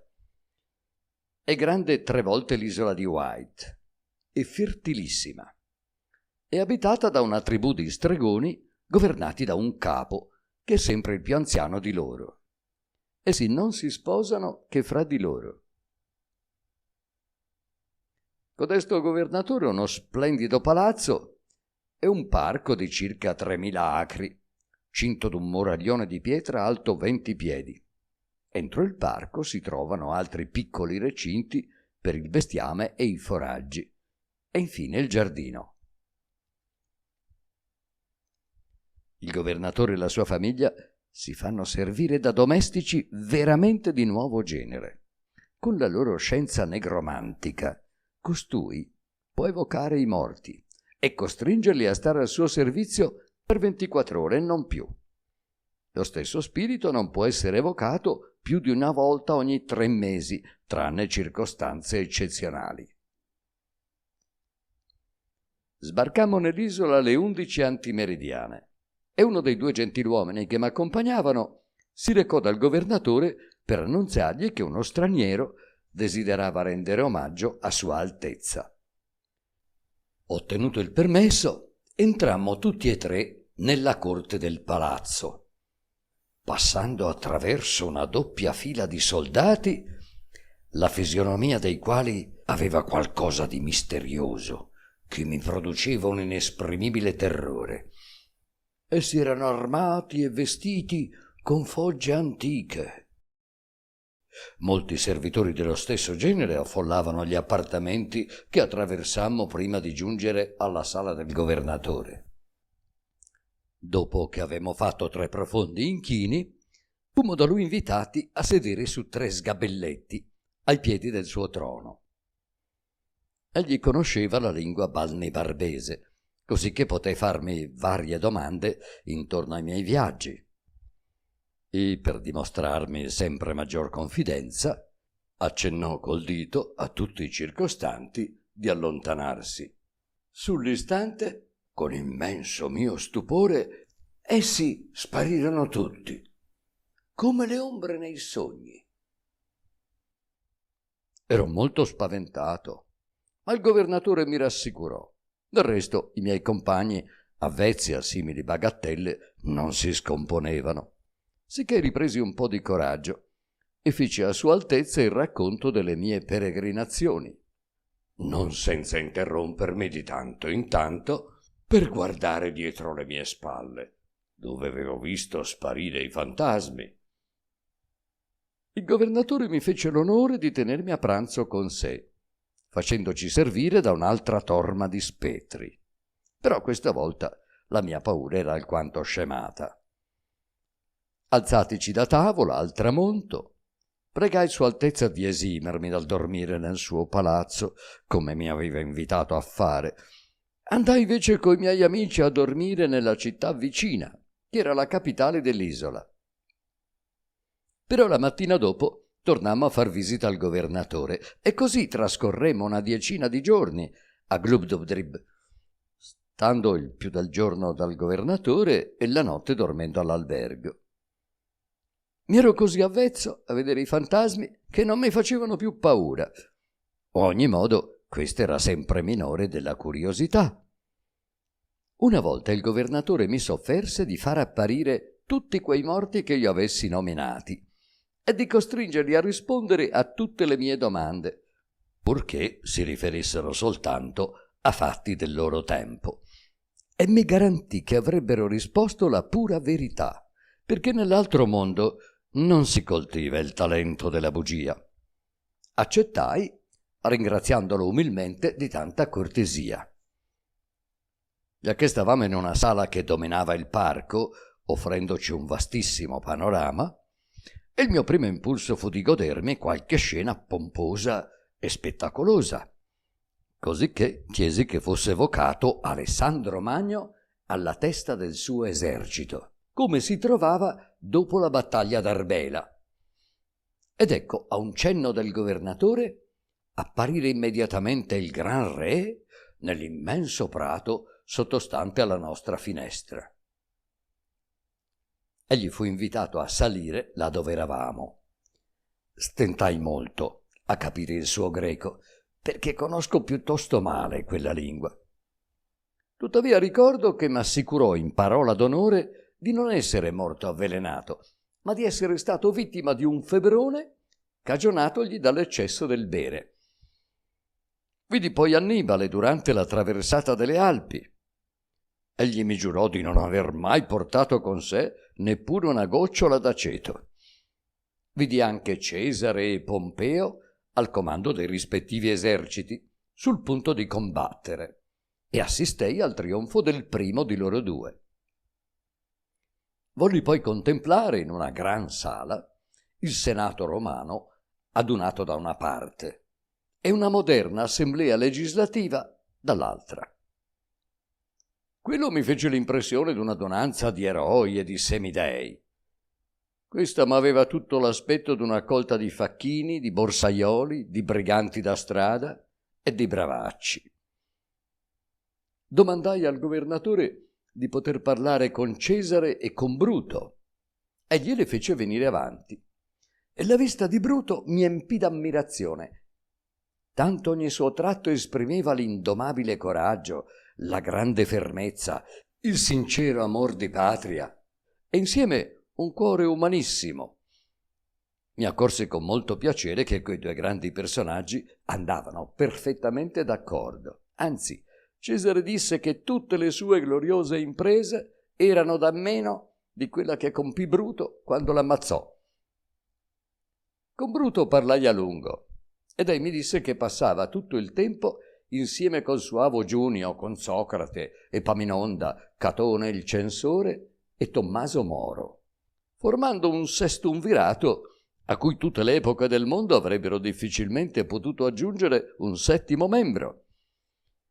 Ma temo di seccare il lettore citando il nome di tutti i grandi uomini che io feci evocare per soddisfare l'insaziabile curiosità di veder sfilare sotto i miei occhi tutte le antiche età, divertendomi specialmente a far la conoscenza da una parte dei tiranni, usurpatori e macellatori di popoli, e dall'altra dei liberatori delle nazioni oppresse.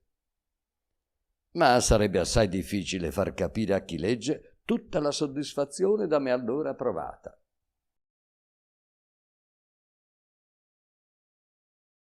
Capitolo 8. Correzione da farsi alla storia antica e alla moderna per le conoscenze acquisite dall'autore a Glubdubdrib. Dedicai un intero giorno ai colloqui con gli antichi più celebri per l'ingegno e per la scienza.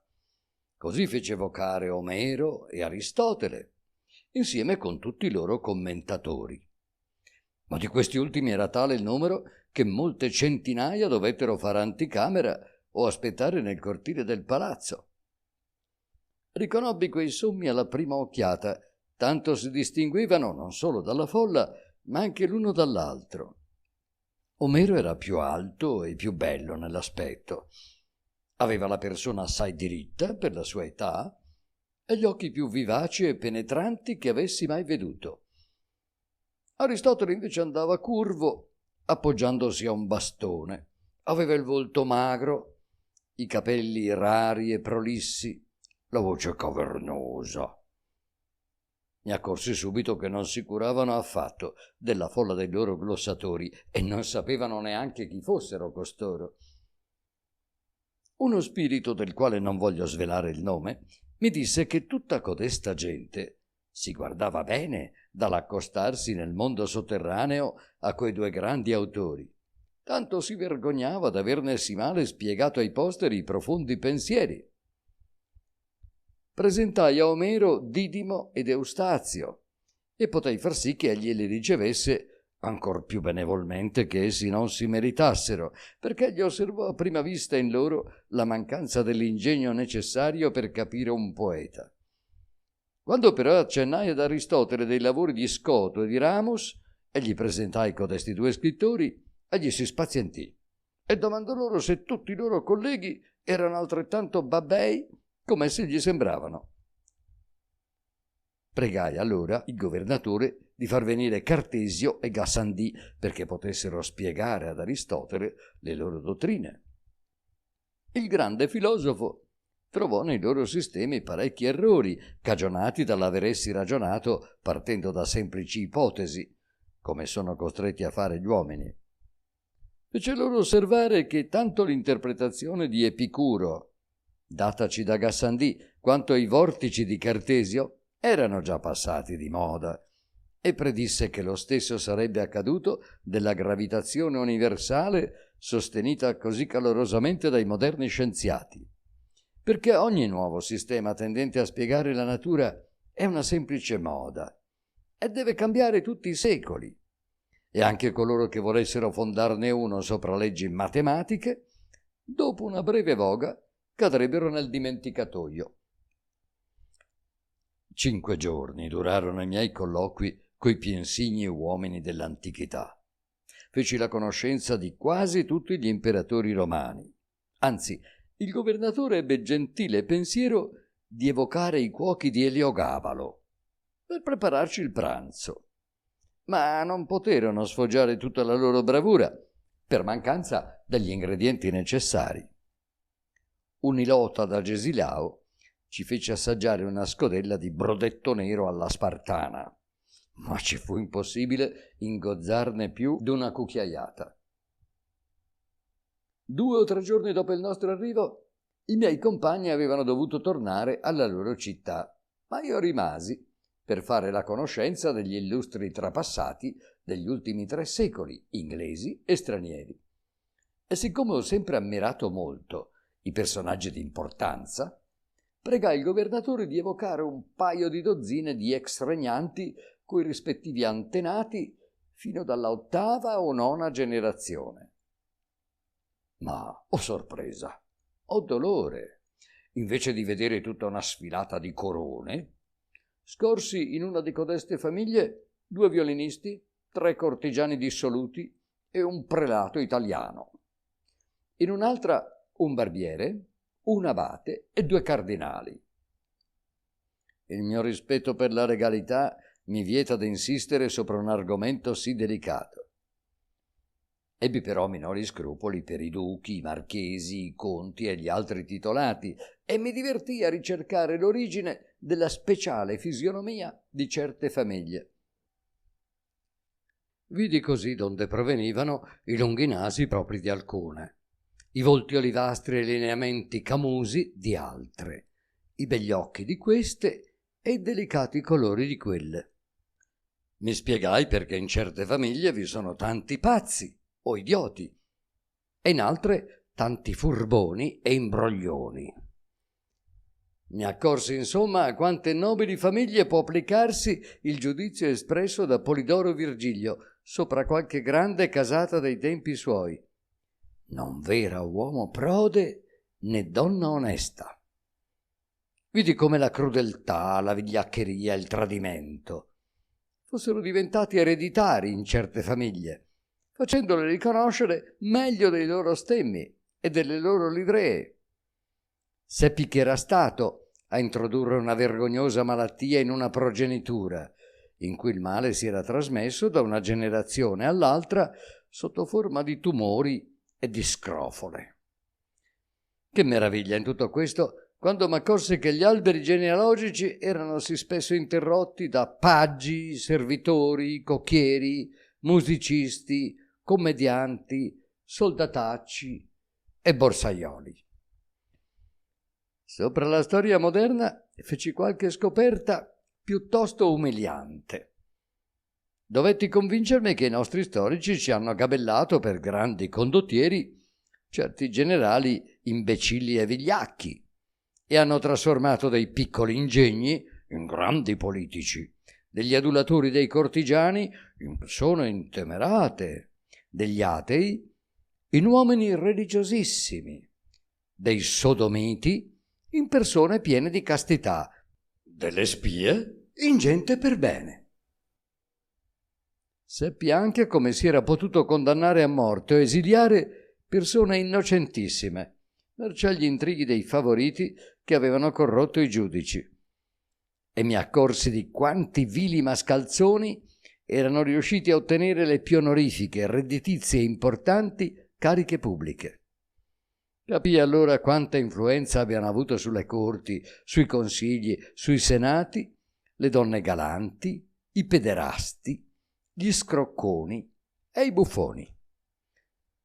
Quanto piccine mi sembrarono la saggezza e l'onestà degli uomini, allorché conobbi la sorgente delle rivoluzioni, i motivi inconfessabili di certe splendide imprese e anche gli accidenti imprevisti e le bazzecole che avevano deciso della loro buona riuscita.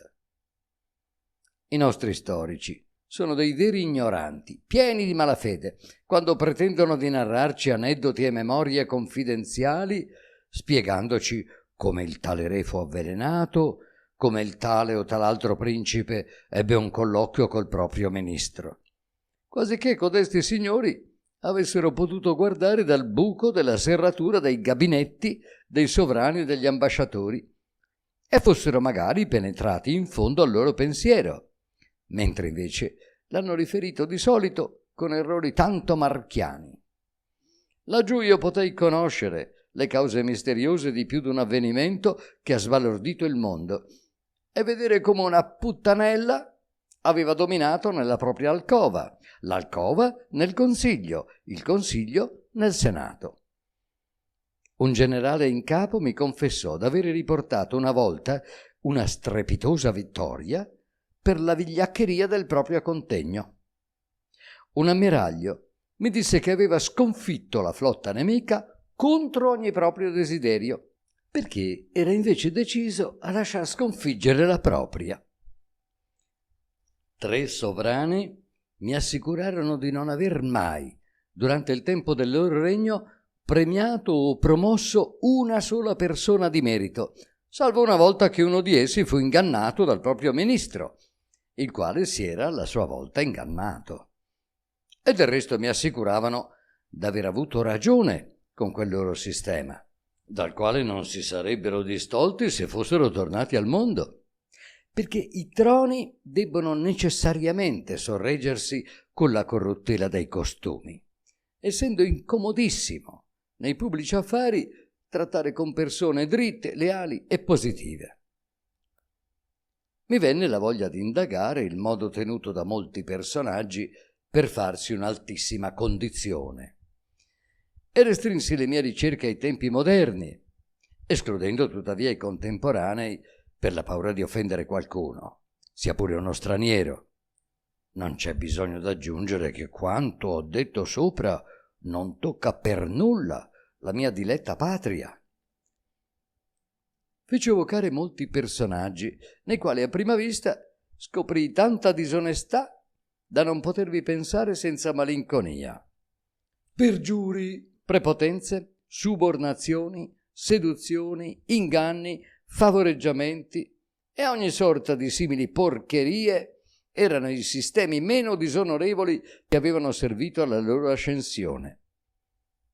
Ma parecchi mi confessarono d'aver dovuto la propria fortuna all'incesto, alla prostituzione delle proprie figlie o alla sodomia. Altri avevano fatto uso di veleno, altri ancora tradito il proprio re e il proprio paese, e innumerevoli poi coloro che avevano stiracchiato e sconvolto le leggi per rovinare l'innocenza. Dopo tutte queste belle scoperte sarò perdonato se mostrerò d'avere un po' meno stima dei potenti della terra, pur onorandoli e rispettandoli, come è tenuto a fare un inferiore verso quanti gli sovrastano in così sublime guisa. Avevo però letto su qualche libro che talora dei semplici sudditi avevano reso importanti servigi al paese o al sovrano, e volli conoscerli.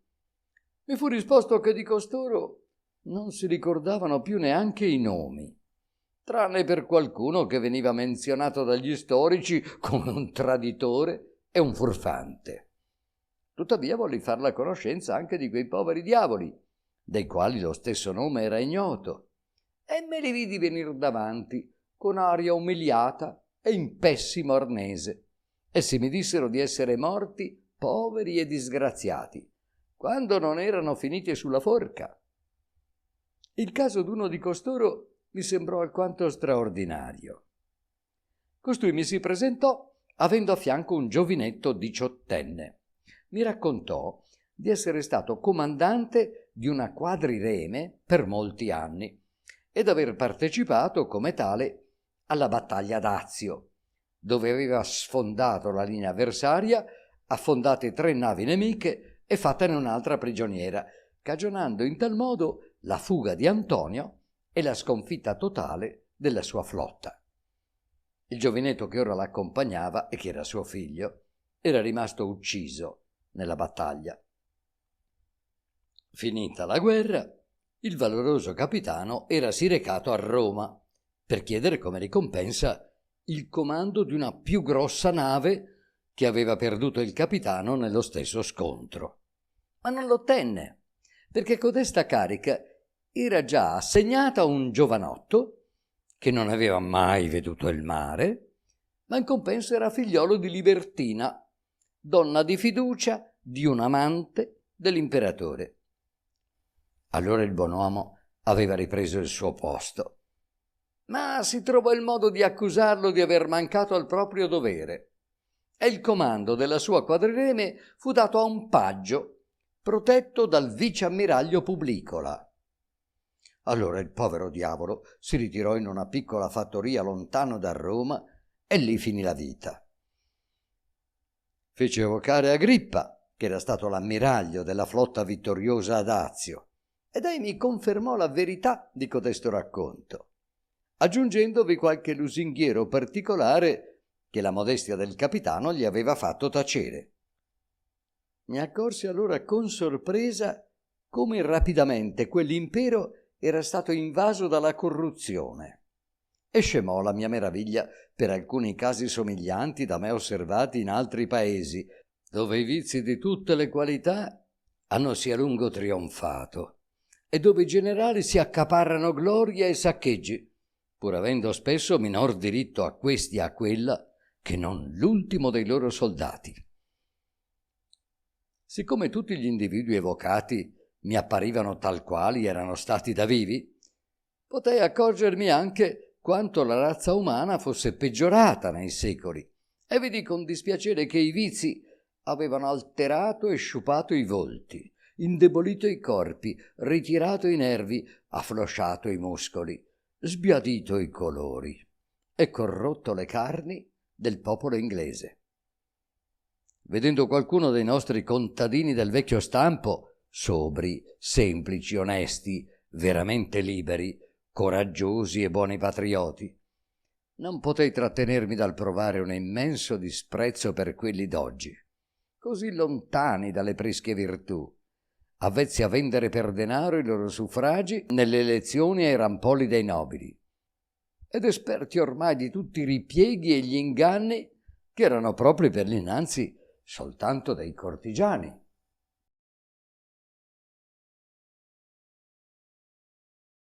Capitolo 9. Ritornato a Maldonada, l'autore parte di là per il regno di Lugnag, come è ricevuto a quella corte, indulgente contegno di quel re verso i propri sudditi. Era venuto il momento di partire, sicché mi congedai da Sua Altezza il governatore di Glubdubdrib e tornai a Maldonada, dove circa 15 giorni dopo trovai un naviglio che partiva per Lugnag. I 2 gentiluomini amici miei e qualche altro conoscente furono sì gentili da provvedermi di tutto l'occorrente per il viaggio e mi accompagnarono fino a bordo. Durante il viaggio, che durò un mese, fummo travagliati da una grossa tempesta che ci costrinse a tenerci al largo per approfittare del vento aliseo, ivi dominante per uno spazio di circa 60 leghe. Arrivammo finalmente all'estuario di Klumegnig, dove entrammo il 21 aprile 1708. Codesta città è un porto di mare posto a sud-est di Lugnag. Gettata l'ancora a circa 1 miglio marino dalla città, facemmo i segnali per ottenere un pilota.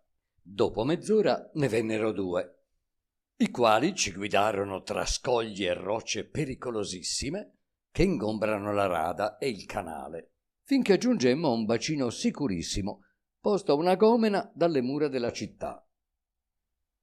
Ci fu qualche marinaio, il quale, fosse fellonia, fosse imprudenza, raccontò ai piloti che io ero uno straniero, un viaggiatore straordinario, sicché costoro avvertirono il comandante della dogana e quando sbarcai fui fermato e interrogato. Codesto funzionario mi parlò in balni barbese, lingua conosciuta a Lugnag per necessità di commerci, specialmente dalla gente di mare e doganieri. Io gli risposi brevemente, raccontandogli la mia storia nel modo più semplice e verosimile. Ma credetti prudente cambiare nazionalità e farmi passare per olandese, giacché sapevo che soltanto gli olandesi sono ammessi nel Giappone, dove io avevo idea di recarmi. Narrai dunque al commissario del mio naufragio sulle coste di Balni Barbi, della roccia su cui m'ero salvato, dell'isola volante di Labuta, dove ero stato raccolto, e del mio disegno di passare nel Giappone, donde poter tornare in patria. Egli disse che era in dovere di trattenermi in arresto finché non avesse ricevuto ordini da Lugnag, dove avrebbe scritto subito, sperando di ricevere la risposta entro 15 giorni. Mi assegnò un decente alloggio, guardato da una sentinella. Tuttavia fui trattato assai bene. Avevo un vasto giardino dove passeggiavo, ero mantenuto a spese del re e molte persone vennero a farmi visita, spinte dalla curiosità di intrattenersi con un uomo proveniente da paesi così lontani di cui ignoravano perfino il nome. Avendo trattenuto me con un giovanotto della nostra ciurma, nativo di Lugnag, ma vissuto lungamente a Maldonada, perché facesse da interprete, potevo conversare con quanti mi facevano la cortesia d'una visita, sia per la comprensione delle loro domande, sia per le risposte. Dopo 15 giorni, come si sperava, giunse l'ordine della corte, che fu di farmi condurre, sotto buona scorta di 10 cavalieri, a Traldragrobd o Trildrogribd, perché ricordo d'aver sentito entrambe le pronunce di codesto nome. E il buon giovanotto, che avevo preso al mio servizio, mi accompagnò. Un corriere ci precedeva di circa mezza giornata per avvertire il re del mio arrivo e per chiedere a Sua Maestà in qual giorno e a quale ora avrei potuto avere l'onore e il piacere di leccare la polvere davanti ai gradini del suo trono. Questo è lo stile di codesta corte.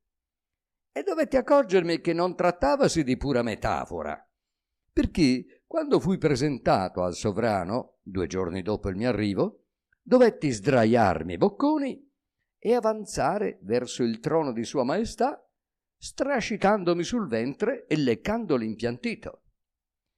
La polvere non mi diede troppa noia perché, trattandosi di uno straniero, avevano avuto la garbatezza di pulire ben bene l'impiantito. Ma questa era una particolare grazia, che non veniva concessa neppure ai nobili di prima classe quando avevano l'onore di essere ammessi alla regal presenza. Talora, se costoro avevano qualche nemico a corte, l'impiantito veniva lasciato apposta, sporco e polveroso. Tanto che una volta vidi un signore arrivare sotto al trono con la bocca così piena di polvere che non poté spiccicar sillaba. E non c'è rimedio a questo inconveniente, perché è proibito, con gravissime pene, di sputare o di forbirsi la bocca in presenza di Sua Maestà. In quella corte vige anche un'altra usanza che non mi pare troppo lodevole. Quando il re vuole sbarazzarsi di qualche nobile o cortigiano, senza fare uno scandalo, fa spargere sull'impiantito una certa polverina bruna avvelenata che spaccia il disgraziato tempo 24 ore. Però bisogna render giustizia a quel sovrano caritatevole e premuroso dell'incolumità dei suoi sudditi, sì da potersi portare a modello dei suoi colleghi europei. Dopo ciascuna di codeste esecuzioni di morte, Sua Maestà pensa subito a dare ordine che l'impiantito sia ripulito con cura, e se i servi non lo facessero, correrebbero il rischio di incontrare il regal corruccio. Anzi, una volta vidi io stesso frustare ben bene un paggetto, il quale aveva malignamente trascurato di spazzare il pavimento, causando in tal modo la morte di un giovane gentiluomo di belle speranze contro il quale il re non aveva nessun cattivo proponimento, almeno in quel momento. Tuttavia codesta perla di sovrano acconsentì infine a perdonare al paggetto, il quale promise di non ripetere più simili scherzi, a meno che non ne ricevesse l'ordine espresso. Tornando dunque a noi, allorché fui giunto a 4 passi dal trono reale, mi rizzai sulle ginocchia, poi battei 7 volte la fronte in terra e pronunziai questa frase che mi era stata insegnata a memoria il giorno innanzi. Ich pling gloftrob squazzerum blio, mlashnast wild nobalguf sliofad, curblub ast. Frase di prammatica che deve rivolgere al re chiunque venga ammesso alla sua presenza e che si traduce: possa la vostra celeste maestà sopravvivere di 12 lune e mezzo al sole. Il re mi rispose alcune parole che non capii affatto, ma rispose ugualmente con altre che pure avevo imparato a memoria.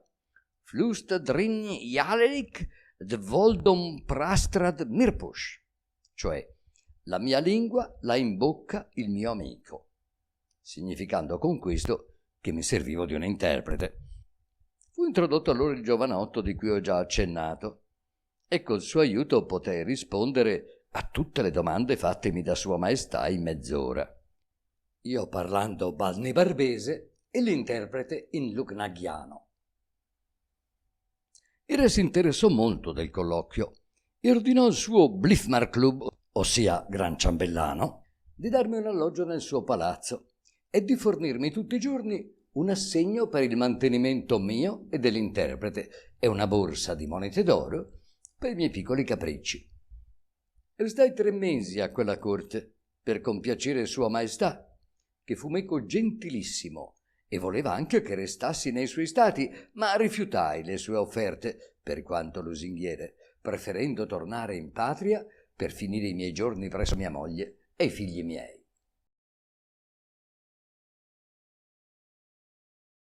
Capitolo 10. Elogi degli abitanti di Lugnag. Gli immortali, o Struldbrugs. Discussioni e delusioni dell'autore a proposito di codesti esseri straordinari. Orgogliosi come tutti gli orientali, i lugnaghiani sono però valenti, cortesi, ospitali. Specialmente gli stranieri visti di buon occhio alla corte trovano presto una quantità di amici. Io ne conobbi molti di alto lignaggio e per mezzo del mio interprete ebbi con essi dilettevoli e proficui colloqui. Uno di costoro mi domandò una volta se avevo mai veduto uno Struldbrug, ossia un immortale. Avendogli risposto negativamente, aggiungendo che l'avrei visto volentieri per la curiosità di sapere come un essere umano poteva essere chiamato in tal modo, il mio interlocutore mi disse che qualche volta, sebbene a lunghissimi intervalli, nasceva nel loro paese un bambino con una macchia rossa e rotonda posta proprio sul sopracciglio destro, e questo segno era infallibile indizio di immortalità. Codesta macchia era grande come una nostra monetina d'argento da 3 pence. Poi con gli anni cresceva di larghezza e cambiava di colore. A 12 anni diventava verde, a 20 azzurra, a 40 nera e grande come uno scellino. Allora non cambiava più. Codeste nascite erano sì rare che in tutto il regno esistevano soltanto 1100 immortali all'incirca, dell'uno e dell'altro sesso. Nella capitale ve n'erano una 50, fra i quali una bambinetta di 3 anni. Il fenomeno non era speciale di nessuna famiglia e i figli degli stessi Struldbrugs erano mortali, né più né meno degli altri. Confesso che tutti questi discorsi mi fecero una piacevolissima impressione e siccome la persona che me li faceva comprendeva bene la lingua balnibarbese, mi lasciai andare a frasi, forse alquanto esagerate, per esprimere la mia ammirazione. Gridai, quasi rapito in estasi: «Oh felice popolo, i cui figli possono sperare nell'immortalità! Fortunato paese, dove gli esempi dei tempi trascorsi e delle loro prische virtù non si smarriscono per intiero, dove i primi uomini vivono ancora e vivranno in eterno, per dare insegnamenti di saggezza a tutti i loro discendenti. E felicissimi poi, fuor d'ogni confronto, quegli ottimi Struldbrugs, che sono liberi dalla maggiore calamità umana, e lo spirito dei quali è alleggerito dal perpetuo timore della morte». Manifestai poi la mia meraviglia di non avere ancora incontrato alcuno di codesti immortali alla corte, giacché qualora ve ne fossero stati, li avrei riconosciuti alla prima per la gloriosa impronta che dovevano portare in fronte. «Come mai», aggiunsi, «un re tanto savio non sceglie costoro per il ministero e per il suo consiglio privato? Forse la rigida virtù di codesti vecchioni non andrebbe d'accordo con la corruttela dei cortigiani? Comunque ne parlerò a Sua Maestà, e gradisca oppur no il mio consiglio, accetterò l'offerta di restare in questo paese, se non altro per poter trascorrere il resto della mia vita in compagnia degli immortali, purché si degnino di tollerare la mia».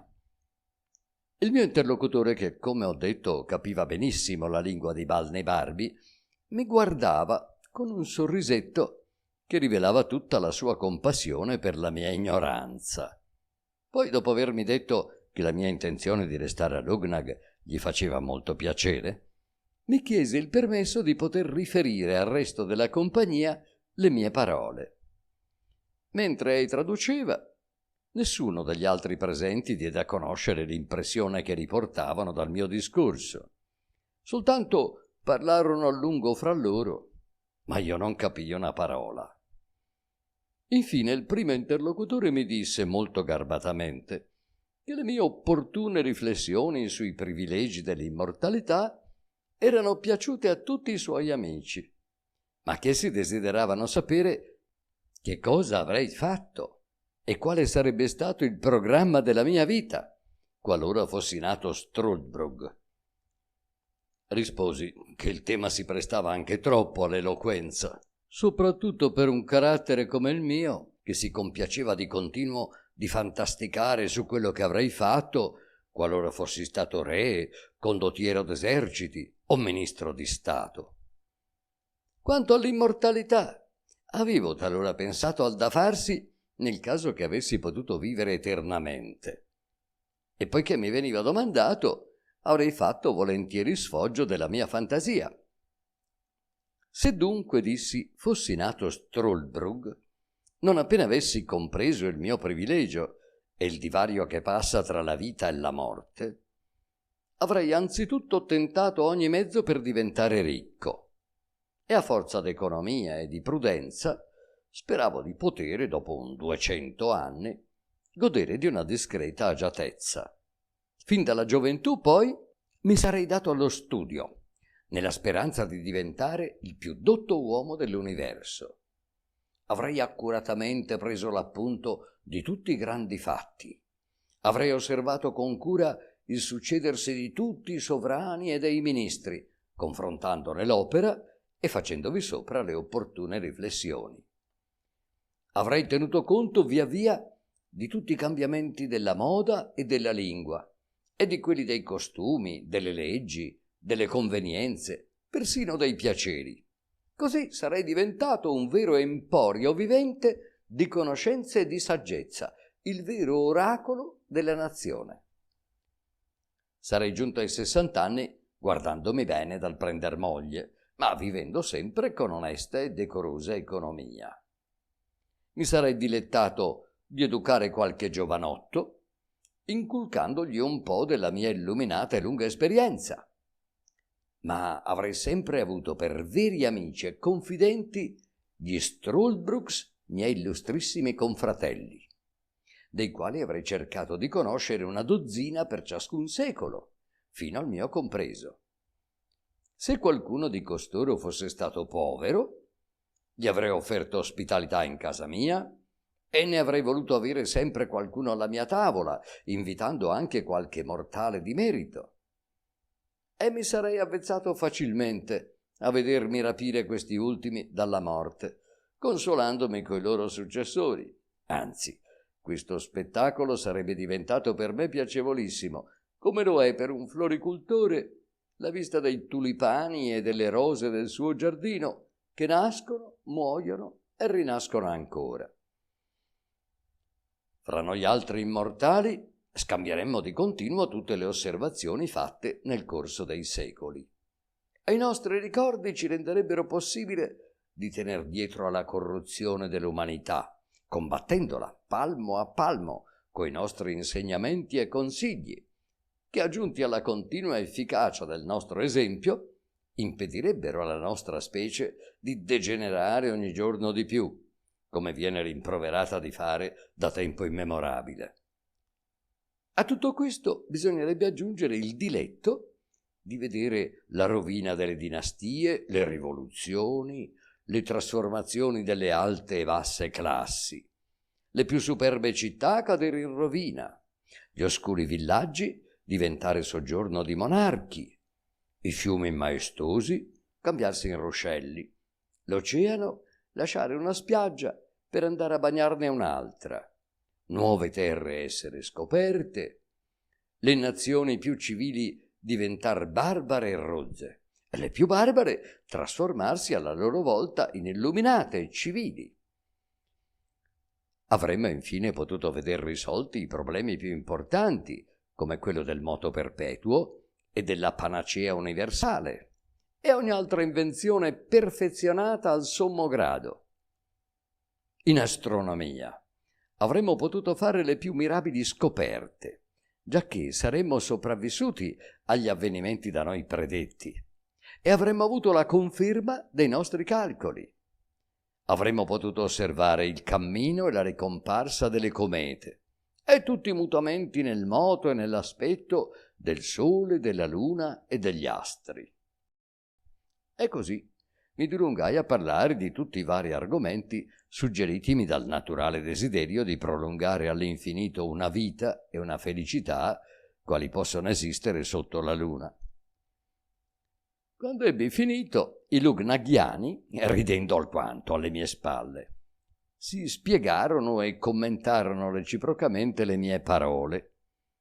Poi la stessa persona che le aveva riassunte e tradotte fu pregato di farmi la carità di aprirmi gli occhi e di svelarmi tutti i miei errori d'altronde perdonabili, sia perché inerenti alla debole natura umana, sia perché uno straniero non poteva apprezzare a dovere la razza degli Struldbrugs, tutta propria di quel paese, non trovandosi alcun immortale né a Balnibarbi né al Giappone. Anzi, codesto personaggio che mi parlava, avendo avuto l'onorifico incarico di rappresentante del proprio sovrano in codesti paesi, era stato da pochissimi e quasi a stento creduto, allorché aveva accennato a quel singolarissimo fenomeno, e lo stupore da me dimostrato al sentirne parlare gli confermava ora che anche a me il fatto riusciva nuovo e quasi incredibile.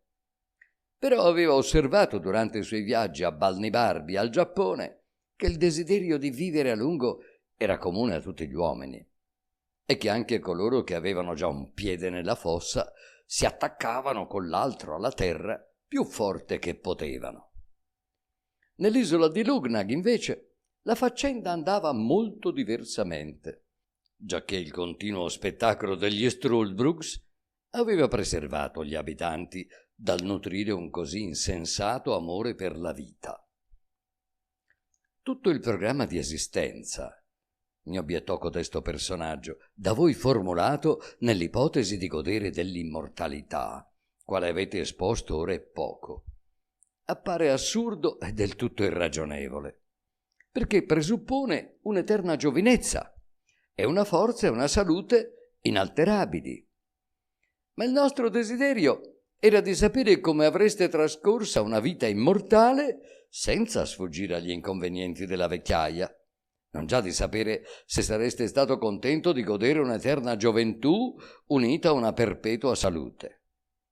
Infatti, tanto a Balnebarbi quanto al Giappone ho potuto osservare un perpetuo desiderio di allontanare il momento della morte, anche quando sembrava che dovesse tardare troppo, e ho visto che nessuno moriva volentieri, a meno che non vi fosse costretto da torture o dolori straordinari.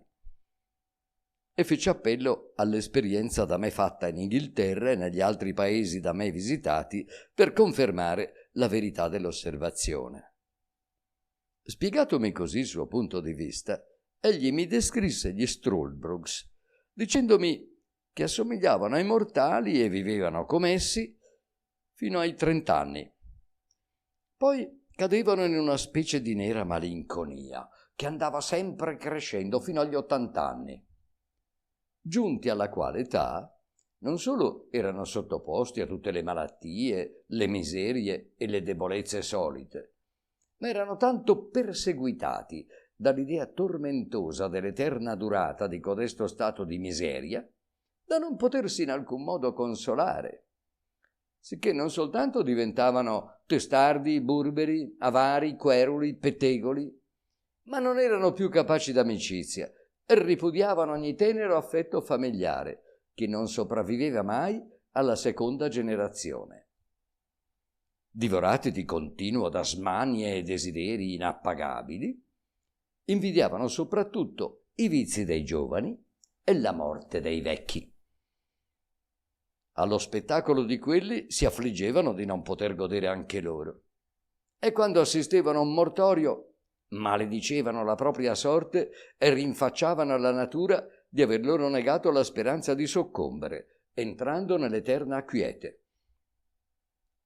Essi perdevano la memoria di qualunque avvenimento, o tutt'al più si ricordavano, e molto all'ingrosso, di ciò che avevano visto e imparato da bambini o da giovani. Ma per assodare i veri particolari d'un fatto era molto più prudente fidarsi della comune tradizione che della memoria degli Struldbrugs. Coloro che vaneggiavano e avevano perduto ogni ricordo erano ancora i meno infelici, perché eccitavano la generale compassione ed erano esenti da quegli odiosi difetti che abbondavano negli altri Struldbrugs. Allorché un immortale, aggiunse il mio interlocutore, si sposa con una immortale, il matrimonio viene disciolto per una legge dello Stato quando il più giovane dei due coniugi ha raggiunto gli 80 anni, giacché si ritiene giusto che un disgraziato, costretto a campare senza suo desiderio né colpa per l'eternità, non debba anche per colmo di sventura vivere insieme a una donna egualmente immortale. Giunti a quel limite d'età, essi sono considerati come morti civilmente. I loro averi passano agli eredi e viene loro concessa una semplice pensione alimentare. I poveri sono mantenuti dal pubblico erario. È vietato loro di occupare un posto di fiducia, di esercitare una professione lucrativa, di comprare, di vendere, di concorrere alle aste, e la loro testimonianza non è ammessa nei tribunali civili né penali. Quando arrivano a 90 anni, perdono i denti e i capelli. Non sentendo più il gusto dei cibi, mangiano e bevono senza provar piacere.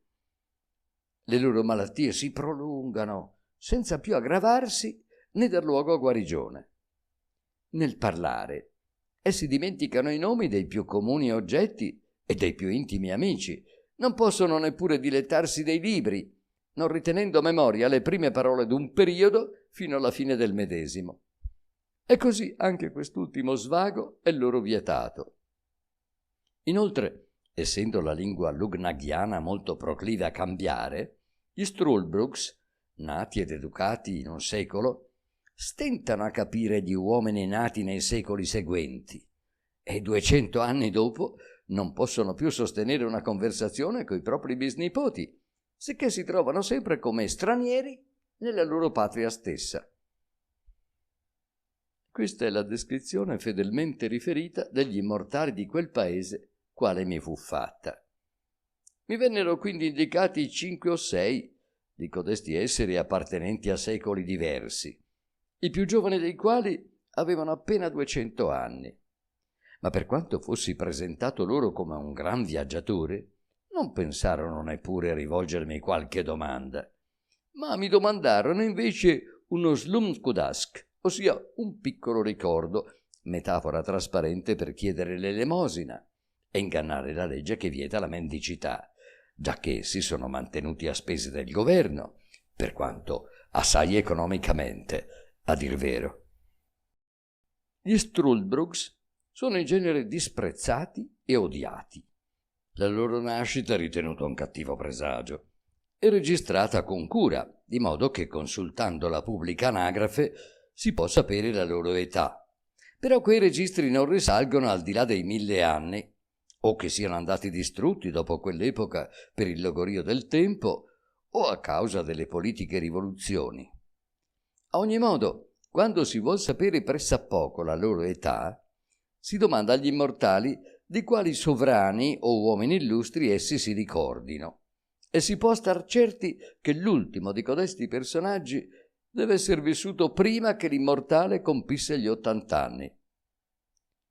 L'aspetto di codesti esseri era ripugnante e le donne facevano ancor più schifo degli uomini. Alle naturali infermità della decrepitezza, tutti costoro aggiungevano una cert'aria di spetri, tanto più spiccata quanto maggiore era il numero dei secoli che avevano vissuto, e l'effetto che ne derivava è indescrivibile. Fra 5 o 6 di loro distinguevo facilmente i più anziani, anche se passava un solo secolo fra le rispettive età. Come il lettore può capire, tutto il mio entusiasmo per l'immortalità andò in fumo. Le lucubrazioni a cui mi ero abbandonato nei tempi passati sul programma d'una vita eterna in questo basso mondo mi parvero così sciocche che arrivai a pensare non poter un tiranno inventare peggior tortura di una tale interminabile esistenza. Il re, dopo aver saputo il colloquio avuto coi miei amici su codesto argomento, si degnò di scherzare benevolmente sul mio timore della morte e mi consigliò di condurre meco in Inghilterra un paio di Struldbrugs per guarire i miei concittadini da quella paura. Ma non era possibile perché la legge vietava di far uscire gli immortali dall'Ugnag, altrimenti avrei pensato io a esportarne qualcuno, magari a mie spese. Le leggi di quel paese circa gli immortali mi parvero del resto savissime e del tutto confacenti al caso. Senza di esse, l'avarizia di codesti esseri, crescendo con l'età come suole, li avrebbe resi padroni di tutti gli averi della nazione e di tutti i civili poteri, ciò che, data la loro incapacità, avrebbe finito col mandare il paese alla malora.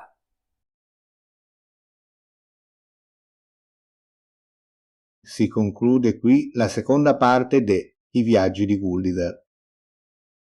Dopo aver proseguito il suo soggiorno nella terra dei giganti di Brobdingnag e aver intrapreso il sorprendente viaggio verso la Puta e i regni vicini, Gulliver ci ha condotti ancora una volta attraverso mondi straordinari, popolati da usanze singolari, idee sorprendenti e profonde riflessioni sulla società e sulla natura umana.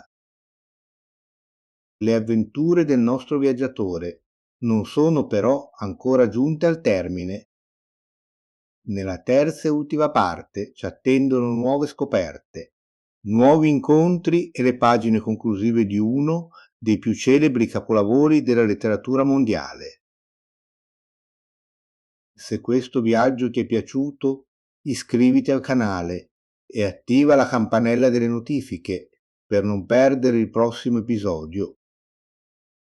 Un caro saluto e a presto da Beneist, onde letterarie e audiolibri.